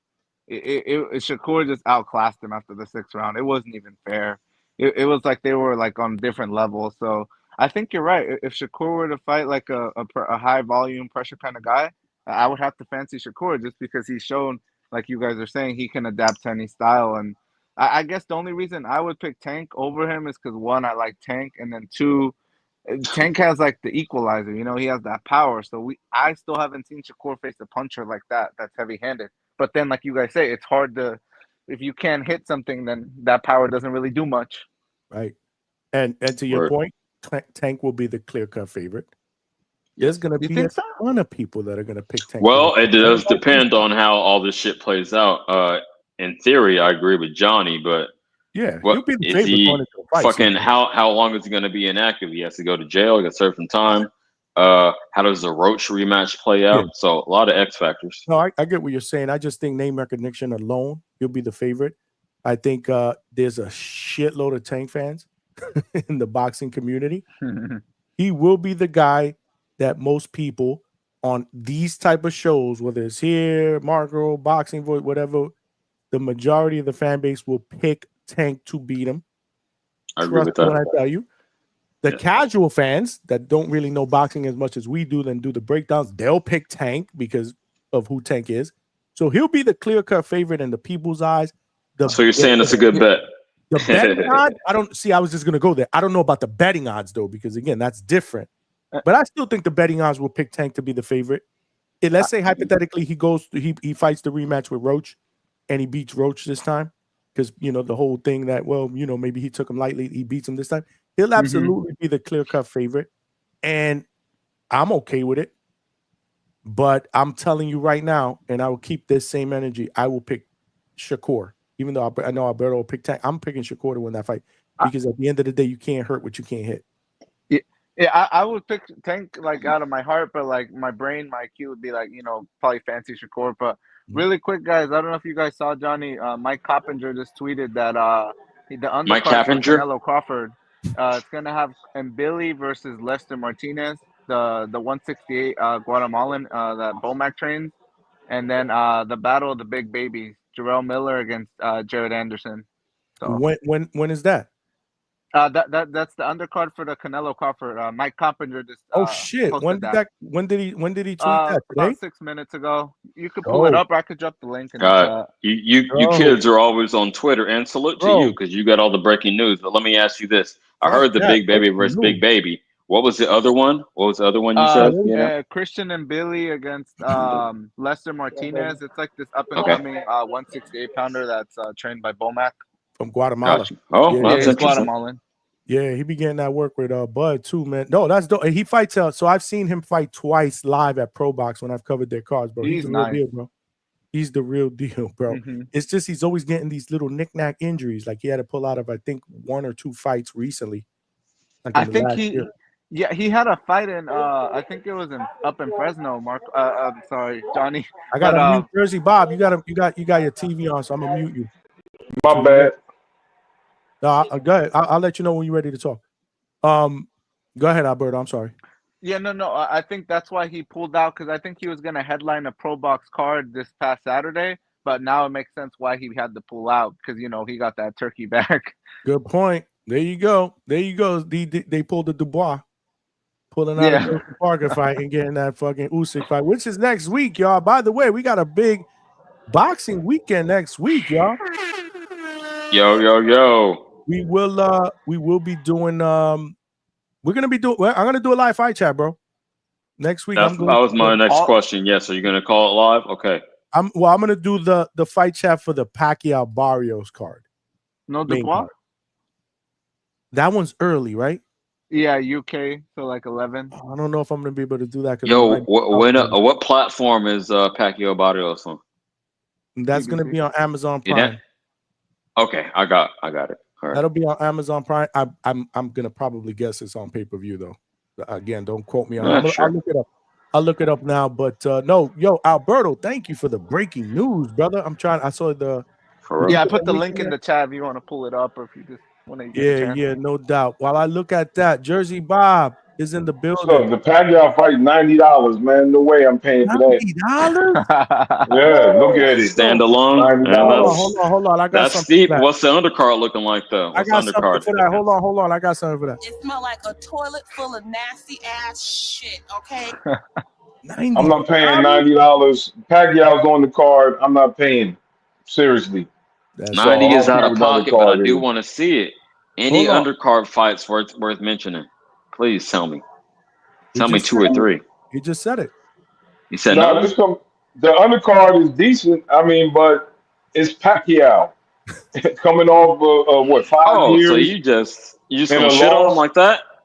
So you're gonna pay for a guy that old, came off a loss, shouldn't have the fight. You're paying for that? Okay. I'm not paying for that. You got to make a stand as a boxing fan. You got to make a stand. You can't allow them to do this. Pacquiao has no business in a fight with Barrios. No business. He shouldn't be in the ring. I kind of understand what you're saying, Bob, but I only move like this, and people can contest to this because people have clowned me for it. But I did not buy Tank Roach because I thought it was just another duck. I turned out to be wrong. But on principle, I was boycotting this shit. So I feel what you're saying. But That's a duck. Pacquiao, and you can use the PEDs, a controversy, the Olympic style testing with Floyd, but I can't think of anybody in a vacuum that he actually ducked, that he didn't fight, that he was supposed to fight. So I support that. You feel me? I support that type of energy. But $90, if it ain't a serious undercard, you're probably right. I'll probably catch it later. But like I said, man, I don't see how the man got ranked. They gave him a ranking. He hasn't fought. They No, I give him understand. a title fight. He hasn't fought. I don't care who he is. They're like, oh, he's a legend. So what? He's 46, whatever his age is. He hasn't fought. He's coming off a loss. You shouldn't be paying for it. But everybody can do whatever they want. I already paid for the bundle, so I'm watching the Usyk fight, and I'm watching my man Yes. Bam for free. Oh, I'm right, watching right. Bam next week for That's free. next week, Bob? Yeah. That's next week, yes. Oh shit. Same time Pacquiao's fighting, I'm watching on the zone. I'm watching Bam. So I'm July with it. is fucking fire, bro. Y'all see my screen, bro? Shout out to our Oh brother. yeah. So in Billy versus Lester, I'm telling you, man, that's gonna be a really good fight. And then you got the battle of the big babies. Jarrell Miller against Jared Anderson. I know there was some footage that I saw on social media at some point today earlier where they actually ran into each other in New York or wherever the hell these fights were, and they were like, "Yo, we're gonna fight. Yeah, we're gonna fight." They send you an offer, blah blah blah. You know how it is. Somebody took a camera video, and so there was some verbiage there. So yeah, man, it looks like there's they're hoping to put 2 fights on the undercard of Bud and Canelo. Hold on, before we get back to Bob, let me just catch up here real quick. Julio Guzman with the $2. He said, this was the conversation. Yeah, I'm behind on super chats. I apologize, y'all. I got to start cutting us off so we could get to the super chats, man. So at least they make sense when we read them. Andy Cruz or Shaki Forcer could be options for Shakur. Okay, I get it. Not bad. Fair. Not bad options. We talked about Andy Cruz, but Oshaki Forza is interesting. But I think Oshaki is going to be fighting against Stephen Fulton, if I'm not mistaken. I don't know. Oh, you're moving up. That's spicy. Yep. Okay. Yep. So that fight is in the making. Excuse me. Jerry Soriano, my lender for life. My brother, man, they've been asking for you on TBV, and I was like, bro, I don't know where he at, but he be coming on the hangout spot, bro, and hanging with us, bro, because this is what we do. Late night, y'all. Smash that like button. Appreciate you, Jerry. Shakur is the only fighter Bill Haney wants to avoid. Oh, shit. Come on. That's two weight classes now? No, Devin's just way bigger. It's just not it. Devin's going to 147. You know, it's not a conversation anymore. Jerry Soriano back with the $2. Tank will not be a betting favorite over Shakur. Really? I don't know. I agree. He will be, Jerry. Hell no. Nah. Who's more well known, should I say? Casinos don't like to lose money. Popular fighter, the more popular fighter would be Tank, I would assume. Exactly. So that's going to translate into him being the favorite. I mean, right. That's what I believe. I don't understand this. Saying, Tank, Jerry says Tank will not be the betting favorite. Well, listen, if it goes down that's to emotional. If it goes not in your eyes, and I tend to agree. I would bet on Shakur, but no, he'll be the betting favorite. Casual skills, maybe, but I don't know. I just think that the betting lines will open up and Tank will be the favorite. If it was popularity, then Haney would have Ryan would have been the favorite over Haney, but you know. But Ryan was crashing out, bro. Yeah, we got to also not only but we got to look at accomplishments. Like I was taking look at. I'm not a betting man, and I was taking bets from people that Ryan wouldn't even show up. He wouldn't even make it to the fight, bro. I thought he'd be in rehab or in jail the week before the fight, and Devin would be fighting Barboza. That's what I thought. I feel that. People forget how crazy that buildup was. So, no, I understand what you're saying. But, okay, so, I mean, I'm not saying that Vegas is always right, but that's how they set the lines. You feel me? So, yeah. But let's get back to Jersey Bob. Jersey Bob, so what's going on? What do you think was the most impressive performance of the weekend, bro? I'm gonna say Shakur. By the way, did you vote? Did you vote on my poll? Vote for what? I guess not. Exactly. I guess vote not. For what? I got a poll up, man, in the chat, bro. I voted. I voted for Shakur. Okay, so you were one of the Okay. 40%. So just to update everybody, we're about Yeah. 175 votes in. 55% believe Shiraz's TK over Berlanga was the most impressive this weekend. 40% believe Shakur over Zepeda. 1% Katie versus Serrano. That was HLD and somebody else probably. And 4% Matias win over Puello. That hasn't moved. So tell me, Bob, so why Shakur over Zepeda was your most Man, impressive? he said he was gonna stand in there. He stood in there. He fought a fight. He didn't have to fight that way. He chose to fight that way, and he outclassed Zepeda. And Zepeda can fight. And Zepeda's a really good fighter. He outclassed him. And like I said, he made it harder than he had to just to prove a point. So that's why it's most impressive fight of the night. He didn't have to fight that way to win the fight, but he said, "I'm gonna prove a point." So I think he's trying to draw Tank. Even though Tank don't seem like he don't really want to fight anymore. He's trying to draw Tank in by showing you, Tank, look, I'll stand in front of you. But I don't think that fight's gonna happen because Tank's self-destructing. So I don't even think Tank's gonna fight Roach. Tank crashing Blue out. Bud was just talking about that fight's going to August 30th. The Tank Roach. What was that? Say that again. Blue Bud said whether you take his word for it, like in the Blue past Blood hour, Sports TV?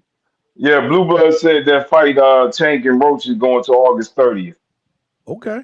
All right. I saw that Did he have a reliable source? Did he have a reliable All these source? guys got breaking news. Yeah, put me up on game.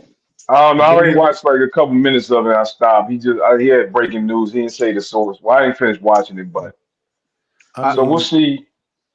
But Shakur, I was gonna say he can fight Roach. He can fight. I like the Andy Cruz fight. I like to see it. After Cruz wins that belt from Moritaja, then he can fight Andy Cruz. If Tank do whatever, he can fight Roach. That's the fight I would look for. I'll try to get Roach in there because I don't think Tank's gonna fight him. Well, we'll see. But I wouldn't go up for 135 to 140 for what? If not, Abdullah Mason. Nah, I don't. And last but Got not some young least, guys. He's not ready. He's not ready. Plus, I don't Shakur. see Shakur wanting to do that. I just don't see Shakur wanting to do that. Personally, that's just me. But he got a lot of guys, and he got the guy who faked his death. He could fight him, but I wouldn't fight him. I know what you're alluding to, but that was my choice. I mean, they already had it. Yeah, they already had it signed up. I'm not fighting him. Let him finish. His dad said the dad said I broke into his house. He did all that. Come on, man. You trying to slander me with some nonsense. I'm not fighting the man on principle for that. And I don't think Turkey would pay him. Turkey was trying to give the man $1 million, and he faked his death. And he was training, 2 days later? Stop it, man. How many days later was he training? Yo, we know that was fake. You sound like Two-Tone right now, bro. It was. He was in the gym training after he was laying in the bed like he was in a coma. Come on, man. Stop. That's crazy. I don't know, bro. Who knows? But I'm not fighting him. I agree. It was suspect, bro. It was kind of suspect. Johnny, would you fight him after all the stuff? He keeps saying, my masseuse. Come on, man. I'm not fighting the guy. He slandered Shakur. That's real slander. You might be right. Maybe it doesn't happen, but I guess we're just kind of alluding to the fact that it should. I know the Schofield still want it because I see his dad on social media going back and forth saying they want that fight. So who knows, bro? Again, you got to remember, Jersey Bob. Turkey Al-Sheikh is very, very satisfied with Shakur's last performance now. So, but why would I pay Schofield? Schofield pulled out on me a couple of days before the fight. Why would I pay him again? So you're implying that Schofield duck, or you're just outright saying it, right? For whatever reason, he got out the fight. Yeah. We know his dad's a liar. He's a known liar. He lies all the time. So by you saying, along with him. By you saying, why would I fight that guy after all this transpired? Isn't that an implied duck on Shakur's part? Wouldn't that be the same case? How's this an implied duck? If I came on here and I was like, Johnny broke into my house, Johnny planted drugs in my car, and they said, Johnny, you want to work with me? Johnny, you want to work with me? Nope. After I slander you, Johnny, are you going to be like, sure, Jersey Bob, I'll work with you? Man, come on. Nah, That's slander. I ain't messing with you, bro. We I'm good. not fighting that dude. I mean, that's crazy slander too. Everybody knows the man ain't gonna break into your house. That's just crazy talk. And I wouldn't be dealing with it. I'm a professional. Shakur's a professional, man. I don't know Time what the heals. Schofields are. Time heals all Perhaps. wounds, bro. Time heals all wounds, bro. Word. It's a turkey bag, right? You can't Yeah, discount man. that. You know, money. Saw, but I agree. I do agree. Like with the whole. It depends on what How do I put this? Remember the Schofields were making all these outlandish claims, and I can't say this, and I can be sued. It all depends on what bridges were burned between the Schofields and the Turkey side with all this Saudi Arabia stuff and Riyadh season. We don't know. So I don't know.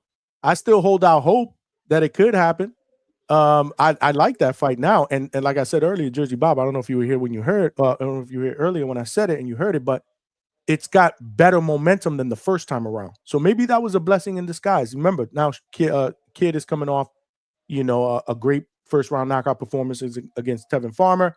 Shakur did what he did yesterday. It's good timing for it to happen. To me, it's happening at the perfect time. I just want to read this real quick. Julio Guzman said he agrees with Jerry 100%. It will be even money if Shakur, a slight favorite, Tank can be outboxed. I get it. To us, I believe that. I'm just looking at the Vegas odds. However, my sister discernment says, since I'm here, I will say Spence was more popular than Bud, but Bud was the favorite. Vegas is not emotional. Their pick is not based on popularity. Okay, I could be wrong. Again, I'm not a betting guy. I'm not a betting guy, so maybe I'm wrong, or maybe I don't know. Don't know. But yeah, I just want to close out with, like I said, if I'm Shakur, I'm not going for 135. That's my weight division. There's a bunch of guys he can fight. So I mean, you like Abdullah Mason ain't ready. I mean, you go against Shakur, it ain't like he gonna knock you out. So why not put Abdullah in there? I mean, I'm a Shakur fan. He's not knocking you out, so sure I would put Abdullah in there. If he lose, he's just gonna learn from it. It ain't like you going against a power puncher. So why not put your young guy in there? He might learn a lot. So I think he can fight those prospects. Of course, I want to put Abdullah in there with Tank, but Shakur, I mean, he might outclass me, but he's not going to damage my fighter. At least I don't believe he is. Not no permanent damage. Yeah. What you think about that, Johnny? Shakur need to stop playing games and fight Keyshawn, bro. Fuck that Call of Duty shit, man. Yo, no, Keyshawn is moving up. He can't make weight anymore. He can't make 135. Well, you guys, we determined earlier that maybe Shakur will outgrow 135. You know, Bob, you feel like he won't or shouldn't go up to 140? Man, I would go up there for Tio. That's it. If I'm going 140, I'm going there for the money. I mean, why would I fight Matisse? There's no money. I mean, I get to tell you, why would I fight Sabril? It's no money. Hey, everyone's been on a Turkey card. I'm giving the benefit of the doubt that if Turkey wants to make it happen, he can make it happen. He's a turkey bag boy. That's the term I'm using, turkey bag boy. What did I say? For me, Matisse is not a big enough name. He hasn't done enough. He lost twice already. Come on, man. I wouldn't go up there for him. I would go up there for Tio. That's it. He's the only one I would go up there for. Tio got the name, and that would be a big fight. I don't think anybody else at 140. There's no reason to go up. I wouldn't. Hey, Bob, what did Matias say? Like last year, Theo Fimo, pussy. Sorry for your platform, Johnny, but that's what he said, right? You don't want it. You don't want it. Yeah, he lost to Australia. I was just watching that fight last week. He already lost. Like, come on, man, with this guy. He's a decent fighter, but he lost. He clearly lost in Puerto Rico. Come on, man, stop with this guy. He's no killer. The man is no killer. And why would Shakur waste? I hate to use that term, but he literally is. I'm sorry. Yes, but I mean, Shakur would waste. I don't think he's gonna waste his time. Not on Shakur's radar. He's not a big enough name. What am I getting out of it? I mean, but I said Tio could get him. Tio could get him go up to 140. Other than that, I clean out 135. But all right, gentlemen, All right, my Y'all brother. have a good night. Oh, John, you saw Cooper Flag 31? Nah, yo, he cooking already? The first game he didn't do that, but he had 31. They shut him down already. And, hello. I'm not surprised, bro. I'm really interested to see him, man, in the regular season, man. I'm mad. I'm mad the Nets didn't get the first pick, bro. Yeah, so all right, Johnny, have a good one. All right, my brother. That's Jersey Bob on the check-in. Hold on a second. Secret dance move. What's up? Secret dance move. Secret dance move. That's what I'm talking about. Now that's a name, a screen name. That's a good moniker. Right. Yeah, there you go. Are you sleeping on Sam Noakes at the hangout spot? Just people just assuming Mason beats him, could be in for a shock. Hey, listen, he's got to beat Abdullah Mason. You're right. He's going to be a heavy underdog, especially in the public eye. You got to remember, Abdullah Mason has been everybody's, or mostly everybody's, prospect of the year for the last 3 years, and rightfully so. He's a special young fighter who's already faced some adversity and has pulled through, being down a couple of times in a fight and then stopping his opponent. But hey, let that fight play out. But yeah, absolutely. Why not? I don't know though, man. Again, I kind of see like Shakur wanting a bigger, more known name. But who knows? Maybe if Abdullah does what he does, I mean, he can put himself into contention, for a shot. I don't see it. I don't see it, man. He's trying to elevate, not right. I mean, I get if it was the old school, if it was the 80s or 90s, knock off the young lion, but that ain't how they're moving, so I don't see it. However, discernment said, Johnny, you remember? Yes. I know what that's about because for the longest time, discernment, what up, bro? Like, I'm not a bro. I got you. Shout out to everybody in the chat that's cooking. Yo, we cooking here at the Hangout Spot late night. Smash that like button and tell a friend to subscribe. Keep the chat. Johnny, cooking. let me ask you a quick question. 2 months ago, could you ever have suspected that me and Alberto would be cooking on the panel peacefully? 1,000% no. Exactly. But I kept pushing for it. How many times I was saying on here, yo, y'all gotta chill with that. Y'all gotta cool out. But it was fun.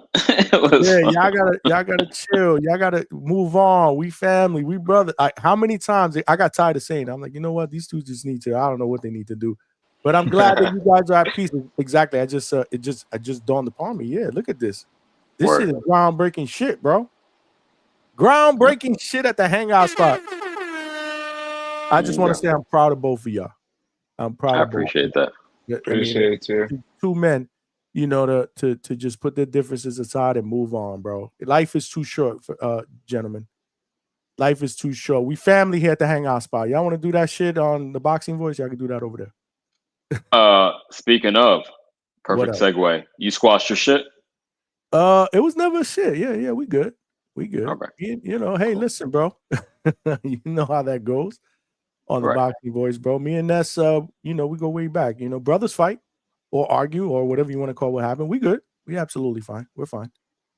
Discernment said, I don't gamble either, but it's because one of the panel members said Vegas is based on emotion by choosing the more popular fighter. Vegas doesn't always get it right, but for the most part, they do. House wins. Hey, that's probably why I'm not a betting man. I'm not. I used to bet. No, Johnny.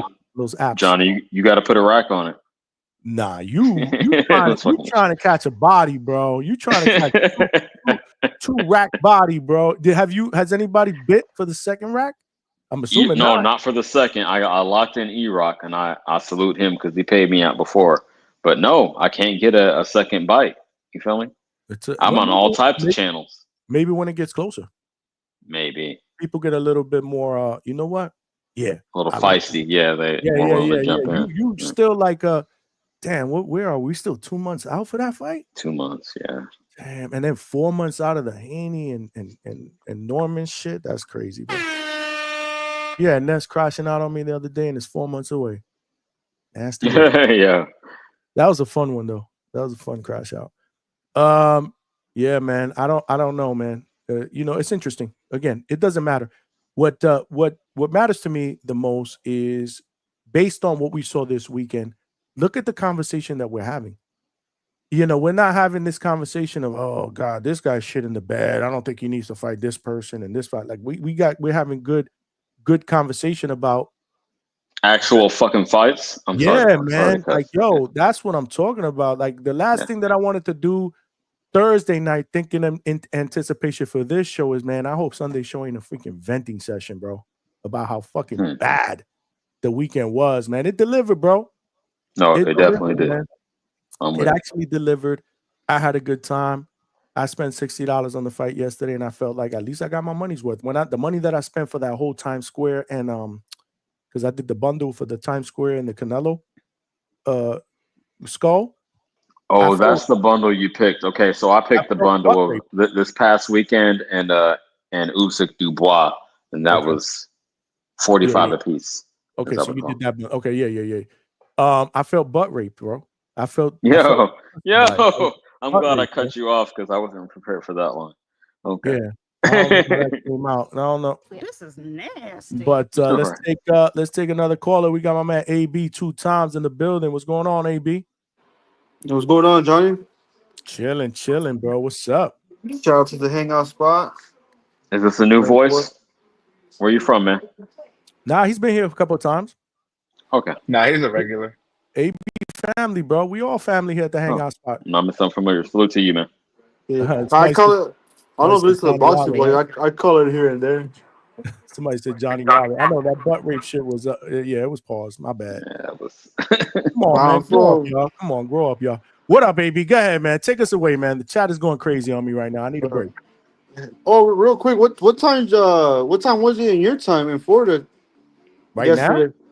now? Yesterday. Remember, I was on. When I logged off? No, because remember I was on late as hell too when Treese and Coach. Bro, I didn't log off. I didn't end the live until 4:30, almost 4:30 in the morning. Yeah, because when I was on, it was like I was barely like 1 o'clock because I live in Colorado. Okay. Nah, you guys are lucky, man. No wonder why all y'all dudes that live out in the West Coast and the Pacific Standard Time, you're like, yo, you need to go on. You need to be the late night spot. I'm like, I know because y'all dudes ain't freaking 3 o'clock, 4 o'clock. Listen, I love it though. I love it. Yeah, you're pushing midnight. It's not even 8:30. Yeah, I'm not trying to be too nosy, but what you sipping on late night? Coffee or what? Little something. I see you put a Red Bull in there and some. I'm not an alcohol. I drink a few beers and stuff. Just cool out. Hey Johnny, real quick, I think you have do you have like a Yeti mug or Stanley Cup with your name on it? I'm like, did I say Johnny? Oh yeah. Oh, this is a Yeti. Right. My wife got me this. That's nice. Shout out to her. That's what's up. Yeah, Yeti, man. So this is where throw a couple beers in there and just cool out. You got the best setup in the boxing game. I'm gonna just say that. The man cave. This is the hangout spot. I don't know if you guys know though. I used to do. I didn't do lives. I used to do recorded videos and interviews for my garage. So that's where I originated the hangout spot because in my garage, I have a pool table in there. I have 2 arcade machines, Pac-Man and Miss Pac-Man, and a bunch of other shit. I have a TV. I got a cooler, a freezer. It's just dope, right? So if you ever look at one of my old videos, like look at one of my old interviews, like look at the first interview. Claudia, what was that? Claudia Trejos, or were you? No, Claudia Trejos. I did. That was a live. You guys. I think all of you guys started rocking with me when I was already doing lives. But I was doing interviews recorded, so I would have I set up a time with people and be like, Friday at 3 o'clock, and then they would jump on. I would do the interview. Record it, and then I would edit it and put it out. So I wasn't doing anything live. The first ever interview I did with Brian Norman Jr., Senior, a bunch of other fighters. Go back, look at those. I did those in my garage. So you see the background in my garage. And you see the arcade machine, you see the TV on the wall. So that was the original hangout spot. The problem is it's so damn hot in the garage. So I was like, you know what? I got an extra room. Florida, yeah. I got an extra room here. I got like a 90-inch TV on the wall, another TV on the side. This is why I usually come in here and I used to watch my boxing. So I was like, I put that up. I was like, I'm gonna start doing it in here. It's much more comfortable. So, but that one was cool too. But I like it in here better. better sound quality too, because the room is much more enclosed. Obviously, in the garage, you get a little bit more of an echo. So, but yeah, man. That's what's up. Go ahead, AB. Take us away, brother. I'm sorry, man. No, you're good. So you said the show that stole the night or the weekend, as you say? The most impressive performance. Yeah. Yep. To me, well, it has to be the Shiraz. The Shiraz fight, because like we obviously we expected what happened with the Boyo and Matias fight. We expected Boyo to counter him, even though he didn't get the win. But that's what we kind of expected. Matias coming forward and getting countered. That's pretty much what we expected. Then obviously Shakur Stevenson, we expected that. I mean, I didn't expect Shakur to stand in the pocket like that, but we knew that Shakur was gonna not get hit and just counter the hell out of him. That's what we expected, but we did not expect. And shout out to Hamza for keeping his word, because Hamza, my bad, Shiraz. Shout out to Shiraz keeping his word, because he's told Edgar Berlanga how much you want to Bama sit there and bang with you, and he did. And a lot of boxers say that I'm gonna sit there and exchange, blah blah blah, and they don't live up to their word. But shout out Shiraz, because in the face-off he told Berlanga like, how much you want to bet I'm gonna sit there and bang with you, and he actually he did what he said he was gonna do. Yeah, no, he did, and then some. But that's the fight that surprised me the most. Well, the fight of the night, because I didn't expect Shiraz to not end, but to take out Berlanga like that. How he went out. Okay. You and me both, brother. I agree. Yeah, You and me both. Or us three. I mean, yeah, I guess all. Because I honestly thought that Shiraz, was gonna move the ring a little bit more, box him, and stuff like that. But the way he just like legit just took the fighting spirit out of him, because I don't know if you noticed or paid attention, but like the first time Berlanga got knocked down, he pounded his gloves hard as hell. The second time, he got softer and softer as the knockdowns went. And the last knockdown that he got dropped, he patted his gloves, like he just took the fighting spirit out of him, and that's something I did not expect at all. So you're saying he beat him mentally? Is that correct? Mentally, yeah, I guess, yeah, you could say that. Well, I mean, you say he took the fighting spirit, and that's mental, right?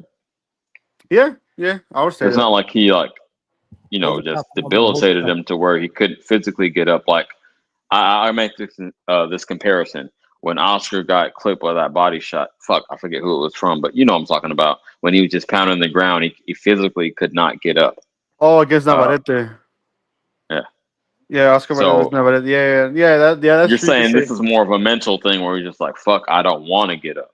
Is that what you're saying? Yeah. That's mentally he basically checked him out to fight after that last knockdown. But that's what surprised me the most. Like I said, like all the other fights, we kind of it went as we were expecting, but just this fight was completely different. A lot of people were saying that Berlanga was gonna push him back and put those power punches together on Shiraz, and other people were saying that Shiraz was gonna box him. But I don't think nobody ever said that Berlanga and Hamza are gonna. Berlanga and Shiraz are gonna sit there and bang it out. People were either saying that Berlanga was gonna bully him, or other people were saying that Shiraz was gonna box him out. But like I said, nobody. I don't think nobody said that they were gonna both sit there and just throw punches at each other and No, I mean that would have been a hell of a take. That probably was like plus 6,500 Shiraz for the stoppage. I don't know. I wasn't looking, but I wasn't looking either. I wasn't looking. That definitely wasn't my take. Yeah, I wanted to bet on that knockout by Shiraz, but I just thought moving. I just thought moving up. I didn't think he was gonna have a chance. And the way I understand, I understand all fighters are not the same, but just how Canelo handled Berlanga, I would have thought Berlanga would keep it up with Shiraz, but I was completely wrong on that. At least be able to last 12 at the minimum. I understand the thought process. I felt the same thing. Yeah, and then Johnny, obviously, because Berlanga, I've never really been a big fan. So, has Berlanga ever fought that style? Like, because to me, I felt like he was just trying to take a page out of Canelo's book by trying to catch and shoot. Because he was standing right there, and he was just like hands high guard, slipping, trying to catch. But that's just what I thought, that he was just trying to do a style that I don't think I've seen him do before, which is stand there and just try to catch a shoot, and it just didn't work. Let me get this in real quick, Johnny, if you don't mind. I believe that I know, matter of fact, that he was more effective early, the first 2.5 rounds with that jab. So, for sure. Yeah, So that was working. So you're referring to what he adopted when he fucking started to get clipped and ultimately stopped. Yeah, Is just that like right? I said, yeah, exactly. Because he was boxing. I thought he was boxing pretty good until I don't know what made him change his game plan when he just decided to go into high guard and just come forward. So Cojones, way. Cojones. I gotta be honest, like looking at him early part of his career, looking at him now, I kind of feel like he's stuck in the middle of two different identities, man. Because if you notice, he's starting the last couple of fights.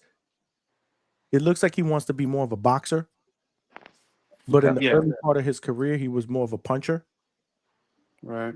So and again, I may not know how to break this down properly, but he has to figure out his identity, right? You guys, to use a football analogy, you ever hear people say, well, this team, they just haven't established an identity, like who they are as a team, right? Are they going to Yeah, be a you hear that a defensive lot. minded Yeah, team, an offensive minded team? Are they going to run the football on offense? Are they going to throw? To me, he's stuck in the middle of identities, bro. Are you going to be a guy that's going to be a boxer? I mean, because again, he's not a mover, Mhm. so he's never gotten kudos for his footwork. I don't know, man. That's just the way. And this Sure, is the sure. reason why. And this is the reason why I feel like a step back and a reset is necessary for that purpose. Figure out who you're going to be as a fighter and then work on your craft. That's just me. but like because obviously we see it time after time. Like you don't think this fight like really like can change him mentally, as in like what if he fights again and he does look like just a whole different person? Because we obviously hear that once you get beat like that, you just go into Yeah. shock. You No, just it go can. into shock. It absolutely can, which is why I think taking a step back and hitting the reset button is necessary. This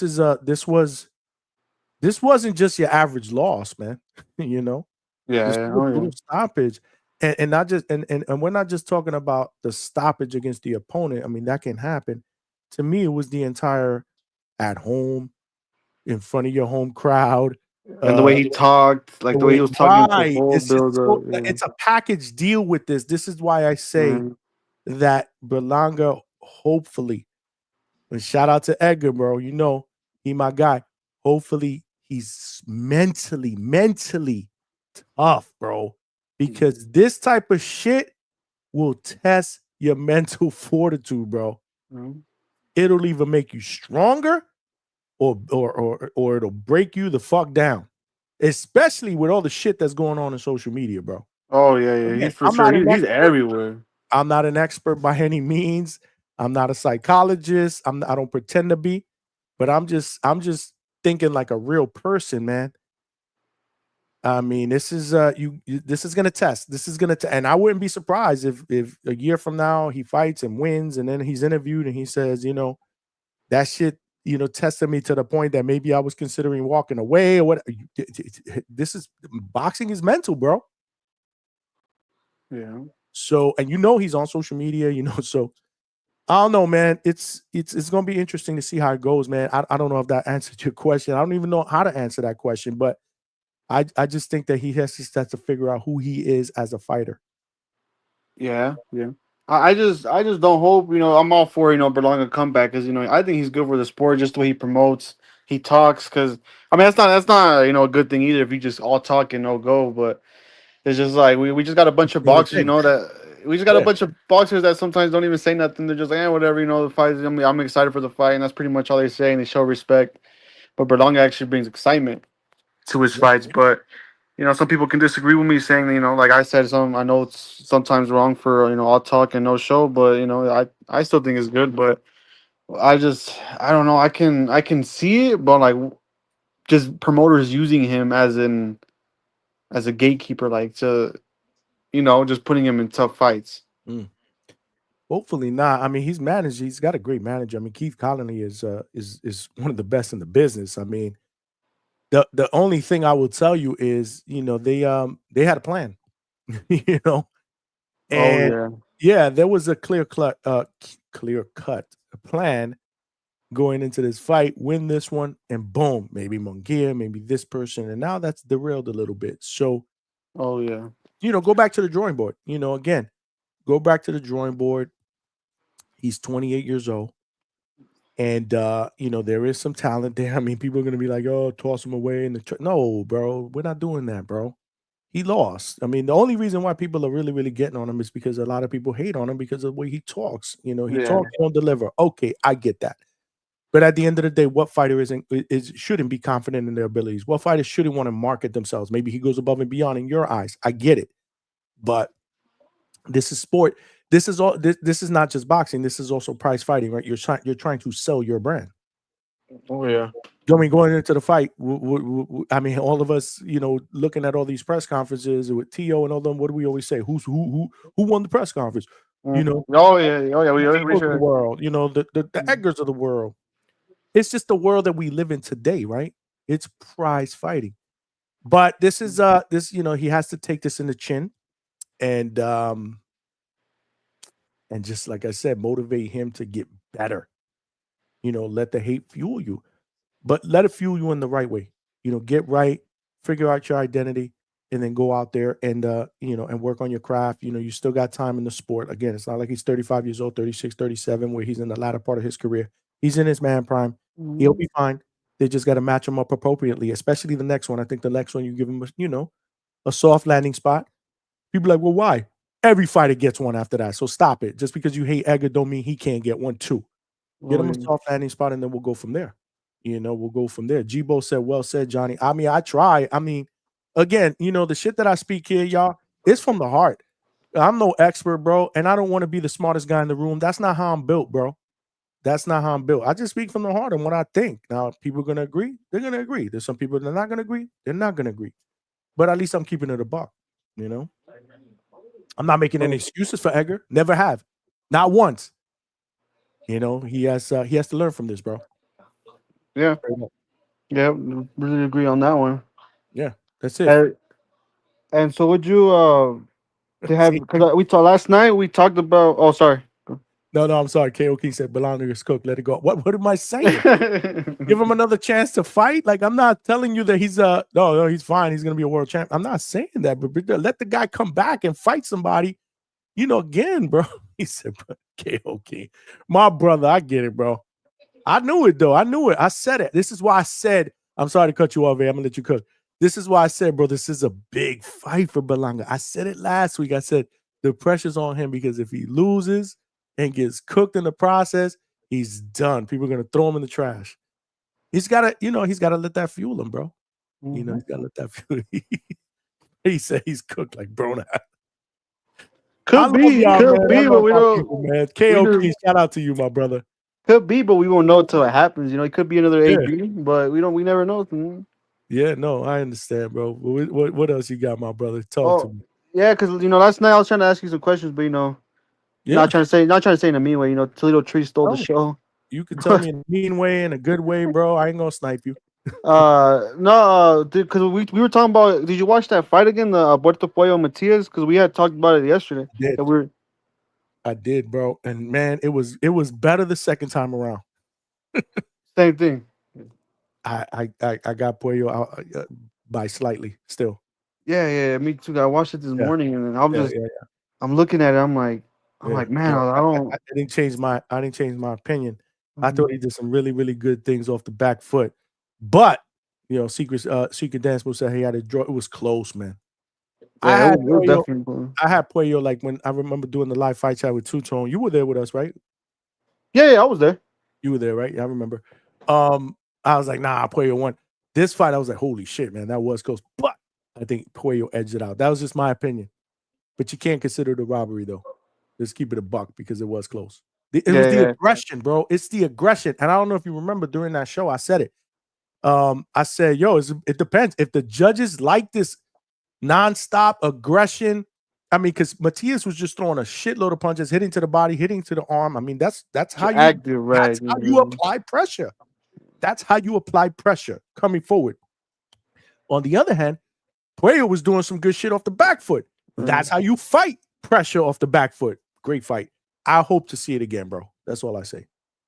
Yeah, I thought the same way. Like, I'm not saying, oh, it was a robbery. It could have, it doesn't surprise me because even as the fight was going on, just seeing Matias just pressure, and just throwing punches, I'm like, man, I wouldn't be surprised if they give it to him. Word. But I mean, I guess just the judges made their mind that night, so it is. Like, I would like to see that rematch as well, but Turkey already has that stupid fight lined up, the Dalton Smith, and Whatever. but it is what it is. That's what he wants, and Hey, he's hopefully he's Alberto Puello him and Anton Russell are on the same street on the PBC, so why not do that rematch and Alberto Puello get a belt and get his rematch again with Sabril, Let's go. Let's get it. and then the Cepeda and it's pretty much obvious, but Cepeda and Shakur, what you think about that one? Shakur cooked, bro. He did what he needed to do, bro. And he stood in the pocket the entire time. We talked about that yesterday. I liked that performance. I loved it. I loved that performance. The only thing I didn't like, well, not that I didn't like about it, but the only thing that left me is I wish he would have got the stoppage. But Shakur again, you got to give Cepeda credit. Shakur's not really that type of a fighter, but he did everything he needed to do to show us a different side of him. Yeah. Right? Right. Somebody that was going to push him, the defense, the shoulder roll, the counters off the shoulder roll look very, very similar. Again, chat, I'm saying similar to Floyd Mayweather. Right. So I loved every bit of it. So now I'm not worried so much about any style that Shakur faces because that was You can do it probably all. the only style that I would have said, well, I don't know how Shakur going to do against that style. I seen it. So now Right. I'm comfortable going forward against any style. We just got to see who they match him up against. Yeah, cause I don't know if it was like a gas tank issue, but like I said, I also watched that fight this morning. But like it's like I felt like he could have got the stoppage, but like whenever he would throw 3-4 punches, like obviously he would stop and just wait for Cepeda to throw back. But I don't know if it was the 9th or 10th round. He took a deep look at the clock. I don't know if did you catch that? Yeah, a little bit of it, yeah. Yeah, because like the 9th round, he like fully on like clinched Cepeda and looked up at the screen for like 5 seconds, just like squinting his eyes and looking up at the screen. Like Then he I said that on the live, like, yo, is he got family up there, son? He's looking up there, like, yeah, that's what I'm saying. I don't know if it was like if hey, he was just like no, I wouldn't say he's gassed out, but I don't know if yeah, he just just didn't have the condition to really still keep that pace up. But that's just what I saw. yeah, nah, but it was a good performance, bro. Good. Yeah, cause I know people in the chat too, and even my homies that were here, like they were saying that Cepeda, it was a close fight, it was a competitive fight, and that Cepeda was raw. I mean, they're tripping, and just because they saw all the punches being thrown, that wasn't mean they were being effective. You get me? But Right, exactly. Good because point. that's what I was. It looked like Oscar and Mayweather. I don't know if you remember that fight. Oscar would throw like 10 punches, and Mayweather, slipped them all, and only Oscar landed one. But Oh, I don't know. Good call. Absolutely. Same thing. Yep. That's what I'm saying. I'm glad you brought that up. That's why I kind of had that little Floydish vibe in that fight. But you can't say that he looked like Floyd because in the chat I want to cook you. What are you talking about? He's not Floyd. I didn't say that. But Yeah, my chat is cool though. My chat is cool. Y'all family. Y'all ain't trying to cook me like that. because everybody was saying that Shakur almost got dropped and he got rocked. Like, bro, like it was just a misplaced punch. Like, look back at it, he caught the jab and he was trying to throw the left, and his place was just misput. Like, it wasn't nothing crazy. But I don't know. People aren't. It is what it is. People are gonna hate for sure. Because like I'm Mexican, so Cepel's, he's one of my people. But it's just like I just gotta call it how it is. It's just what I saw. Right. Of course. Yeah. No. Absolutely, bro. Represent, brother. Yeah, and then just real quick before I have to hop off and get ready for work, but because I had told you that Two Tone crashed out on a caller for you. On a caller? Yeah. When was this? Today? It was in the morning. Yeah, it was because I don't know. It's a guy. I guess he doesn't call in as much, but he had called in, and then he was just saying. I mean, Ness tried to calm him down because he's like, oh, shout out. He was like, shout out to you, Ness, calling out Johnny, blah blah blah. And then Ness was like, bro, we're brothers. He's like, it's cool, let it go. Let's go to the topic. Oh, Ness said that? Yeah, he was, calming down the situation. He's like, we're brothers, man. We squashed it. It's cool. And the caller was like, nah. He's like, shout out to you for standing on your ground. And you told him that, well, you guys can meet on September 13th. And then Ness was like, bro, chill. And then Two-Tone was like, yo, Two-Tone's like, they're both men. Let it go. And then he wouldn't let it go. And then Two-Tone was just talking about getting SD out your mouth. And you woke up with D in your mouth. He just was going off on that caller. And that wasn't nothing too crazy, but Two-Tone was just the whole call with Two-Tone was just like, oh, you got D in your mouth and blah blah blah, just just going off all crazy. They wanted a fight too. Yeah, I seen that. He did tell Two-Tone. He told Two-Tone, I'll be at Border War. Who was this caller?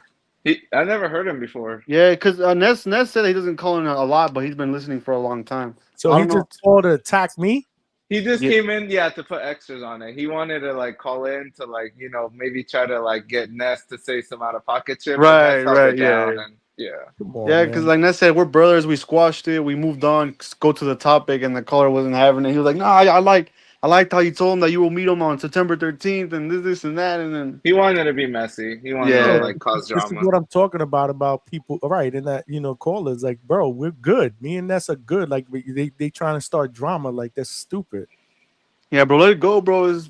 You guys made up. You guys are cool now. Everything's good. We're fine, bro. We were fine right after that, bro. It was cool. Before I got off, I was like, yo, nothing personal.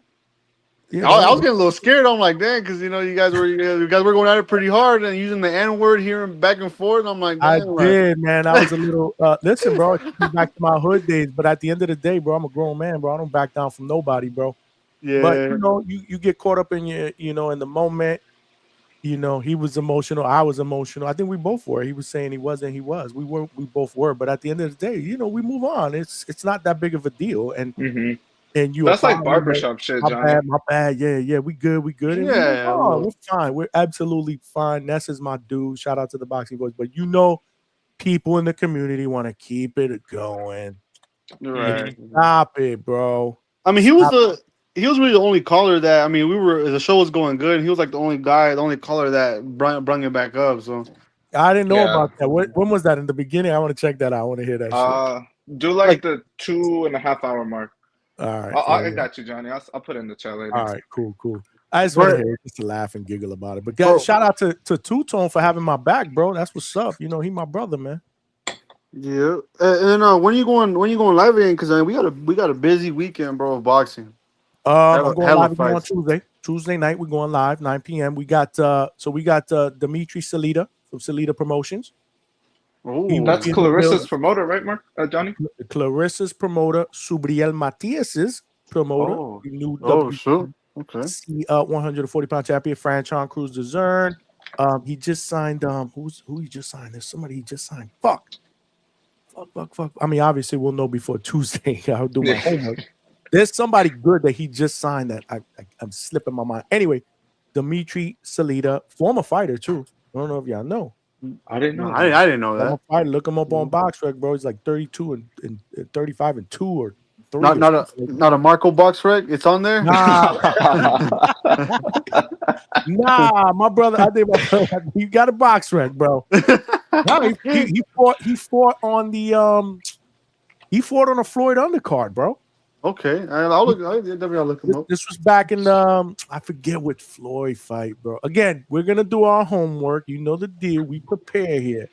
We'll do our homework. It's gonna be a good interview. But we never had who was it? Stock Chasers. Was it Jamel Herring? That's not who he just signed, was it? Tony, no, I'm slow. I'm not gonna say it. Is it Jamel Herring? No, I don't think it was Jamel. I think it was. Jamel Herring's on BKFC. Right, that's what I'm saying. Stock Chasers, bro. Hold on. Where's the Stock Chaser button at? Come on, bro. That's the sound button. That's the sound.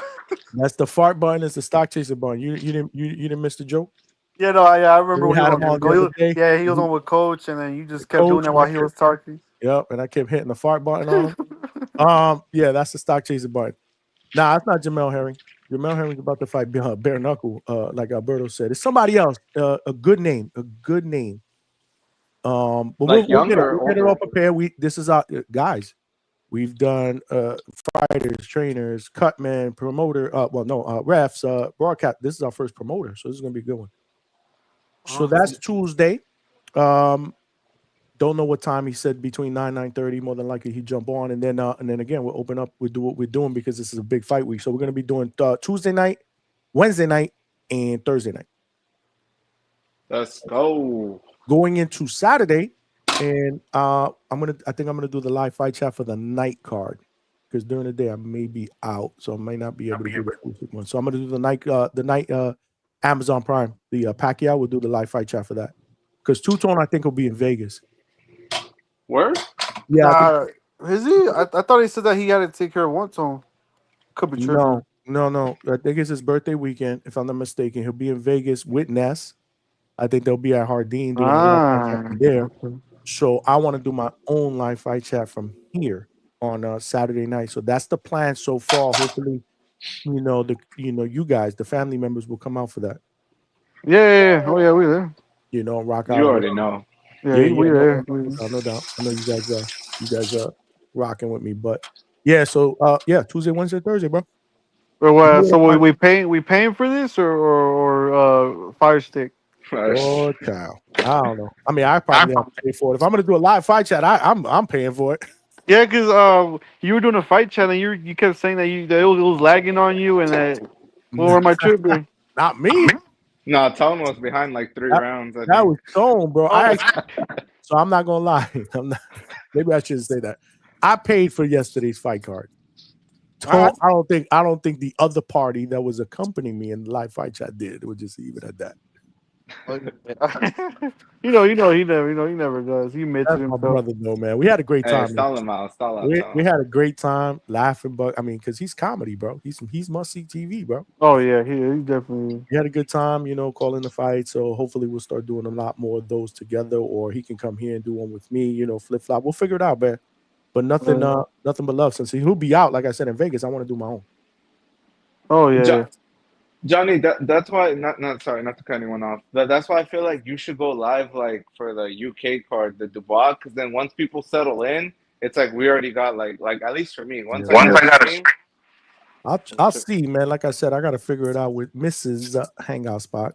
Damn, but you like that card, Alberto? I feel like that card is garbage, bro. Yeah, I'm not really like overly jumping over bridges. Like the main event, yes.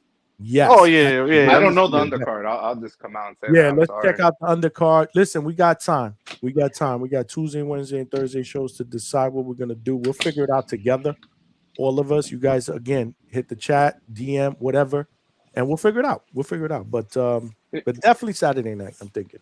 So sorry, Johnny. I just said that because I feel like, at least for me, like once I got a stream, like all right, I got my phone or whatever, like my computer, and then I'm watching. I mute the TV and then I'm chilling. I feel like if you go on for the UK fights, like people like trickle in, they'll come in, and then you're set. You can be live all day for the Dubois fight, and then I think there's the BAM card, and then you got the Pacquiao card at the end of the night. So you'll have like a good content to talk about. For sure. Forgot Bam was fighting that weekend too. Yeah, no, and we got Bam against Kafu, right? Mm-hmm. And Pacheco on the undercard, co-main. Yeah, against Macumbi. That's gonna be a good scrap, dude. Damn, that's hella boxing. Shout out to boxing, bro. July is on fire, bro. Hell yeah. Man, why can't it be like that every weekend, bro? The more the merrier, bro. Let's put both my TV down. I'll have the zone and the freaking Prime on at the same time. Word. That's what I'm saying. In this room and even in the garage, I got 2 TVs. I got one giant one here. I got one right over there in the wall. And this is usually when I'm chilling in here, with all this stuff out. I got the main fight I'm watching on this big TV. I got the other one there, whatever. And I'm just chilling. Yeah, you should. Yeah, I'm just chilling, man. Got to do it up, man. Make it comfortable, man. Boxing is life. Yeah, create a shirt like that, maybe. Boxing is life at the Hangout spot. Well, we gotta think about it, but yeah, man. So I appreciate y'all. Let me see what else we got. Any super chats? Yeah, man. I may wrap it up early today, y'all. Yeah. Oh yeah. No, you deserve it, man. You had a long ass night. You had a long ass night yesterday. Man, I ain't go to bed. Let me tell you something. We finished that live at 4:30 in the morning, I believe. Alberto will probably tell you. You want till the end, Alberto? I almost made it. I'm not gonna lie. I fell asleep towards the end. I didn't make it all the way, Johnny. But I caught the replay I got game. you. No, I got you. AB, you weren't on though, right? Yeah. No, I was on for a good amount. I was Yeah. hearing, Treese and the coach Coach talking. Walker. They Yeah, gave Coach me a Walker. headache. They gave me a headache at one point. I had to mute one of them or two of them or something. Yeah, and then I don't know. I was trying to talk, but it is what it is. They were having their own thing going on, It was and I knocked out. And then I just remember hearing just voices in my dreams. I'm like, oh shoot! And then I had to log out. And Yeah, it was just crazy. It was crazy. Like, I like the interaction. I love it, but it's just too many people and screaming all over the place. I was like, yo, calm down. Y'all gotta stop talking over each other, whatever. I just don't want it to be that. But no, it was fun. It was great. I didn't go live until like 12:30 a.m. So it was, it was decent 4 hour and damn, it might have been after 4:30 because it was about 4.5 hours I think I did yesterday. But what time is it there right now in Florida? right now it's about to be midnight. Okay, so so I stuck around, because where I almost fell asleep at 2 in the morning. Oh yeah, I was close to making it to the end. I was definitely close. And then of course, I can't just go right to bed after this. I'm a little charged up or whatever, so it takes me about a good hour.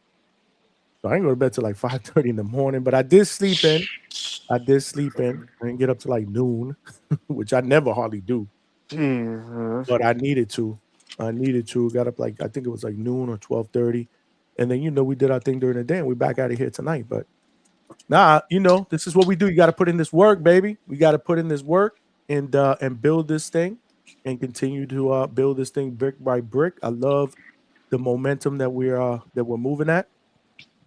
And we'll continue to rock out, man. All right, sounds good, Johnny. Well, I'll let you go then. Thanks for having me, man. No, you always, brother. You are always welcome. Both of you guys are family, man. Appreciate you. Thank you, Johnny. All right, have a good night, Johnny. You got have a good it, night, man. guys. I'll let you close out the show, Johnny. All right, man. Yeah, man. So appreciate everybody on the panel, man. Great show, good dialogue, good conversation. Great weekend of boxing. I mean, just a fantastic weekend of boxing. We got our money's worth, man. The poll right now is at what performance was the most impressive this weekend? You have 54%. Berlanga getting stopped by Shiraz. So Shiraz's TKO over Berlanga is in the lead. We got almost 200 votes. Shakur's decision win over Zepeda, 40%. You got 2% now for Katie's win over Amanda Serrano to take the trilogy and sweep her. And then only 4%. It's been pretty stagnant there. 4% with Matias winning over Puello, winning the WBC 140-pound title. That's our poll. But nonetheless, I don't think we can get disappointed with any of these fights that we saw this weekend, bro. Because it was a great weekend of boxing. And the good thing about it is we got hella boxing going on. We just talked about it. Next weekend is going to be a big boxing weekend. Usyk and Dubois, the rematch, that's going to be during the day, streaming on the Zone. You get Jesse Bam Rodriguez, unifying against Cafu. And then in the evening, you got the return of Manny Pacquiao, making his return to the ring after a long layoff, 46 years old. Last title fight was against Ugas about 4 years ago against Mario Barrios for the WBC welterweight championship, and a decent undercard at that. So we'll probably do a live fight chat for that one. Still not sure what we do during the day. I know Alberto said during the day, but we'll figure it out. We will figure it out. That's next weekend. The weekend after that, again, more boxing, baby. More boxing, bro. We will be in New York City. Hopefully, I apply for a cred. Hopefully, I get a cred to get into that top rank card. Which will be headlined, obviously, by my guy, Xander Zayas, going for his first title at 154. That's going to be the headliner in the Hulu theater. So the small room at the Guardians, 21-0 with 13 knockouts. He is going up against Jorge Garcia Perez for the WBO 154-pound title. So this is Xander's first attempt at a world title. And let's not forget, in the undercard, we got Rohan Polanco, undefeated, who is coached by my guy, right here. Coach Hector Bermudez in the building. Yeah. That's going down July 26th. Rohan Polanco against Quentin Randall in a great fight at New York City. Coach, I was just telling everybody I applied for a cred. Hopefully I get approved. If I do, we rocking out. We hanging out with Coach Bermudez up in there, bro. Oh yeah. We hanging out with Coach Bermudez. Where all this shit talk is at? Where motherfucking stock chasers at? Man, Stock Chasers was on earlier. He was on earlier talking about he was at the event yesterday at in Queens. And he was a big Puello guy because obviously he rocks with Dominican. He's a Dominican guy rocking with Puello. So he was disappointed that Feelings is hurt right now. Yeah. Check on him. Well, you say he was on it. You got to check on him, or you say he was on it? No, he was on. He was on a little while ago. He's good. He alive then, right? He alive. He was disappointed. He said he had a lot of alcohol yesterday during the event. So he was charged up, but he said it was a dope event, and he'd like to see the rematch between Puello and Matias. But he said it was a good event overall, man, to be there live for. He said it was lit. He said it was lit, man. New York was lit, and then obviously in a couple more weeks, New York will be lit again. You'll be at the Garden. Yeah. Watch my boy Rohan Polanco smack this dude around. For real. Hopefully, for real. Hopefully he come to fight and not hold and run and grab and duck and weave and below the waist and all that. So if he does come to fight, we'll put on a show. Yeah, no doubt, man. Looking forward to seeing that fight. What's up with Rohan, bro? He's good. Training going well? Yeah. We trained today pretty good. Just keep going over the game plan. Just repetition is the mother of boxing, they say, right? So just got to be repetitive in the game plan just so he could get it where he don't even have to think about it. Right. That's what's up. Looking forward to that fight because it's a big step up for him. And, obviously, a lot of high expectations for Rohan, bro. If he can show out against this dude, bro, that's going to be a major, major statement, bro. Possibly, 16 fights in. I mean, do we expect to maybe potentially see him in line for an eliminator next or after that? Yeah, it's the thing with me, like usually I don't like I wouldn't be on here talking about Berlanga if he's not ready. Right.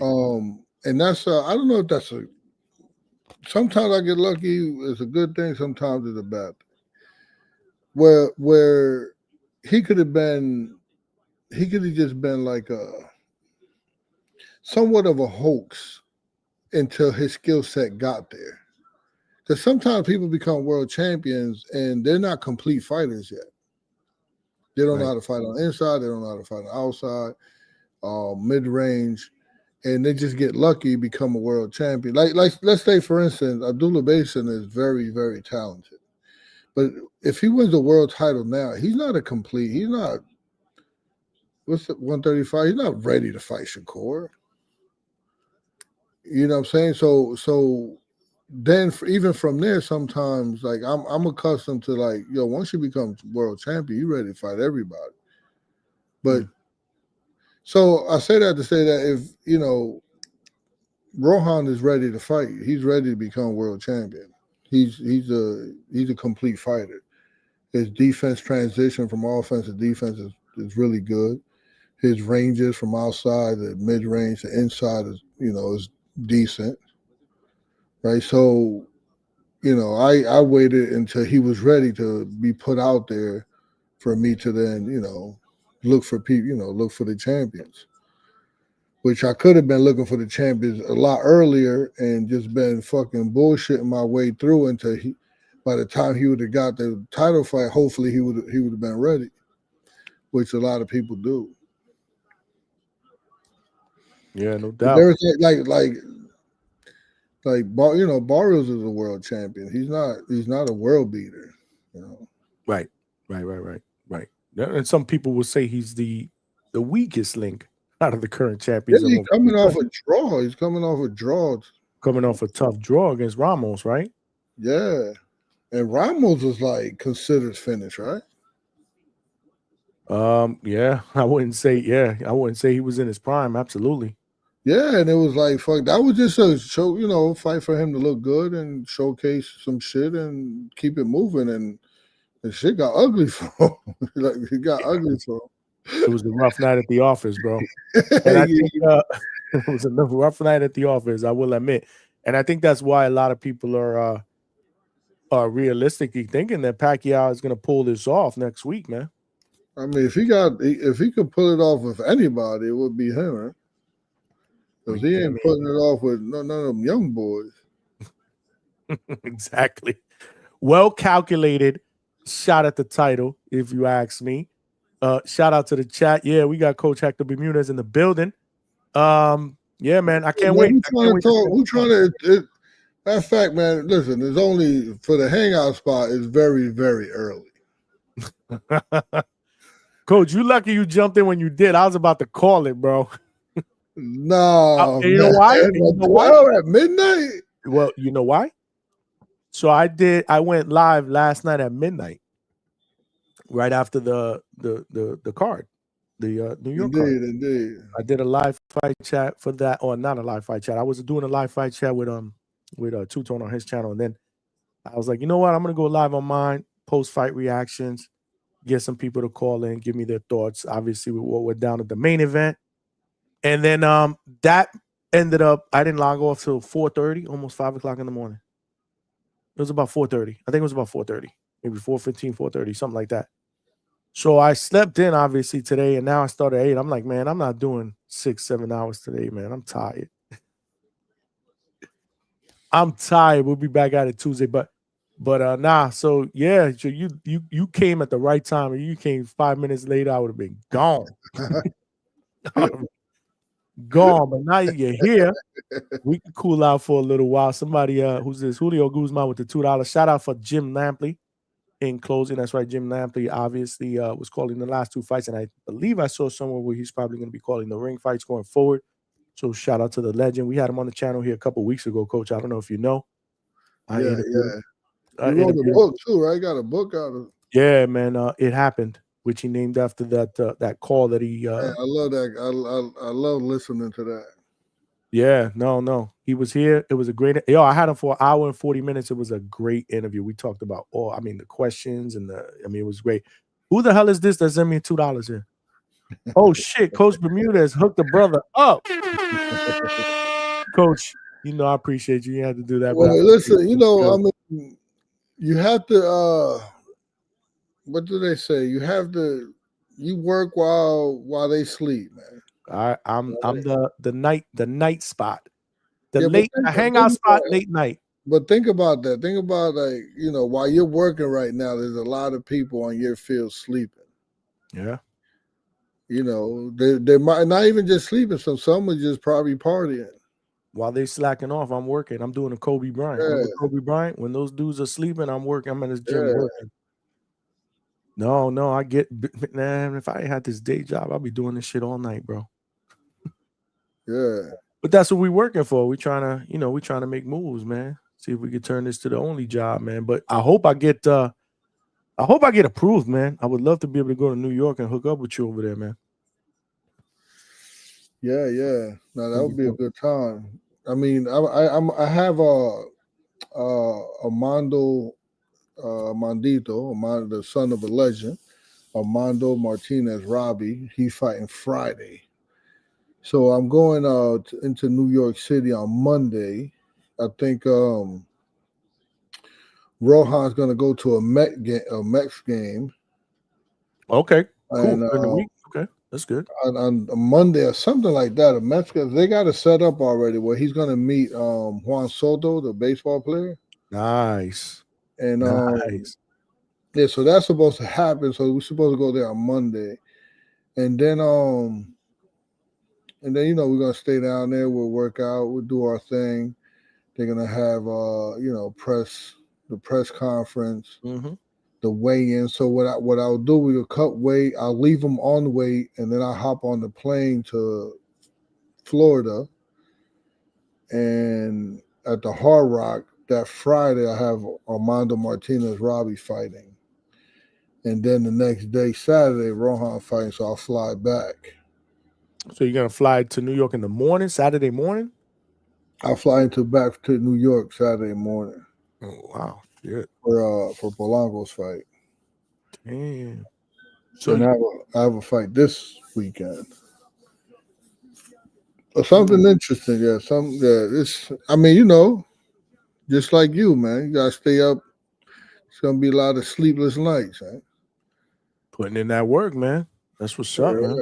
Oh, that's what's up. That's what's up, man. Yeah. So hopefully, man, if I could get this cred, I'll fly in on Friday probably, or Saturday early, one of the two, and hit up the fight. But maybe earlier than that, because then maybe I'll try to hit up the weigh-in. Because when is the weigh-in? The weigh-in's Friday for Polanco's fight, right? Indeed. So you won't be okay. So you won't be there for that. Yeah, I'll be in Florida. Yeah. But you'll be there for the. I'm sure they're doing a press conference on Thursday. Indeed. No, yeah, we gotta make sure he cut the weight and leave everything. I do my own hydration drinks, so I gotta see how much weight he lose and make sure I put that back in. Okay. Nah, man, I'm excited, man. I'm excited to see him, bro. Like I said, this is a big step up, bro. You look great against Maidana, bro. Yeah. Well, I was hoping Madonna would fight a little more, but we kind of expected that the movement, because especially when you outbalance another guy, it's hard for him to come forward or stand there with you. So Polanco's balance is pretty good. So we knew we was going to outbalance him. So we knew we was going to have to cut the ring off, and which Polanco didn't do that too good. You got to, he's still, and he's not fully complete, but he's passionate about it. He know what he have to do. He knows that this is just like all of us, right? We grind it. Yeah, for sure. Absolutely, bro. No, it's exciting, man. It's gonna be exciting, bro. So I'll let you know, what happens with me, and then we'll figure it out from there. Regardless, bro, I will be tuned in, whether I'm there or not, bro. I will be glued to the TV cheering for y'all, bro. You're my guy. You know that. And hopefully you get that thing. I think Kurt, like, they had some sparring stuff down here. I don't know. Stock Chaser should have went to that. I think on what was it? Oh, Friday. On Friday they had. You know who's a monster? Yoeli Hernandez. Yeah, you're a Cuban fighter, bro. He's a freaking beast, bro. So we're down there. So I go down there. He goes down there for the fight, right? He's down there for the fight. They gave him a pass. They wanted him to sit somewhere specific, whatever, blah, blah, blah. So he's just down there. And I said I have to go with Kurt Scooby to the sparring thing. They were going to pick two people out of the whole sparring to be on the undercard of Canelo and Crawford.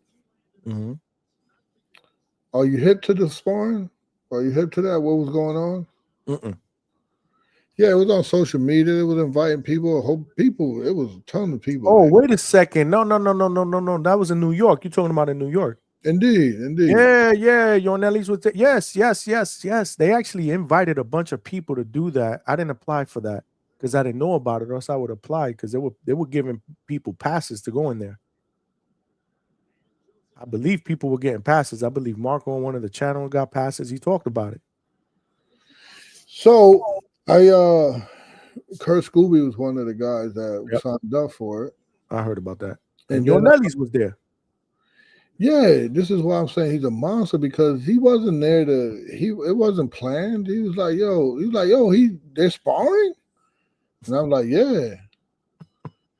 And he's like, just go to Walmart and buy me a mouthpiece. Let me just jump in. Walmart? So you go to Walmart, he just grabs just a mouthpiece. Somebody did it for him. Somebody go to Walmart, or I don't know where they went, but they came back with a little bullshit mouthpiece. And he's like, just suit me. He borrowed gloves from the other guys, and they threw him in there with a heavyweight. Man, he beat the brakes out of this dude, man. Eddie's is a beast, bro. I'm like, He's the Hey, beast. Big Rob's his manager. Big Rob is, he's an awesome manager too. He's doing his thing, and I think somebody on the higher ups on PBC asked him, why would you put Yoeli in there? And Rob was like, a lot of us ain't used to having the goods. A lot of us is used to. It was profound what Rob said, man. He said a lot of us ain't used to it. They're used to protecting the fighter, and this guy's a fighter. Mm. So when it comes to fight, ain't nobody on this planet that that's gonna be. Well, we thought it was gonna be like a 160 guy, but it wound up being the dude was like at least 220. Damn. No, bro, look, Stock Chasers watched it. He said he's in the chat. He said I watched it, had to be a word coach, but it was fire. And then he said duty spar was like 300 pounds. Yeah, he was a big dude, man, strong too. And the crazy part, it was like he had these beat up Everlast gloves. So I was like a little nervous about that. I was like, hold up, man. Them gloves look like from the 50s, man. Classic. So yeah. Classic. He Yeah, said Kurt Scooby, showed out. So yeah, man, I don't know how I feel about this because the kid he fought, it was awesome, but it was like a little bit unorganized too. Mm. And but they did their best, and I think they threw it together pretty good.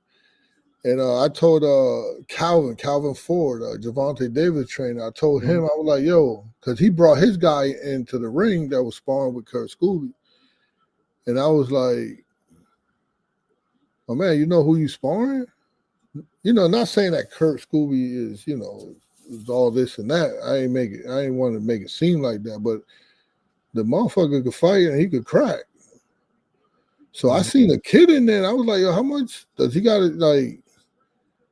And Kurt was like, yeah, we know who we sparring. I mean, Ford, Calvin Ford was like, yo, we know who we sparring. The kid that signed to OTS. I'm like, all right, can your kid, I mean, I ain't trying to, beat on nobody. Can your kid fight? And he was like, yeah. I'm like, all right. So, man, you see Stock Trader said homeboy showed out. Boy, put that boy to sleep. Yeah. I felt bad for the kid because, you got to protect, our job. Listen, our job ain't just to teach someone how to throw a jab, man. We wear many hats as coaches, and one of the hats is fucking either sometimes we got to be a parent or a care provider, right? And we got to look out for these fighters, man. Makes sense. No, it makes absolute sense. You said that before when we first come in here that you guys are more of like not just coaches but father figures for these guys. Especially you, because you, like you said, your fighters are there, right? They literally stay upstairs, right? Yeah, they do. So I'm with them like constantly every day, all day. So where are they right now? Like, what do you have? Like separate rooms up there? How does it look up there? Yeah, so it's like you gotta you have to there's a kitchen, it's like everyone has their own room. Mm-hmm. Closed off? Yeah, closed off. Let me see here. Make sure y'all smash that like button, bro. We're here with Coach Hector Bermuda is working overtime at the Hangout Spot Live. You already know how we do. We also streaming Coach on X Spaces for the first time. So if you guys are watching, I don't know if you can see this. Yeah, I can see it. So that's the gym. Yeah. And this is what you're at now, right? Yeah, so this is the upstairs. That's upstairs, okay. So that's the kitchen area? Yeah. What is that, like a dining area? Oh, that's dope. That's actually dope. Those are the rooms. the bathroom, the jacuzzi in there. Oh, that's dope. That's actually very, very nice, man. Yeah, you can't just beat just anybody up in this motherfucker. you gotta be legit. Yeah, you gotta, you got there ain't no walk-ins, y'all. Not in that coach. Not in that gym. I mean, there ain't no walk-ins. No, definitely not. I gotta come down there, coach. You gotta have me down there, bro. That's not a problem, man. As soon as all these fights get over with. Yeah. Once it's over with, I'm coming down, bro. And a lot of the managers, when the managers come, I always tell them, you got to spend the night here, man. You got to get the whole experience. Well, if I go, I have to spend the night. Yeah. So you can't get in the hotel. You be one of them rooms next to the fighters. Stock Chaser said, Johnny, let me be your cameraman when you go over there. Bro, just meet me over there. I want to set up. I want to go over there, spend some time with the fighters, but I want to do a live show from there as well. That should be dope. Yeah. We'll set that up.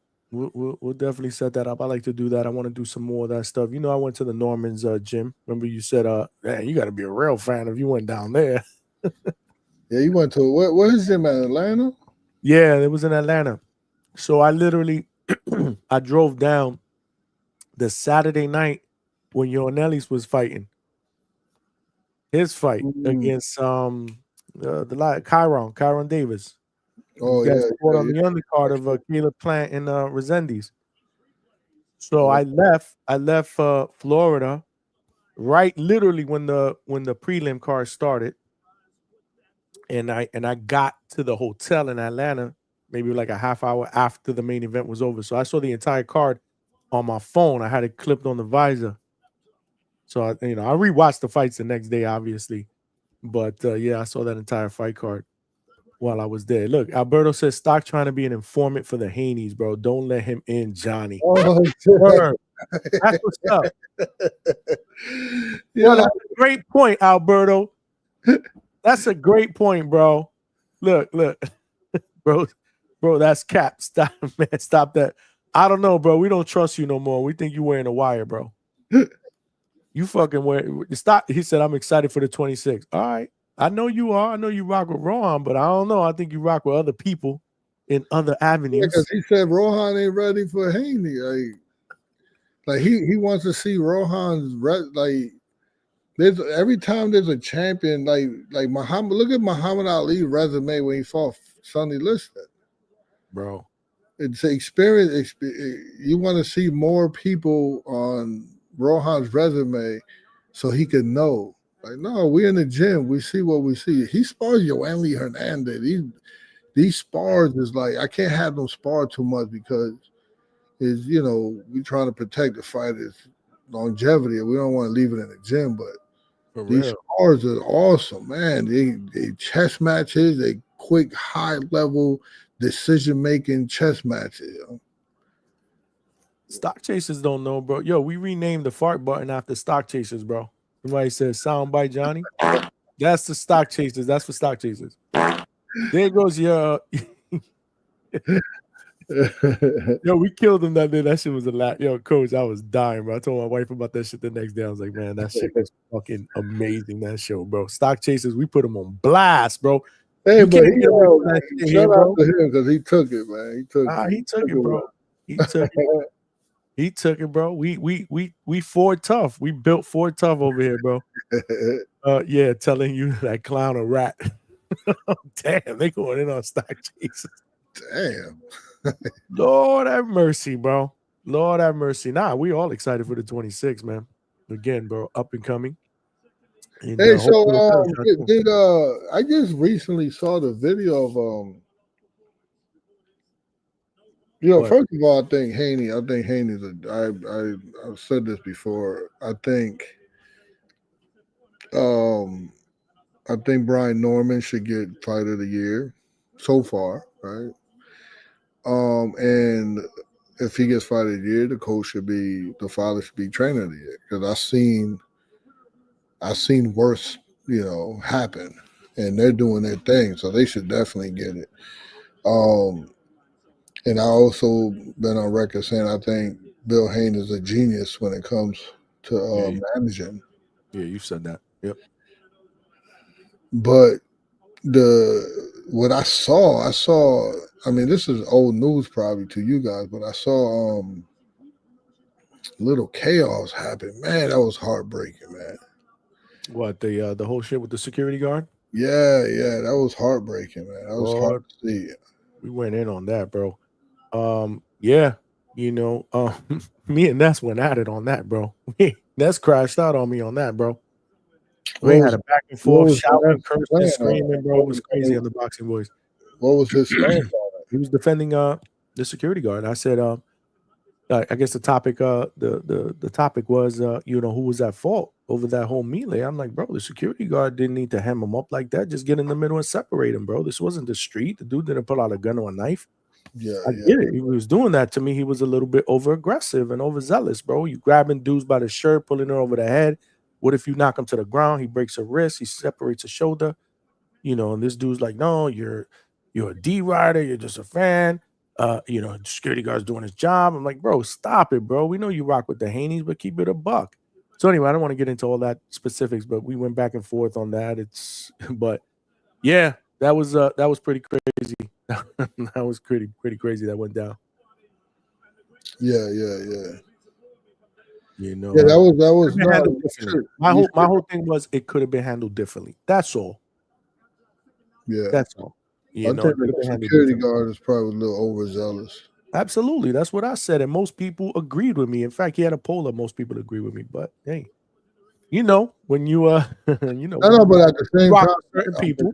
At the same time, I don't even believe that. I will go on record that I won't believe that. Like, you guys got to do a show, man. This is a good show. You guys in the sense of what, I don't even know what this called. Is this called a podcast or what? A Hangout? Hell yeah, we podcasting, bro. This is a show. Who got to do a show with me? Who are you saying? No, I'm saying that you guys have to do a show. You guys have a show to put on. And so sometimes what I see, even when I'm talking to Ness on his show, I always say, Ness, you trying to fight. Because sometimes, you have to do certain things and hype it up for people to get hyped up. Yeah. And, so I think, probably Ness would just.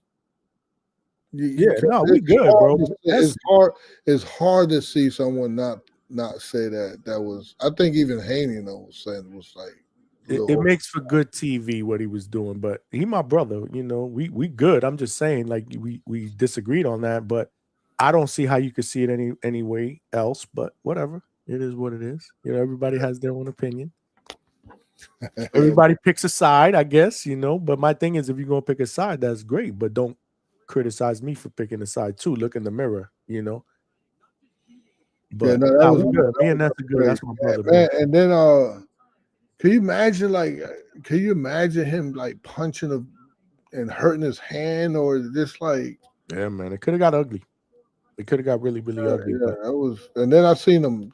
I think that was Jolene, right? The manager or something, throwing punches like screaming, "What the fuck?" Yeah, it was ugly, man. See, that was one of those.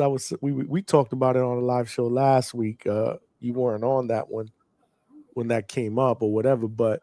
That's one of those where there's certain things that happen at a press conference or whatever this was that look like it's staged. That shit wasn't staged, bro. That shit was real shit. Like there's certain shit you're like, yo, man, come on, man. That shit was staged. They just trying to sell tickets, whatever it is. That shit was real shit where somebody could have got hurt. And then millions of dollars or whatever it is lost, fight is off, broken wrist, whatever, man. It's just not necessary. But luckily, nothing happened. The fight's still on, and the only bad part is it's 4 months away. But the card, they put the card together. It's going to be a great card actually. It's a great card. Yeah. So great card. I think. I don't know if because Kurt Scooby is really good friends with the Haneys. Mm-hmm. And I trained Kurt. And I don't know if there's something going on that they're gonna because Kirk I think Kirk got picked out of all the people that was sparring. Kirk was one of the people that got picked for to go on the Canelo card. Mm-hmm. So then I seen that Devin Haney tweeted to I don't know if it's called tweeted still, right? But he No, just tweet it. right, he tweeted tweet it.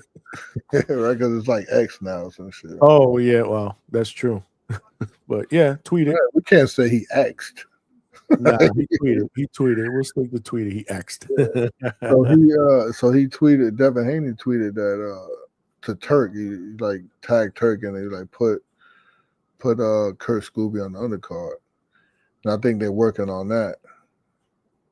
But he already got that was on his undercard. But he already got a spot on the Canelo card. The Canelo Crawford. Yeah, because he won a spot from the sparring. So right. Okay, good. Because it was funny. We talked about it earlier. A tweet came out. Alberto put us up on a tweet that Mike Coppinger put out that said there's 2 fights that they are looking to put on that undercard. The Battle of the Babies, Jared Anderson against Jarrell Miller, the heavyweights. And damn, what was the other one? Oh, where is that tweet at? Alberto, can you what was the other fight? Chat. Hook a brother up. What was that other fight? It was the Battle of the Big Babies, Jarrell against Jared. That's gonna happen? That's what they're saying is they're looking to put on that undercard. And there was another good fight, and I freaking forget what it was. We were talking about that maybe like an hour and a half ago. So the chat, if you guys the chat, wake up, chat. Let me know what was that second fight, Alberto. If you're in there, smash that like button, y'all. It's actually the Benavidez card. No. This one's different. The Benavidez card is Benavidez Yard. Brian Norman Jr. against Haney. Bam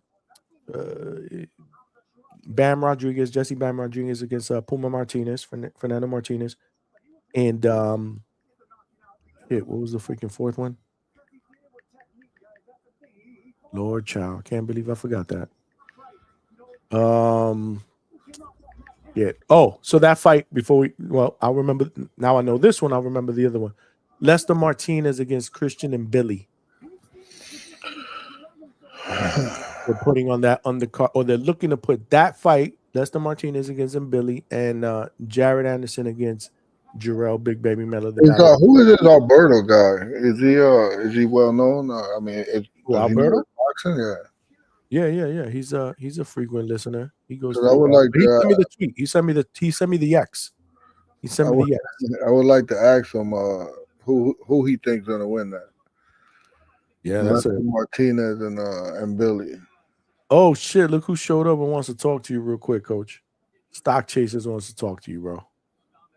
Stock Chasers say he was sleeping. I thought Stock Chasers was sleeping, bro. No, I was laying down, but I had to step out. You feel me? Lord, child, y'all hear the background outside? Yeah. But I'm right here though. It's just not going on out here in these streets. Oh, mad loud, bro. I bet. I'm gonna call right back in. Damn, bro. He definitely live in New York City. You heard that shit? Sirens and shit. Pack him up. Yo, pack him up. Get him out of here, bro. He's in the trenches for real. Bro, he's in the freaking trenches, bro. Hold on. Let me see. He just sent me the link again. Yeah, that's it. No, that's it. Yeah. Christian and Billy against Lester Martinez, and the Battle of the Big Babies, Jarrell Miller against Jared Anderson. Turkey Al-Sheikh tells me he's hoping to deliver these 2 big fights on the Canelo Crawford undercard. That comes from Mike Coppinger. So more than likely, that's probably going to happen. But what the hell is the 4th fight that I forgot on that other one? Damn. But yeah, I think those are 2 good fights, man. I like Lester Martinez. I've actually seen him fight live once at Pro Box. He's from Guatemala. And he trains with Bomac, and he obviously he gets Crawford some work. I'm sure he's going to be giving Crawford some work for the Canelo fight. And then Billy is, action-packed nonstop. It's going to be a good fight, Coach. I don't know, man. I don't know about that one. I haven't even began to think about analyzing that one. No, I think Billy should get him. You think so? Yeah. I trained whenever he have a big fight coming up, he'll come here. But who? Carlos Gongora. Okay. And he fought Billy in Canada. And my goodness, man. I swear I would never go back to that place again because everyone from that promotion is I had the Tiger promotion. Everybody from that promotion are all like come forward and Billy type punchers, come forward. And man, they put you in this small ass fucking ring, man. And it's so ridiculous that it's like, and Gongora had way better skills than Billy and rocked him on 2 different occasions. But Billy does have an engine on him that's very, very impressive. That's a good point. Absolutely, bro. It's nonstop, man. Yeah. And he can punch. Yeah. So a lot of people from Canada tell me he can punch, but shit, he be putting motherfuckers. Yeah, he looks like he could punch to me, bro. Right? He was all over Gongora. We was a better like technical fighter, but he was just like nonstop all over, and we couldn't move nowhere. Like the ring was like so small. Yeah, Carlos Gongora is a tough what? SOB is tough, no doubt. No, he's a B. He's tough, man. He's tough. But now his last couple of fights, he didn't come here to train, and it showed. Okay, that's what's up. Just sock chase was good. He sounded like the police was on his ass. Hold on, he back. I don't think the police got him though. Stock, you back? Yo. Like the police. Yo, were you running from the cops? Hold on. I stepped out to go to the store, and all of a sudden, there's 100 dirt bikes, scooters, and the cops is chasing them, and they going around in circles over here. Bro. Oh, bro, it was wild out here just now. It was wild. It was going down. It was going down on this side just now. Somebody said you called in this show with a burner phone. You had to toss that shit because the cops was coming. Nah. You wearing a wire, bro. But yo, hold on, man. Tell Mexican #1, you got $50. Send that in to come my call, you little lame. Do it now. What's going on, bro? Do it now. See, I don't know what the beef is in the chat. I want any of these. I want any of these motherfuckers to send $50 right now to cut my call because y'all doing a shit ton of talking. Send the $50. Send it to Johnny now. What is that about? You said it's a boxing voice thing, bro. That these guys. Yo, coach, what up, though, man? What's going on, brother? How you doing, man? I look forward to seeing you on the 26th, man. Yo, I'll be there. I'm gonna be there. You going? Yeah, I'm in section 205, man, with the gang. You got your Rohan Polanco shirt? I don't got my Rohan Polanco shirt. I don't know if it's gonna make it in time. He's wearing his coach. He's wearing his Devin Haney shirt, bro. He be good. I'm not wearing no shirt. I'm on a tank top on right now. Wear the Hangout spot shirt, bro. Oh, it's upstairs. You know I'll be rocking that. Johnny. I'll be repping. Coach, talk to him. Hold on, give me 1 minute. Talk to him, coach. Yo, coach, man. I seen you in that sparring. Them boys was. I know you said you was trying to show up, but them boys came to show out though. You saw all of them? I saw. How many guys I had? 1, 2. I had like 4 kids there. I saw the Puerto Rican too with the long hair. I forgot his name. Hey, yo, that's Carlos Gonzalez. Carlos Gonzalez. Listen, Carlos Gonzalez don't have no amateur experience. He walked in my gym. I'm gonna say 3 years. Years. No more than that. It's like two and some change. 3 years ago, without having no amateur experience, no experience in boxing, and in 3 years, that's how he looked. Yeah, he was working in there for sure. I mean, homie, he was fighting. I didn't know who that was, but he started off strong. But he was an undefeated kid from Javante Davis' crew. But but it was 2 minute. It was 3 2-minute rounds. If it Yeah, I was saw that. if it was even 4 3-minute rounds, Carlos would have got him. What you call it? What you say? Pack him up. Pack him up, pack Back him him up. up, But bro. he Get him out started of boxing, working bro. in the second half. He started landing in the Yeah, second half. yeah. And you didn't see nobody in there with the type of defense that Carlos Gonzalez had. You see, like Carlos was like walking him down and catching and parrying and full guard slip. Like that boy's special, man. He only been doing this shit for 3 years off the gate. Never fought amateur. Just like he was a high level baseball player. He was gonna get drafted to the Phillies until he got a fucking a young kid that he caught a drug case and fucked his career up there. But man, he's a beast, man. Wow. He's a Yeah, I beast. seen it. So hold on. You said Kurt Scooby won that? Is official?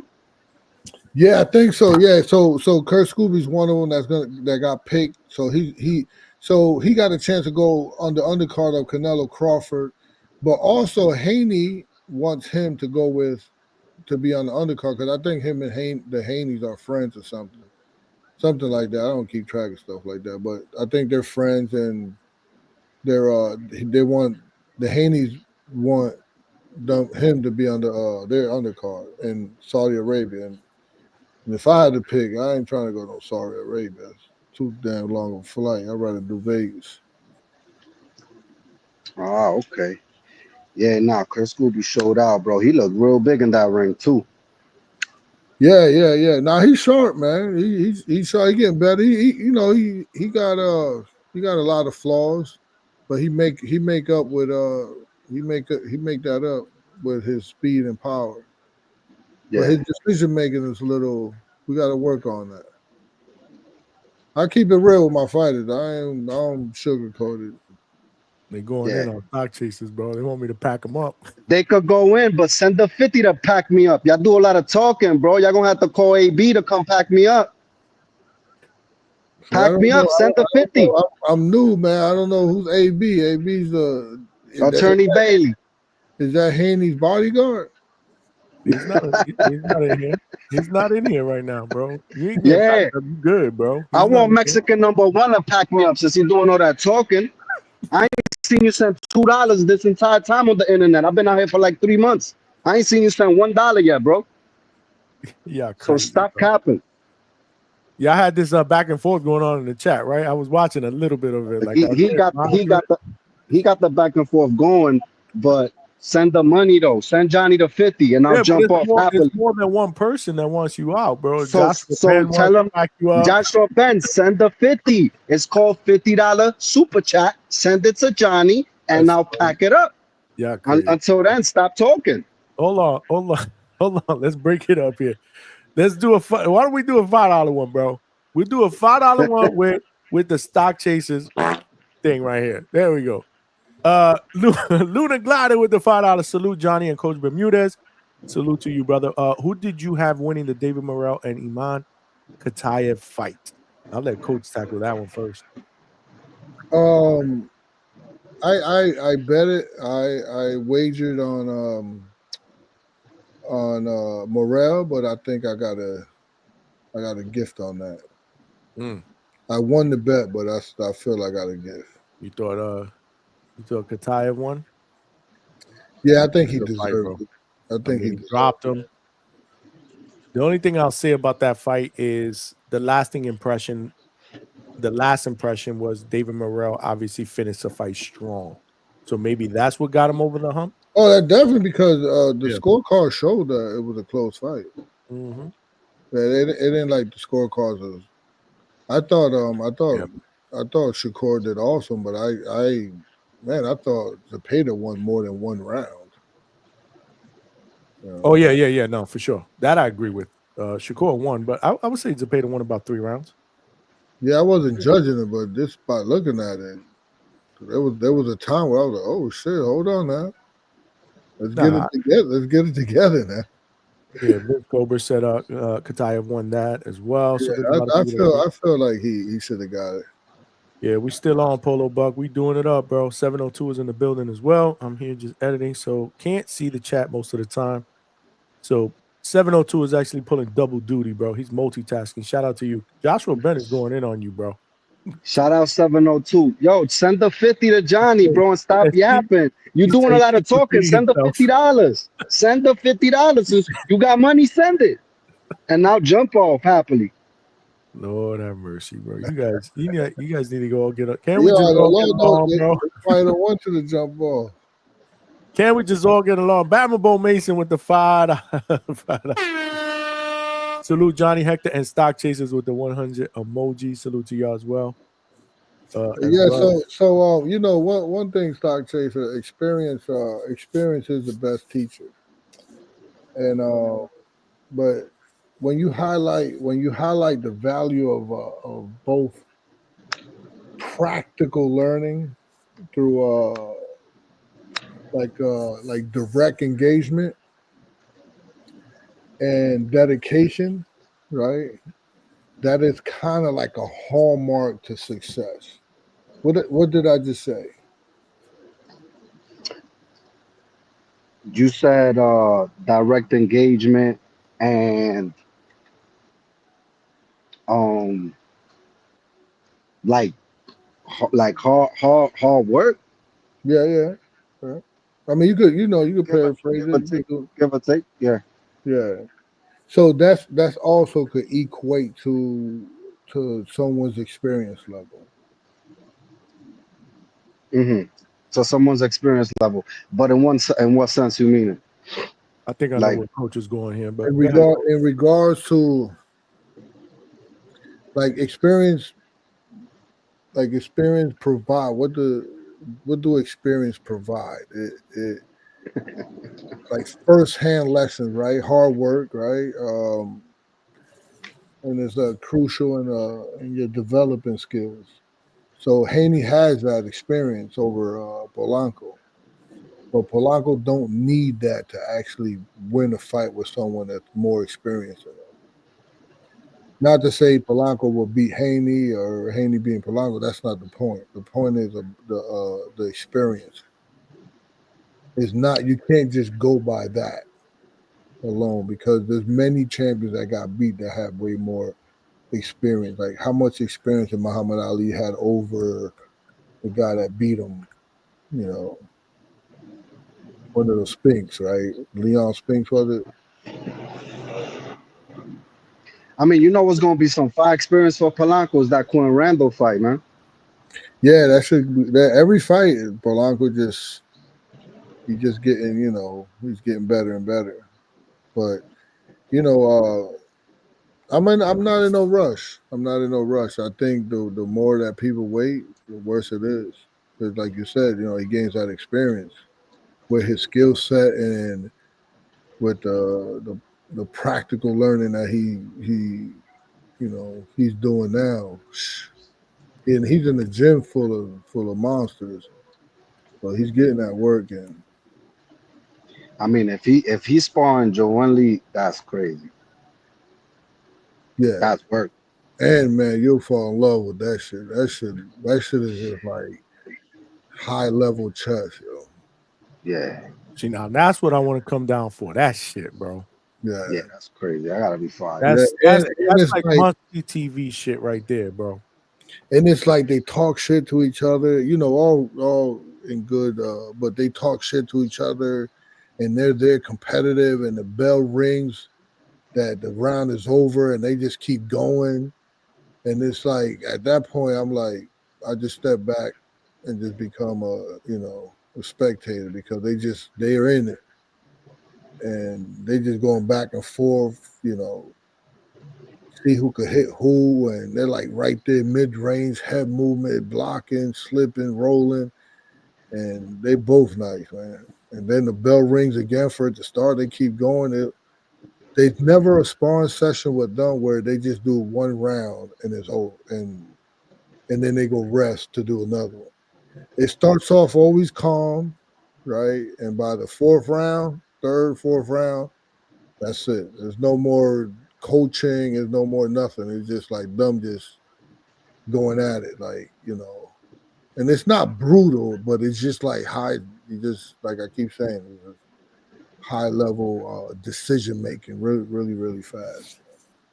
You know what's crazy? The thing that stuck to me the other night that we was up here was when you asked me about Brian Norman Jr. and you said what you think he does well, and I went and I thought about it and I was like, I kind of played myself because damn. But then when you said Hart, I said I need to pay more attention to Hart because at the end of the day, like that could be a difference maker in any fight, honestly, or with any fighter. You get what I'm saying? Because, like, for example, I don't know, I'm on Kurt Scooby, but I ain't really, like, obviously I'm gonna watch him more going forward, 100%. But one thing I noticed about him when he went in there, like, bro, he was. I mean, I know you mentioned the opponent or whatever, but I don't know. I just got you could see it like flowing out of him. Like he wanted to make something happen when he was out there. Like you could tell he was looking for something. Yeah. No, he was about his business, and we, when you spend time when you spend time with these guys, and think about it. Let's say you was a coach and you're spending time with these guys day in and day, like they ain't trying to disappoint you. Right? They ain't trying to disappoint you. Listen, you got me out of my comfort zone. I don't do this. I don't just go out. Like I live here, I train, constantly. I wish I could just train the fighters and let them go off and fight while I'm training someone else. But if you got me to go down here to New York for this sparring shit, you better do your best. Mm-hmm. Yeah, that's a fact. Yeah, that's a fact. Sure. But and coach, they all did. Even Joely was like, man, just grab me a mouthpiece. I'll go smack somebody around real quick. Yo, from Walmart, bro. The kid of Ronnie Alvarez. Like, I was actually really proud of Ronnie Alvarez because Ronnie Alvarez is just turned 20 years old, and the other guy's coach was I don't know what's wrong with him. It was like an older angry dude. He was just like, yo, my guy's a killer. My guy's a killer. And he was saying that to our Big Rob, the manager. And Big Rob was like, all right. Like, just put him in. He was like, my guy's a killer. How many fights you guys got? He was like, my guy got 2 fights. He was like, my guy got 3 fights, but he's a killer. Man, Ronnie went in there and beat the brakes out that boy, man. These dudes is brutal, bro. But I want to know what Joshua Ben means by that, though. Can he explain it to me? Oh, the test pack. Polo Buck, you gonna pack me up. Come on, Polo Buck. Let me not fool, man. He said the test pack. Uh-oh. What that mean? Nah, that's Polo Buck. That's my guy. That means they working to pack stock chasers up, bro. Lord, man, y'all terrible, man. Y'all freaking terrible. Johnny, the thing is that I live for the smoke, bro. I live for the smoke. So it's all good. You don't man. duck that shit, bro. I gotta give Stock credit. He was on here last night. Damn, was that last night? That was early this morning, bro. Early this morning, and were you on early this morning? No, you weren't. Nah, I jumped on today. Today, okay. You I was on TBV. earlier. On TBV, I want to eat crow for Pollo and Berlanga, bro. Yeah. No. You were on earlier today. I thought you were on because I went live like at midnight last night until like 4:30 in the morning. Nah, I had a long night yesterday, bro. After I left that fight. He was done, coach. He was done. Nasty work. Oh man, he had a good time though. That's what's up, man. Yeah, that's a fact. But coach, what you think about Berlanga, bro? Where he go from here? Like, what's your feelings about that? Like the performance and like as a coach, what you think his next steps are gonna be? Great question. Well, first of all, Berlanga is a superstar, right? He's a superstar. They should have protected him more. You know who Nazi Lopez is? Of course. He's I've in the covered him, same. bro. He's Yeah. in the same camp as Berlanga. Same trainer. Mm-hmm. Nazi Lopez is nice. Mm-hmm. So I'm pretty sure Naji Lopez was doing some shit to Berlanga that you could study whether he's ready for this type of test. And he went up to spar with him too, coach, in Colorado. Yeah, so I figured he would, right? He's tall, right? Yeah, he was up there. Yep. So I think Berlanga's a superstar. He hang out with rappers and actors, and so with a fighter like that, you have to have a strong team around him where you know his development. And it was so evident that he was not ready for that. Okay, you get the Canelo fight, you get your money up, and now you got enough money to get a nutritionist, strength and conditioning to travel with you, and you have your boxing, technical, whatever, whoever involved in that. So now what you can do is you can invest in yourself to get stronger. So it's hard to see that, like, it's pretty evident, like no one saw that he's not ready for this. He had 16 fights in the first round. I thought he would be gritty enough to get through this fight, and he wasn't. He wasn't. Stock chasing people on I mean, I'm a coach. I teach. Like I don't like to just, like you have one motherfucker hungry to be a world champion, and you got another motherfucker hungry for the fame, right? Which is fine though. Which is fine. But take care of this Berlanga. Take care of somebody like him, and he'll get it eventually. He'll get it. He's a young man. He'll get it, but he have to have somebody that in his camp that. Now we still need more development because he could be a superstar, but you throw him in too early and shit like this happen. This is why stock chaser. This is why I know like the kid Rohan is ready. I'll throw him out there. He's ready. I'll be confident. Even if somebody beats him, they gotta be a bad motherfucker. To you know what I mean? And it could happen. Anybody could be beat. It happens. But I know his heart. And his will to win, you're gonna be a bad motherfucker to get over on him. But so in Berlanga's case, you gotta care for him because he could be the face of boxing. Because remember how Canelo came up? Canelo didn't fight nobody. Like De La Hoya won't put him in there with nobody. But you do your promoting, promoters do their promoting, managers do their managing, and you make this guy a superstar before he even fight anybody.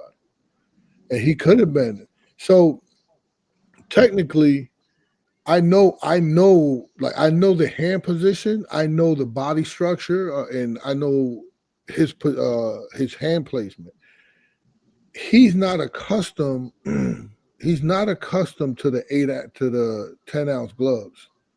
The way his hand position was, he thinks he still got 16-ounce gloves on and a headgear because he thought he was safe where punches are still sliding through.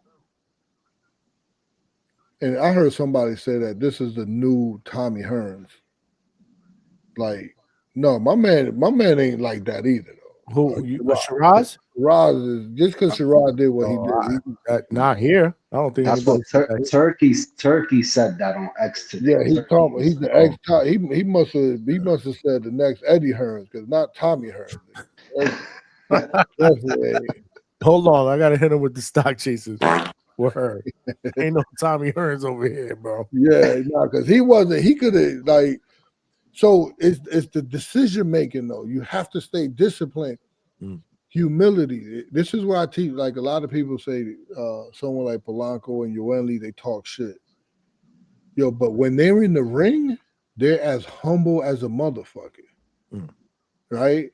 When they're outside, you let your ego take over. Right? When you're in the ring, my man, if you have to run away for a second, if you got to do a Devin Haney for a second, that's what you got to do. this is why it hurts me, right? It hurts me that everybody says Shakur's performance was good. He said he came to prove a point, right? And he also said he took more punishment than usual. Okay, let's think about that for a second. Think about that for a second. Everybody says that was like, his best fight, this, that, and the third. The casuals is not talking about Berlanga and how Berlanga was in the ambulance going to the hospital. Right? Gervonta Davis, Shakur is probably one of the smartest fighters in the world. He could have fought clean, could have dominated smart, right? But he didn't. Not because he lost focus, not because the opponent was that tough, but he chose to fight like that because the fans put him in the position to perform like that. Now you're not being humble, right? You're letting ego take over. And that's the same thing with Berlanga. Berlanga jab was working. This motherfucker, I don't know how tall that Shiraz motherfucker was, but he was a big motherfucker. And he was out jabbing him because he didn't know how to block a jab. Nah. So my man, be humble enough to go with that until he gives you something more. I'm a stock chaser. I'm gonna give you a jewel that motherfucking Roy Jones said. I heard Prince say this. So Roy Jones was jabbing at a guy's arm, and Prince thought he should have did more. And he was like, damn, why would you just hitting his arm? Why you ain't just get in there, go to the body? And he said, I only could do what he gave me. I only took what he gave me before I could take more. So he was giving him that, and that's all he was giving him at the time. Until he gave him more then Roy Jones would do more. Right? And that's that's like so important for fighters to understand. Like if this is all that is working right now at your intelligent level, then this is all you do. Out jab this motherfucker. But you go inside, you think you got 16-ounce gloves on, you go inside, and on the inside, you only could get hit with short punches, which is what? Uppercuts and hooks. So you go on the inside, you get hit with uppercuts and hooks. You don't know how to position yourself. You go you're like head to head. Who does that? Watch any Roberto. Watch anybody. And Shiraz, man, my goodness, Shiraz. I promise you, he's not that good. He's not that good, man. And fucking Berlanga's better than him. He's just not smart. So he goes inside and he gets hit with uppercuts and hooks. Yep. Like what kind of defense? You don't have a headgear and 16 ounces on. You have 10-ounce gloves without a headgear. That shit will thread right through if you haven't practiced enough. But this motherfucker go inside without having to. He started picking it up. What are you doing? Nah, my man, you ain't ready for that. Stick to the motherfucking jab until he give you more. He'll make mistakes. So the jab was working for him, and then he does something different. That's a very low level IQ, right? The both fighters, it was a very low technical, fundamental fight. It was terrible to me. I don't know if that makes sense to you. So where does he go from here? Man, it's a hard climb. It's a hard climb because this guy gonna fight somebody because Turkey making everybody 50-50 fight. This motherfucker Shiraz gonna fight somebody gonna whip him. You know what I mean? Then now you're like at the bottom of the totem pole. It's gonna be a hard climb. And I feel for the kid because the kid could have been, I don't care about the shit talking and all that. That's like you show your ego, but when you're in the ring, you be humble. Right? You be humble. Safety first. That's why Shakur is like, fucking you fighting for the crowd now? You want to be accepted? Do you want to be accepted by the critics? That's how it felt to me, bro. I felt like he took way Right? too many hits. You want to shut up. You want to shut up the fans who boo your defensive brilliance. And I'm gonna add a point to that, bro. I'm gonna be honest. That's the problem Johnny. with the stock chaser. You don't listen. Oh, nah. I'm just because you know what it brings. You could be learning a lot right now. Go ahead. My bad. Coach is teaching, bro. He wanted to prove that he's not soft, even if it meant getting hit on purpose. And here's the worst part. That pressure didn't come from his opponent.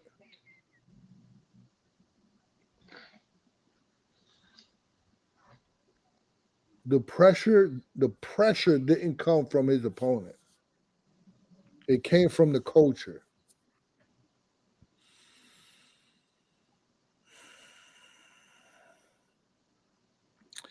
His system, it's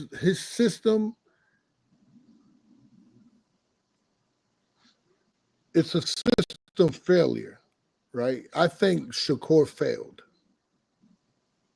Do you understand? I think he failed in the sense that he gave up his brilliance to stoop down to the level of his critics. When the fighter is willingly abandon their best tools to entertain a crowd, something is broken there. Listen, that Joker's is real. That's crazy. That's definitely real. Now what I was gonna add is this, bro, real quick. Just because we have a fight coming up in November, and I don't need Devin doing that Shakur shit at all because that ain't gonna work out. So he better not go in there trying to Shakur Brian Norman Jr. Them two dudes hit different, bro. We don't need that. That's completely different, bro. Like Zepeda hits a lot. He don't crack. Norman Jr. cracks. Norman Jr. catch you with one, you're done. And Shakur got hit multiple times clean. Devin can't have that, bro. It ain't that type of party. So I hope he ain't trying to make the culture all that. Bro, we don't need that. He don't need that. That's not what it is, man. It's gonna end badly. I'm just being honest. I never seen Haney compromise. Haney's gonna do what Haney does. I only see him compromise when he got hurt with Austrian buyer. I always forget his name, Garcia. I'm terrible. If you see, I'm terrible with names. That's why I give everybody in the gym a nickname, and then I can remember that. But like actual names is hard for me to remember. But yeah, so yeah, he did. I think he deviated when he got hurt in the first round, and ego came into play because you got hurt the first round. That's round. It was one round. We got 11 to go. He just did his thing. But I think steroids are not. Steroids don't make you move left and move right the way Garcia was. Garcia did very well technical wise and holding and protecting himself. But yeah, we'll see what happens with Damian, with Devin. But I don't think Devin will fight that boy. I mean, he would. That's not his style. I mean, Shakur said he won't do it again, though, right, Johnny? That's what Shakur mentioned. That's what they're saying. Yeah, that's what they're saying earlier. I didn't hear that, but multiple people have said that he didn't want to. Listen, he wanted to prove a point, right? He heard all the talk. The Tom and Jerry shit. Well, you out there fighting. You out there fighting the booze. Like You're not even fighting your opponent. You're fighting the booze. You out there fighting the keyboard the keyboard warriors. Coach, he's fighting. He's fighting also because I believe he wants to be an attraction for Turkey to bring him back. Man, how much? Listen. So one thing I learned about having money, right, is because you can have a whole. It's known that you can have a whole bunch of money, and you can lose it all. And also see that some people grind and they make something from little, right? Mm-hmm. So the guys, the kid's a millionaire, right? You invest your money wisely, right? You don't need anyone for any big payday. You're a world champion, right? You're gonna get your money, right? As long as you keep winning them belts, and you being he's the boy, the man's a defensive genius. Like just keep getting you fight your fight and keep getting your money. And if somebody don't want to put you on because you ain't excited and you lulling people to sleep because this generation of this crop is not on your level right now, then people are gonna have to wait till you get old and your reflexes slow up to start to see you in a fight. Usually, what happened to Pernell Whitaker, right? But no, some people appreciate him. I appreciate him. I had no problem with him before that. Yeah. But I ain't gonna lie, I loved the Shakur we saw yesterday. Yeah, it made me a little nervous. Like, man, what are you doing? Like, but it's also what gives me is, I bring everybody together and I give my lecture to them. Like, that's not what we do here, man. Because every coach in the world is teaching people how to be defensively sound, and to create a defense is hard to penetrate, and to create an offense is hard to defend. Like, we all trying to do that. And here this motherfucker got it. So now that he got it, we trying to teach everybody to be that. He want to just throw it out the window and fight the keyboard warriors. He want to fight motherfuckers like Stock Chaser. Or sit here and talk shit about him. Right? Bro, you like Joshua Ben in the chat. He'll stop stock chases, bro. Yo, what you and Joshua Ben need to fight at Border Wars or something? Bro. I need Joshua to come up here and show his face instead of internet trolling. Because that's what they do. They're avatars. Talking avatars. Come up here and show your face. Hit the link. He said the show got better when you got quiet. Why don't Joshua hit the link and stop being up? Lord, yo, he been going after you the entire fucking time. He said you didn't learn shit. He learned it. But you know what usually happens is when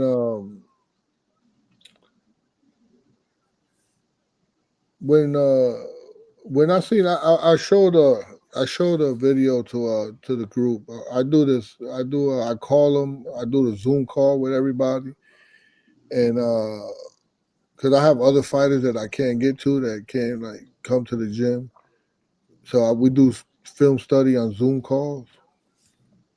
And I showed them a fight of Lomachenko, and I showed them a fight of Bivol, the way he was moving on Beterbiev. Mm-hmm.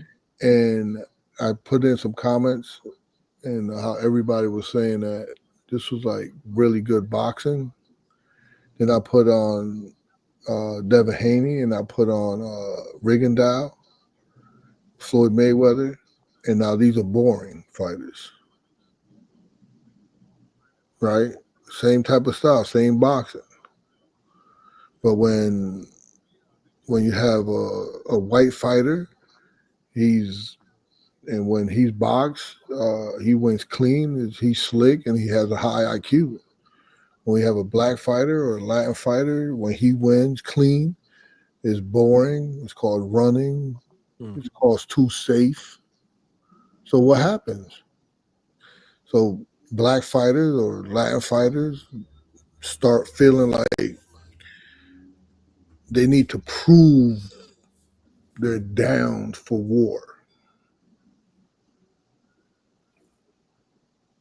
or else their wins don't count. I don't mean to come on here and put people in a sad space. But I'm just good. And you preaching right now, brother. You yeah, preaching. I don't want to, and I don't want to You ain't feel. talking about. You ain't talking about nothing sad. What do you mean? I mean, because it sounds like the energy sounds like it's gloomy. When you told stock chasers he ain't listening, that's whoop. No, because when the teacher's talking, you don't just intervene with something with no substance. Oh shit, Coach! When you told him to stay quiet, the energy, even the chat shut it up, bro. Even the chat stayed quiet.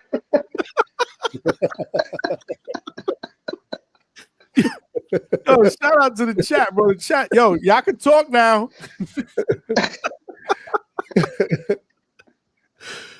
Oh shit, man. Yo, I love this fucking shit, man. I can't get enough of it, bro. Hey, let Stock Chaser go ahead, Stock Chaser. Ask a question to the chat or to Johnny or myself. Stock Chasers ain't asking no question. You want to fight Josh? Hey, the muzzle's off, Stock Chaser. You can speak now. Look, Polo Bucks. I thought I was at him. It was quiet in here, wasn't it? Coach, you did that shit, bro. You told everybody to be quiet, bro. Look, Alberto said, "Thank you, Johnny. We can talk now."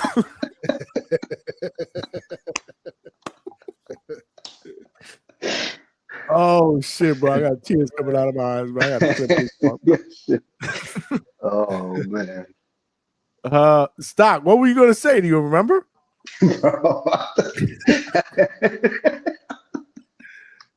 I forgot, bro. It's all good. Smash that like button, y'all. This is how we do it up here at the Hangout Spot late night, man. We're on the panel with my guy Doc and Coach Hector Bermudez, man. Oh shit. We streaming on X too, bro. This is the first time we did it, man. So far, so good. I mean, solid 50 people, maybe. Obviously on YouTube, we doing better, but yeah, man. He said his stock had a muzzle on. Never interrupt the priest. Oh, you gotta tell me twice, Coach. I got you, bro. Oh shit, bro. I gotta clip that part because when he said that shit, I wanted to die, bro. I put the shit on mute. I put the shit on mute. I was trying not to laugh. Oh, Coach, you are the fucking best. That's all I gotta say, bro. Coach teaching, bro. Hold on. Now imagine the fighters, bro. Imagine the fighters, bro. Oh, that would if Stock Chase was one of my fighters, he's been doing push-ups for intervening. See? Imagine the fighters, bro. And if you ever see me in the corner, if you ever see me like the way I even coach in the corner, hardly people I never even have to talk. Because Keenan got a question for you, Coach. Keenan Lofton got a question. Which white fighter is the double standard of high IQ versus boring? He wants to know. Say that again. He said, which white fighter is the double standard of high IQ versus boring? Which white fighter has it on high IQ? Is the double standard of high IQ versus boring? I guess it was some, what you were talking about earlier. Well, no, didn't I mention them? I don't know. Maybe he wants a name. Did you say a name? I'm not sure you did. I don't think you did. No, because when I was or you were being hypothetical? Yeah, but I showed them when I have these study groups. I have a film study with the fighters, and I don't want them. I teach them to be humble in the ring, your ego outside of the ring. So what does humble mean? Humble, like you have to, when you train hard, that means you're being humble, right? And when you fight smart, like it's sometimes like why didn't Berlanga hold? Why did he clinch? Right? it's because he's not accustomed to being humble. Right. Floyd Mayweather would have clinched that dude and probably fell on the ground with him, or something would have happened where or he would have ran away. Devin Haney would have clinched him. Got hit with one shot that grazed him or whatever, he would have clinched him or turned a corner on him.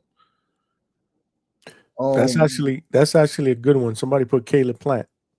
Ron, what's up, bro? Shout out to you, Caleb Plant. I would say, yeah, man, right? I still don't really understand the question too much. I can't the screen is small, so I really can't see that. Because you said people will call white fighters high IQ and black fighters boring. So he's asking which ones. But somebody put Caleb Plant. I think that makes sense. No. Actually, the black fighters would want to prove their toughness, and feel like they need to be like I'm speaking of Shakur. We're talking about Shakur. Right. I think Shakur's system failed him. I think he had a system failure, and people is not talking about that because he finally got punched in the face, and he wasn't hurt. He fell off balance, and people thought he was hurt, and he thought he was like being dragged into a dog fight. Then he get up on the ropes and say, "I'm a dog." He's proving something to critics. He's trying to prove something to people like who? Stock Chaser. Stock Chaser come on here, he'll talk shit about a motherfucker and go on the boxing talk shit about Brian Norman, that's all. I don't need Joe, bro. I give a lot of respect to Brian Norman Jr., bro. You say you go on the boxing. That's a lot of respect. Coach say you go on the boxing. So now fighters like a defensive brilliant.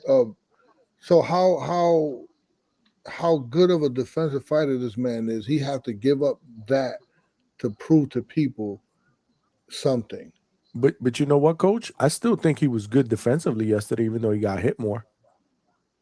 There was a lot of punches that he slipped, man, in that corner. I mean, he looked. No, he's a beat. Because it was still good. He got hit, yes, but it was still a really, really good defensive performance, bro. There were a lot of punches that were slipped that didn't land, but you know the positive. And there was a lot of them that landed. It only takes one, right? It only takes one. And what's his name? Zapata? Was that his name? Zapata? He did awesome. He did awesome. He did a lot of things to break up the Philly shell. He jabbed at the chest, at the heart. He broke the Philly shell a couple of times, and then finished with a jab. Actually, that's something that Polanco need to work on. Stock Chaser.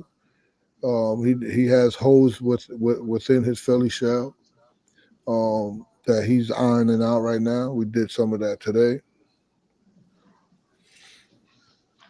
Very good. With the white boxer IQ thing, right? Will Chris Algieri fall into that bucket? Because Chris Algieri was, I felt like he had very high IQ. So all I'm hearing is white fighter and IQ. Like I don't. No, I'm answering him.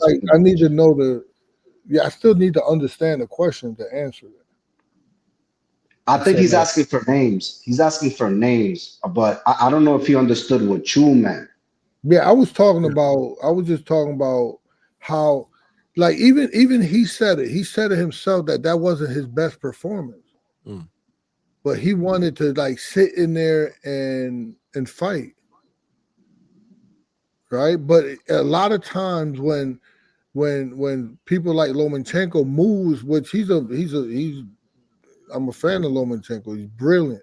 But when he's moving, it's called being slick. When he's slipping and getting angles and running and moving around, he has a high boxing IQ. But when Shakur's doing it, when Mayweather does it, he's boring. He's running. It's too safe. Yeah. Right? That's what I'm saying. So Coach, you're saying there's a double standard, kind of. Indeed, and indeed there is, and that's why I told my fighters, like, we have to understand that we don't go on that narrative. You do the best you can. Like I teach, like like if I was to have to write my style of fighting down, it's defense before offense, right? That's how we win the fight, right? Defense before offense, and come forward, right? Come forward, but you're still defensive minded, but you're coming forward. Yeah, man. Yeah. I could see that though. Mm-hmm. I could see that. But it's also the temperature of where we at today. And I'm not Turkey's pushing that. Yeah, but I'm not attacking Shakur like that, right? I want people to understand I'm not just attacking Shakur. I'm defending him from a system that made him feel like his smartest option wasn't allowed. Oh no, I mean I think that was a personal decision by Shakur, man, based on all of the noise, like you said to your point earlier around him. You know, the Tom and Jerry thing, you could tell. I mean, because he had the Tom and Jerry hat. So obviously, he caught a feeling over that, right? He took that personal. Maybe that's meant towards me. The whole talk about shortening the ring during the fight, I don't know how that was going to work. Thank God they didn't do it. This is boxing. Just leave it the way it is. And he made a conscious effort to say, I'm gonna stay in the pocket and I'm gonna get hit, but I'm gonna show a different side of me, which he did. I loved it. I thought it was entertaining. Yeah, and I'm biased because I thought it was entertaining before. It's really I'm not trying to fucking be involved in a race thing, but it's facts. Like, you know what I'm saying? It's proven facts. I don't, and I don't mean to somebody to take it personal, like, oh, he's attacking a race or whatever. But, it is what it is. Nah, man, I get it. Because they're, to stock chasers, you said it. There is a double standard, bro. Listen, when you go to court, there's people that black people you could see black people go to jail with the same crime that white people did, and they get more time. It's proven. I'm not just making this up to be mean against white people, but it's just proven. Yeah. Oh, we got Malcolm coming up in here? Malcolm. He turned his camera on and went to the bathroom? Is that what he did? That's what we doing? There you go. I think he's freezing. I think he's lagging. He got the Arizona Wi-Fi. You know how that goes. Oh man. Somebody said Superman was trash. What y'all doing here? We hanging out late night at the hangout spot, bro. This is how we do it up. I'm about to wrap. I'm getting tired though. I can't do this shit 6 hours. Yeah, you look at your eyes is failing. Coach, I'm 5.5 hours, bro. I'm pushing 5.5 hours. I started this show. I know we come. Me and Stock Chaser come here. We Johnny come lately. These dudes, you guys look like you got all this energy, bro. I don't know. I remember I did a show until like almost 5 o'clock in the morning last night. I got up. I got to get up in the morning. Y'all crazy. Malcolm, Coach, it's that Florida weather, man. That Florida weather changes people. Humidity, bro. I just got up, man. Hey, Malcolm, whoever Malcolm is, need to get out and come back in because your phone, man, is crashing out. Yo, John, you got anyone else waiting? Huh? You got anyone else in line? The Stock Chaser trying to. No, I'm not don't worry about it. I'm walking line because I'm about to crash out. Oh, okay. Just making sure, brother. Nah, we good. Oh man, I'll just catch the replay. I just wanted Malcolm to get his piece in, bro. Malcolm, jump out and jump back in, man. That's it. Shout out to. What'd he say? We can't hear you, bro. Malcolm, your connection is bad, bro. Hey, yo, so you in section 202, son? You got 205 with all the Dominicans, man. Huh? Are you? It's my birthday too. Oh, that weekend's your birthday? That's when's your birthday? Hell yeah, bro! I'm celebrating my birthday over there with Coach Bermudez and Rohan. Same day? And John Santana. Nah, it's like the weekend prior, but you know how that goes. Oh, because my birthday's on the 30th. That's why I thought we were. Yeah, I'm the 18th. Okay. Oh, that's what's up. That's what's up. Are you sitting in a section with Broadway Joel? I don't know if he's gonna sit there because he's with the media, but I'll be with a bunch of we got like a WhatsApp group. So, but that's what I'm I'll saying. be One time I remember him saying that he got a section or whatever with a bunch of Dominican fans. I thought maybe that. you Yeah, were doing the same that's thing. the one. Yeah, yeah, Oh, yeah, yeah, okay. yeah, Okay. yeah. Yeah, he So we'll probably be got a over there credit, making man. I'm noise. trying to get a credential, bro. If I get a credential, I'm up in there, bro. Try to pull up, bro. Yeah, I'm gonna try to pull up, man. I think that card is gonna be dope. Where the hell Malcolm went? He left? He said he running with the McDonald's Wi-Fi internet. The chat is Yo, Malcolm, jump back in real quick, bro. Nah, I think he tried to get something off, but he don't understand that we didn't hear nothing. the chat brutal. He's a playback guy though, because he be working and stuff. So I know he's gonna catch the playback. Hold on, let me see. Oh, somebody said I'm a vampire. CJ Rich with the $5 said Johnny's a vampire. That's how he stays awake to Yo, stream. you caught up? Huh? You did your what is it, 10 a day or something like that? Oh hell yeah, I've been past that. Oh, you gotta up that, man. I mean, you can't just stay. You pass it every day. You can't just stay at 10 if you passing it every day. I ain't trying to be greedy, man. But yeah, you're right. No, it's not. It's not greedy. It's probably right. No, I don't want but my viewers to think I'm greedy, man. You know, it's a donation, bro. I'm not. You know, I don't like to. so now you're sounding like Shakur. I'm playing defense. Yeah, I'm playing defense right now. No, you should be, but you're not. Defense. No, Somebody you said should 20 probably goals. up it to 15. Okay. And then that'll motivate you, to get on your job more. It's not about, it's not about being greedy. Hold on, John. Before we jump off, Coach. Like, what your day looks like though, man? Because I'm not gonna lie, bro. Like, you gotta be having some long days, brother. And he don't sleep. No, when I come on here, I just finished. You hear that? And he came on at what time? 1 o'clock in the morning. What time you came on? No, you came on about midnight. Yeah, it was about midnight. From 8:30 in the morning. So sometimes what I do is I take a fighter, I do 2 hours with him. He goes, then I take the other one. I spend 2 hours with him. Then once the hour is like starting to finish, the other one to come in, and then sometimes I do group. Then I do group. Everybody, we doing drills, and then I got my notes. I take my notes where what fighter needs, and this is where boxing gems come in. He sent me notes on the opponent, so I start to read the notes, and then we'll work towards that. Then we got sparring days. So it's constant work. But just like Johnny, we have to grind. I have to get a world champion in here. Absolutely, bro. That's gonna be dope. Yeah, I have to get another world champion. I had I don't know how many world champions I had. I had I think 6. But I need another one. It's too much. It's just the quality of time and teaching that goes on in this building to not have a world champion. We need one. Sure, man. That's gonna be dope. Can't wait. Rohan, right? Is that the one you think? Yo, Nelly's, bro.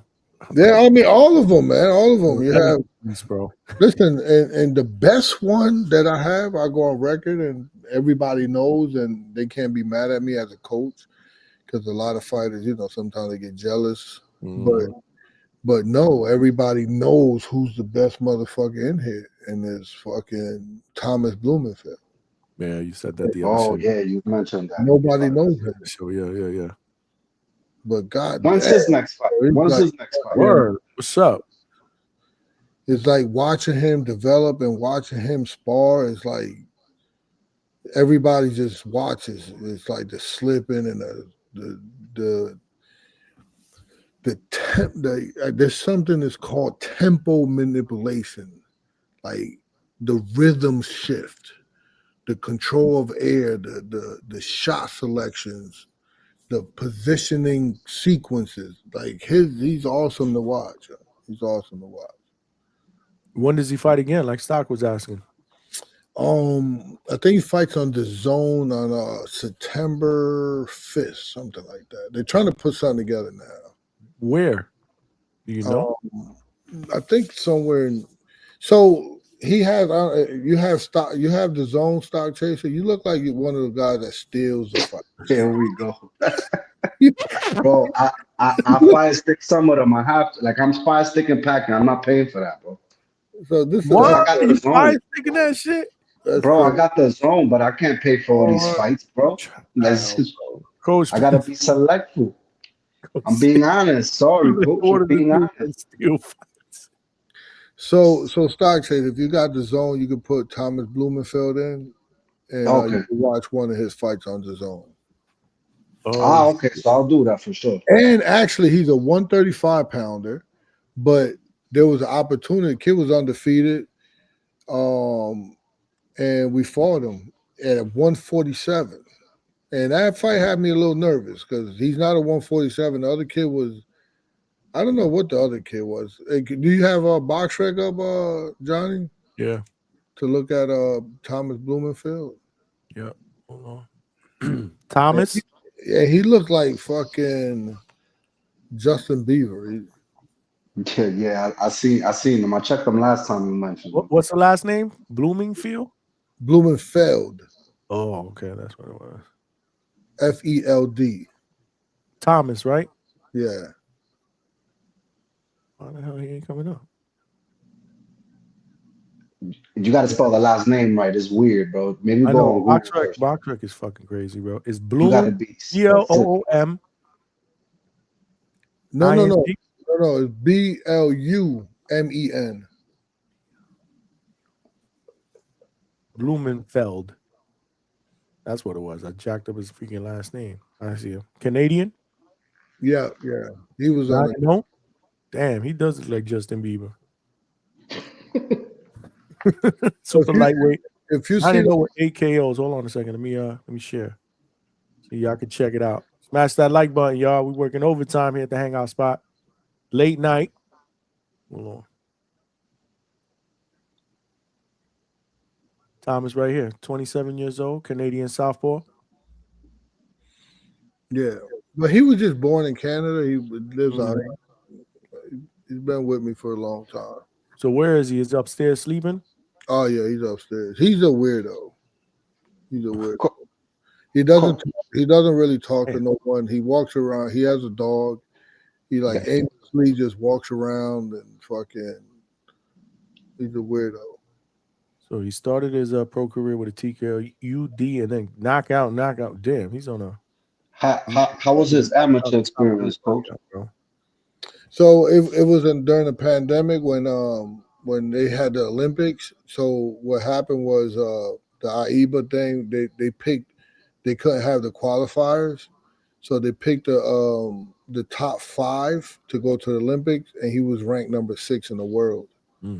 So he just missed it. And number 5 was he fought Antonio Vargas in the amateurs. That's what's up. I know Antonio. He my guy. Okay. Oh wait, that's the one you interviewed, right? That he won the belt in overseas, no? Hell yeah. Yep. Yeah. He's a bantamweight champ now. That's what's up. And he moving up. So he fights at 140, coach? So he really, if you see the weights, he's all over the place, and you see that he made 134 one time. He's really like a 135 pounder, 140. But we just take opportunities as they come. He doesn't have a promoter. So you see this last fight, he fought a 13-0 kid at 147. Mm-hmm. And then before that, he fought at 138, a 7-1 kid. And before that, he fought at 139, a 4-0 kid. Yep.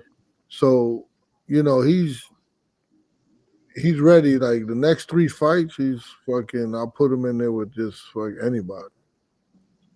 They don't have his next fight here, though. You said September, though, right? Yeah. So it's not solid. We're still working on it. That's what the problem. I think Top Rank had would have an interest on him because I spoke to the matchmaker. And actually, Rohan's last weigh-in, the matchmaker came up to me and was like, "Yo, your kid is a monster." And Brad Goodman, he was talking really, really good about Thomas Blumenfeld. So I was like, shit, say no more, sign him. What are we talking about? Man, chat brutal. They say he look like Justin Weirdo. Oh, man, bro. You said Timu Justin Bieber? Really? Damn. Y'all ain't right, bro. Oh, shit. He should fight Cam Walker. Huh? Hey. Nah, he's got a fight in September, bro, in the zone. I'm going to check him out. Coach. That's for sure. Your fight, I think that's the guy you told me yesterday, right, Cam? Yeah. I had his father on. Yep.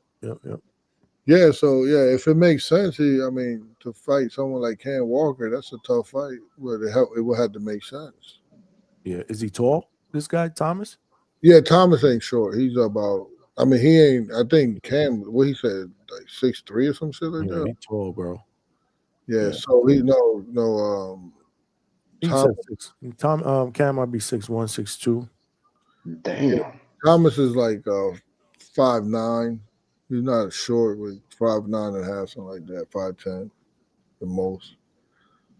No, I think I looked at, I no disrespect to Cam, but I don't think neither of them should fight each other. But don't push me. If you push me, I'll throw him in there. You offer some money, you offer a fight, you can put it on TV. Yo, he said that, bro. He said that. He said you stealing shit, bro. Bro, I'm stealing that Pacquiao fight. That's for sure. You don't gotta ask me twice. Yo, you know you on Sorry. The fans may be watching you, bro. Yo, I ain't making it. All right, bro. I'll be doing a live fight chat for that though. So I gotta buy it. So remember what I said about this kid, right? You know who I train, right? You know all the ones I train, and you know what I just said about this kid. I'm gonna keep my eye out on this guy. And then I also said that all the fighters is not mad at me when I say that. That's crazy that you say that, and you got some dudes that are legit in your camp, bro. That's what's up. I'm gonna check them out, bro. I'm intrigued now. Now I'm intrigued. You got me intrigued, Coach. Coach, can I just ask one question? Like, do you have what's your a coach that you looked up to, or you've kind of like watched them work and kind of got some cues off of them, like Robert Garcia, because Robert Garcia got a large staple too of fighters that I've noticed. Like he got a ton of fighters as well. That's actually a good question. I had a mentor when I was younger. I actually started training fighters when I was 15, and I had a mentor. I carried the bucket. I did everything for this man, and he, rest in peace. I never forget him. Every time I say the story. Every time I wrap somebody's hands, I tap it like 3 times on the wrist, and I always say to my mind, rest in peace, Tony Rodriguez. He was my mentor, and then from there, he passed away. So from there, I look at I don't play chess anymore, but I'm actually like a pretty good chess player. I actually play without looking at the board, and that's how I see the game development. I see positions. I see like I said, sequences, positioning sequences, just how you will see the chessboard, the tempo manipulation, and defense, offense. So that's how I learned from a lot of coaches that are not in boxing. Like I love John Wooden. Like I love his books, right? I'm reading a book right now that's also really good by the trainer of Michael Jordan and Kobe Bryant. And he's so I learn from things like that, because my job as a coach is also to give information and to I also studied psychology books, because that's the fighters is 90% mental, some say, right? Whatever it is, it's high, much higher than it is physical. So you have to like just not study boxing. You have to study the many hats that you have to wear on occasion when that time presents itself. One of my biggest fears is that my fighter needs me and I can't provide him help, which I don't mind seeking it other places, but that is one of my biggest fears. So this is why I stay on my P's and Q's the way I do, and study the way I study and train the way I train, because everybody, and one of the key things to becoming a great trainer is to be responsible. And with responsibility comes maturity. You have to know that these kids depend on you and their life is in your hands, right? So you have to be just well rounded, not just in boxing technique, but you definitely have to know the fundamentals. And I think, and then when you hear me talking like this, when I see another trainer, I see that in them. I'm like, man, they're sacrificing their life. You know what I'm saying? Sometimes like trainers don't even make any money, but they're sacrificing their life for these guys. So I see, Robert Garcia got a stable. I know that he's probably going through the same shit I'm going through by Salas. He got a stable. These guys, like, we working. And I don't by far I would ever say that I'm like fucking a great trainer or better than somebody else, because boxing trainer is and fighter, it's a bond relationship thing. Like, I could be the best trainer in the world and be all wrong for someone, and you could be the worst and be right for them. Because the way I got my first world champion wasn't because I knew a whole lot of boxing. It was because I fucking took him by the hand and locked his ass away and brought him to the gym, and then brought him back to the room and brought him back to the gym. And I was on his ass, make sure he wasn't partying, he wasn't messing around. And sometimes just being there. This is why a lot of fighters get good, a lot of fathers get good fighters, not because they're great trainers, because they're there. They take them to all the sparring, they take them to all the fights. And individual will pick that up, will pick up the timing, will pick up the distance. If he's talented with speed or power, that'll come into play. So that sometimes you don't even have to know that much boxing. You just have to be responsible, and the kid will pick it up on his own.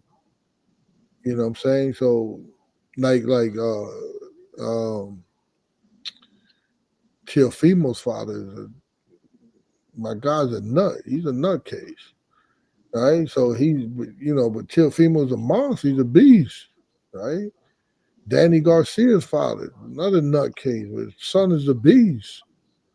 But you just have it. But you know how many years they had to be there and be there and be there and go to the nationals and the fucking other tournaments and fucking take them here and spend all this money, and their kids will get it. They'll get it.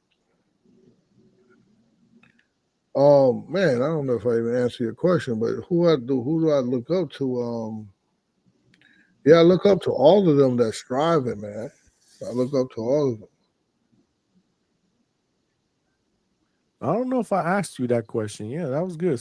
I might have, the first interview that we did, because that was like the first time we had Coach. So we did a little bit of an interview. Then we just kicked it for like 5 hours, like we usually do when we're on here. Like, that's why we need, sometimes Stock Chaser trip up and ask a good question, man. When he's not busy stealing shows and shit. Yeah, it's crazy. Shit, bro. Bro. He's still a hubcaps and shit out there. Oh man. This shit was dope, man. This shit was dope, bro. Look, Mo Bray said Fire Stick Boys outside. You got people here, bro. Yo, we doing it up, man. We doing it up here on a Sunday night. Yeah, but I'm gonna buy it because I'm gonna do a live fight chat for that, obviously. and so we could call it together and coach. So those things never freeze up. I'd rather buy it and not worry about freezing up. It all depends on what they're using. Everybody got. Listen, bro, we don't want to put everybody on blast, but there's all different type of shit, and yeah, it all depends. We gotta support boxing, man. We gotta support it. Exactly, stock chaser. Stop stealing shit. Listen, fucking fighters, bro. Look, I went yesterday. I'm going the 26th. But the point is, sometimes, come on, bro. Like sometimes the fights just don't make sense, bro. Sometimes that's all it is. You gotta start betting on the fight. Get a couple dollars. Man. I do, and I lost every bet yesterday because of Puello. So, but there's some fights that, because you couldn't say Puello was a lock. There's some fights that are locks. You got to start betting on locks. What was the lock yesterday? For the lock was Shakur, but if you take a money line, Shakur by decision. You thought Shakur was gonna knock Zepeda out? Of course not. No, I didn't do that. Oh, the lock was Shakur by decision. By UD, yeah. That was the lock.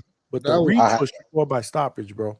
That was the reach. Morel, I took him over 7.5 rounds, and that hit. That wasn't a lock. Another lock was Berlanga not going the distance. Yeah, I didn't take that. I took Berlanga to KO. I don't know, man. I feel bad about that one. But all you gotta do is just switch it around. Just like, don't let your ego. I'm just trying to help you out so you won't have to steal these fights, man. That's crazy. I got the money, bro. It's just, bro, blame Tuto, man. Don't blame me. Hey, man, it is what it is. What you got. The lock was Machia. I'm joking. Coach, you don't got any fighters fighting this weekend, right? Yeah, I got Anthony Velasquez. Oh, Anthony Velasquez. Where's that at? It's at a casino near here. Mohegan Sun or something like that, or Fox. Oh, that's in Uncas something, Connecticut or something. Yeah. I saw a fight there. Wow. Oh God, over 20 years ago, I saw a fight there live. How long you been in the boxing game, Johnny? How long you been into boxing as a passion? And since I was probably like, I don't know, like maybe 10 years old, 10 years old, probably. How long I've been doing this? Not long at all, bro. No. Well, I mean, it came from that, right? A year and a half, 16 months, not even a year and a half. But we growing, bro. But yeah, no, I've loved boxing my entire life, man, because my father and my uncle, who both since passed, but doing fight parties with all my uncles, and them inviting their boys, drinking beer. I was in the living room with them, watching all these fights. I mean, I was a hardcore since I was young, man. Since I was young, I love boxing, bro. I love other sport, like I love football and shit. He told me not to do a football show. You gotta keep it boxing. We need that football. I gotta keep it boxing. But some of the boxing fans like football too, so you gotta talk a little bit of football. Like, I need somewhere to vent, man, about the Giants sometimes. Yeah, there you go. And me too. Jet fan, bro. It's worse. I'm worse off than you. So we gotta provide therapy, bro. This is therapeutic shit, bro. He said he needs somewhere to vent about. Well, here it is. You vent at the Hangout spot, bro. Open up the line, first screen, whatever, bro. We vent. It's gonna be dope. We'll figure something out. We'll figure something out that works. What you got? He said, "I'll bring football." All right, a little bit. We'll try to mix a little bit, but boxing is it, bro. This is the passion. This is the bread and butter here, man. For sure. And I'm excited for what we have this month, man. It's gonna be crazy. There's boxing every single weekend. Next weekend is gonna be crazy, bro. So we're doing 3 shows this week. Tuesday, Wednesday, and Thursday night, 9 p.m. Eastern Standard Time. What's up? What time? What's the days again? I'm gonna do Tuesday, Wednesday, and Thursday, 9 p.m. Eastern Standard Time, every single night. Tuesday we got the promoter. Tuesday we got promoter Dimitri Salita from Salita Promotions. We got him on Tuesday. Dimitri's on there, boy. You can't be nice. Matter of fact, I might jump in on that one because you can't be asking these nice questions to Salita. Controversial shit. When you gonna give me Rohan, bro? If I jump on early, I'll grab his ass. Grab his ass like on Wednesday or something at 9:00. Pull him up in here. Yeah. But listen, back to Salida, man. Don't be asking no easy questions. Don't be nice guy, this, that. Ask him why a lot of motherfuckers don't like being in contract with him after he signs. We'll incorporate some I tough. dislike him. I don't. But you know, Michelle. I heard about Michelle Rivera. Yeah. He's out there, you know, being vocal. So give Salida the comment on that. Yeah, for sure. We'll hit him with that. We'll hit him with that for sure. But y'all, I'm about to wrap this up. I'm tired, y'all. Yeah. It's only been 6 hours. This has only been almost 6 hours, 12 more minutes. We ain't doing that. No more super chat. I look forward to seeing you at the fights, man. Wear your little Dominican hat too, man. Who, me? Yeah. Oh, look, I'm gonna be there, and I'm hopefully I get to see you in person that day, if possible. I'll be there. I'm gonna try to be there. Y'all. All right, I'm gonna be watching that Salida show, man. All right, I appreciate Coach. You got nothing but love for you, Coach. You know that. Y'all take care, man. You my dude, man. You my dude. All right, salute, Johnny. Thanks for having me, Coach. Yeah, always, have brother. A good night, brother. Peace. All right, Coach. All right, y'all. There y'all have it, man. Great show tonight. Pushing almost 6 hours, y'all. Thank you for rocking out, man. This shit was dope, bro. This shit was dope. Another great show.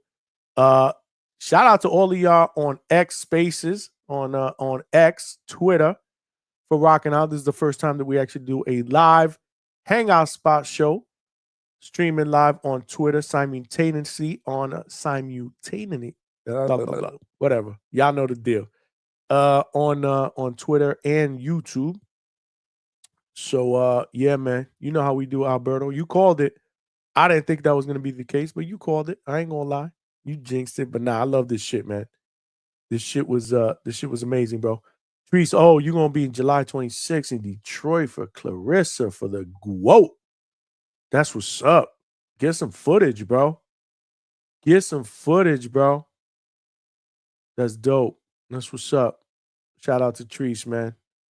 He talk about it, but he about it now, bro. He's showing up to the fights, getting that work, boost the ground. That's what's up, bro.